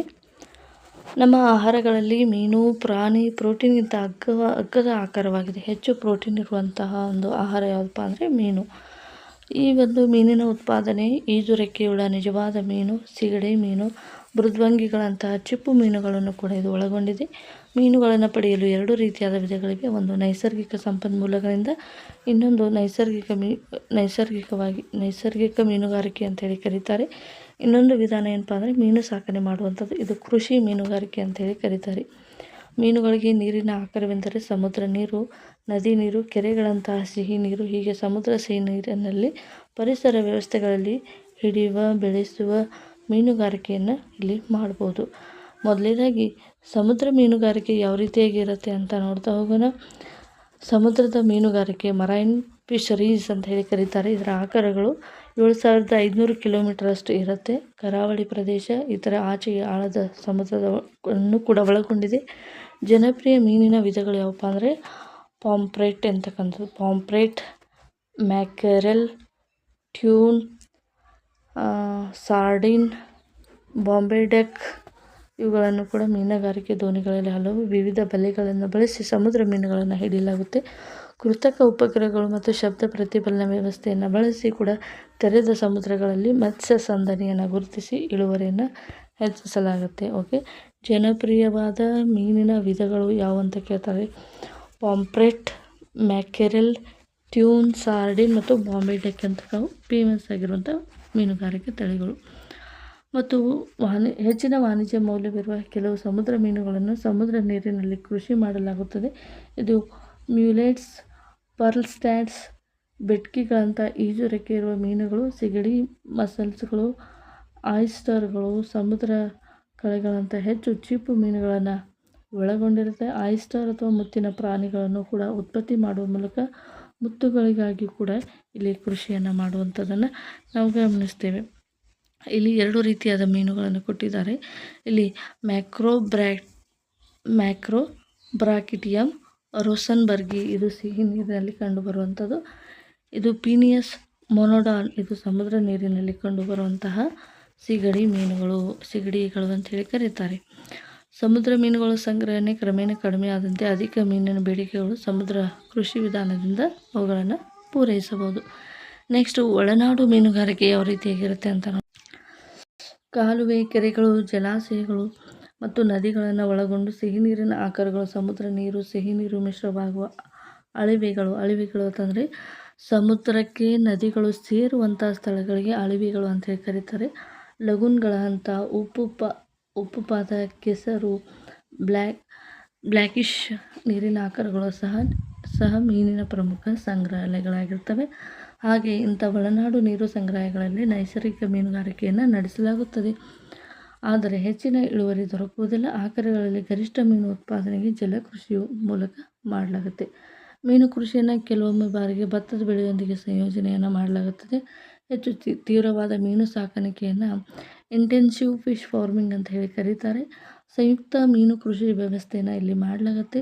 ಸ್ಥಳೀಯ ಮತ್ತು ವಿದೇಶ ಮೀನುಗಳಿಗೆ ಪ್ರಭೇದಗಳನ್ನು ಇಲ್ಲಿ ಬೆಳೆಸಲಾಗುತ್ತದೆ. ಇಂತಹ ಒಂದು ವ್ಯವಸ್ಥೆಯನ್ನು 5 ಅಥವಾ 6 ಮೀನುಗಳ ಪ್ರಭೇದಗಳನ್ನು ಒಂದೇ ಸಂಯೋಜನೆಯಲ್ಲಿ ನೀರುಕೊಳದಲ್ಲಿ ಬಳಸಲಾಗುತ್ತೆ. ವಿಭಿನ್ನ ಆಹಾರ ಅಭ್ಯಾಸವಿರುವ ಆಹಾರಕ್ಕಾಗಿ ತಮ್ಮೊಳಗೆ ಸ್ಪರ್ಧಿಸದಂತಹ ಮೀನಿನ ಪ್ರಭೇದಗಳನ್ನು ಆಯ್ಕೆ ಮಾಡಲಾಗುತ್ತೆ. ಇದರ ಪರಿಣಾಮವಾಗಿ ಕೊಳದ ಎಲ್ಲ ಭಾಗಗಳಲ್ಲೂ ಕೂಡ ಆಹಾರ ಲಭ್ಯವಿರುವಂಥದ್ದು. ಕಾಟ್ಲಾ ಮೀನುಗಳು ನೀರಿನ ಮೇಲ್ಮೈಯಲ್ಲಿನ ಆಹಾರವನ್ನು ಸೇವಿಸಿದರೆ, ರೋಹು ಮೀನುಗಳು ಕೊಳದ ಮಧ್ಯಭಾಗದ ಆಹಾರವನ್ನು ಸೇವನೆಯನ್ನು ಮಾಡ್ತವೆ. ಮತ್ತು ಮೃಗ್ಯಾಲ್ ಮೀನುಗಳು ಅನ್ನುವಂಥವು ಸಾಮಾನ್ಯ ಕಾರ್ಪ್ ಕೊಳದ ತಳಭಾಗದಲ್ಲಿ ಆಹಾರವನ್ನು ಸೇವಿಸ್ತವೆ. ಹುಲ್ಲು ಕಾರ್ಪ್ಗಳ ಕಳೆಯನ್ನು ಕೂಡ ಕೆಲವೊಮ್ಮೆ ಬಾರಿ ಸೇವಿಸ್ತವೆ. ಒಟ್ಟಾಗಿ ನೀರಿನ ಪ್ರಭೇದಗಳು ಕೊಳದಲ್ಲಿರುವ ಎಲ್ಲ ಆಹಾರವನ್ನು ಪರಸ್ಪರ ಸ್ಪರ್ಧೆ ಇಲ್ಲದೆ ಬಳಸಿಕೊಳ್ಳಬಹುದು. ಈ ರೀತಿಯಾಗಿ ಕೊಳದಲ್ಲಿ ಮೀನಿನ ಇಳುವರಿಯನ್ನು ಮಾಡ್ಬೋದು.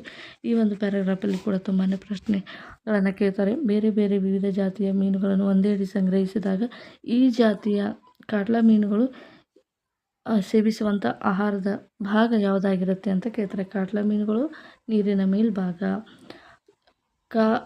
ಕಾಟ್ಲಾ ಅಂದರೆ ಮೇಲಿನ ಭಾಗ, ರೋಹು ಅಂದರೆ ಮಧ್ಯದ ಭಾಗ, ಮೃಗ್ಯಾಲ್ ಅಂತಂದರೆ ತಳಭಾಗದಲ್ಲಿರುವಂತಹ ಆಹಾರವನ್ನು ಸೇವಿಸ್ತವೆ.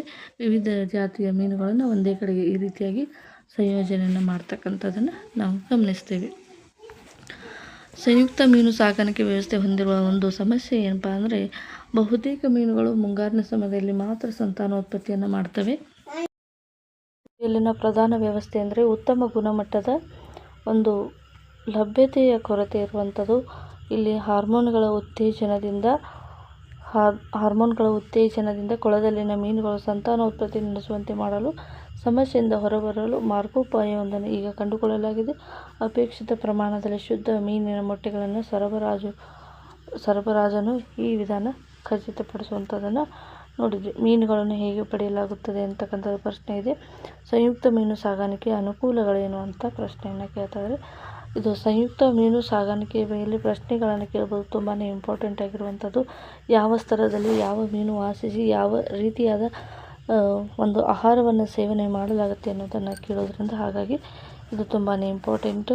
ಸೊ ಆವಾಗಲೇ ನಾವು ಹೇಳಿದ್ವಿ, ಕಾಟ್ಲಾ ಮೀನು ನೀರಿನ ಮೇಲ್ಮೈ ಮೇಲೆ, ರೋಹು ಮೀನುಗಳು ನೀರಿನ ಕೊಳದ ಮಧ್ಯದಲ್ಲಿರುವಂಥದ್ದು, ಮೃಗ್ಯಾಲ್ ಮೀನುಗಳು ಸಾಮಾನ್ಯ ಕಾರ್ಪ್ ಕೊಳದ ತಳಭಾಗದಲ್ಲಿ ಇರುವಂಥ ಆಹಾರವನ್ನು ಸೇವಿಸುವಂಥ ಈ ರೀತಿಯಾಗಿ ವಿಭಿನ್ನ ರೀತಿಯಾದ ಮೀನುಗಳನ್ನು ನಾವು ಸಂಯುಕ್ತ ಮೀನು ಸಾಕಾಣಿಕೆ ಅಂತ ಹೇಳಿ ಕರಿತೀವಿ.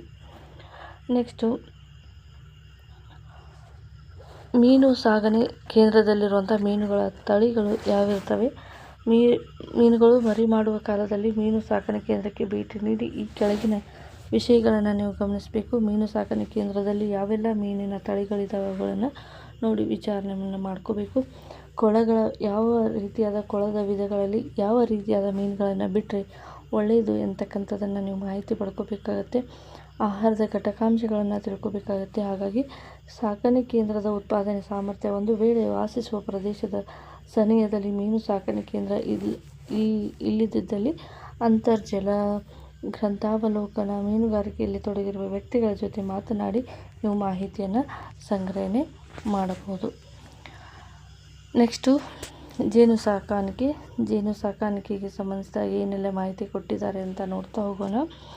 ಜೇನುತುಪ್ಪವನ್ನು ವ್ಯಾಪಕವಾಗಿ ಬಳಸುತ್ತಾರೆ. ಆದ್ದರಿಂದ ಜೇನುತುಪ್ಪದ ಉತ್ಪಾದನೆಗೆ ಜೇನು ಸಾಕಣೆ ಮಾಡುವುದು ಕೃಷಿ ಉದ್ಯಮವಾಗಿದೆ. ಜೇನು ಸಾಕಣೆಗೆ ಕಡಿಮೆ ಬಂಡವಾಳ ಅಗತ್ಯವಿರುವುದರಿಂದ ಕೃಷಿಕರು ಹೆಚ್ಚು ಇಳುವರಿ ಆದಾಯ ತರುವಂತೆ ಬಳಸಿಕೊಳ್ಳಲಾಗುತ್ತದೆ. ಜೇನುತುಪ್ಪದ ಜೊತೆಗೆ ಜೇನುಗೂಡು ಮೇಣದ ಆಕಾರವಾಗಿದ್ದು ಇದನ್ನು ಔಷಧ ತಯಾರಿಕೆಯಲ್ಲಿ ಈ ಜೇನುಗೂಡಿನ ಮೇಣವನ್ನು ಬಳಸಲಾಗುತ್ತದೆ. ಜೇನು ಸಾಕಾಣಿಕೆ ಕಡಿಮೆ ಬಂಡವಾಳದಲ್ಲಿ ಅಗತ್ಯವಿರುವಂತಹ ಕೃಷಿಕರು ಇವುಗಳನ್ನು ತೆಗೆದುಕೊಂಡು ಜೇನುತುಪ್ಪದ ಜೊತೆಗೆ ಜೇನುಗೂಡು ಮೇಣದ ಆಕಾರವಾಗಿದ್ದು ಇವುಗಳನ್ನು ಔಷಧ ತಯಾರಿಕೆಯಲ್ಲಿ ಬಳಸಲಾಗುತ್ತದೆ. ಜೇನುತುಪ್ಪದ ವಾಣಿಜ್ಯ ಉತ್ಪಾದನೆಗಾಗಿ ಬಳಸುವಂಥ ಸ್ಥಳೀಯ ತಳಿಗಳೆಂದರೆ ಎಪಿಸ್ ಸೆರೆನಾ ಇಂಡಿಕಾ.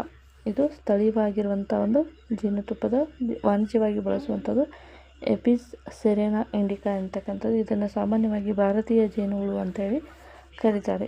ಇದು ತುಂಬಾ ಇಂಪಾರ್ಟೆಂಟ್ ಆಗಿರುವಂಥದ್ದು.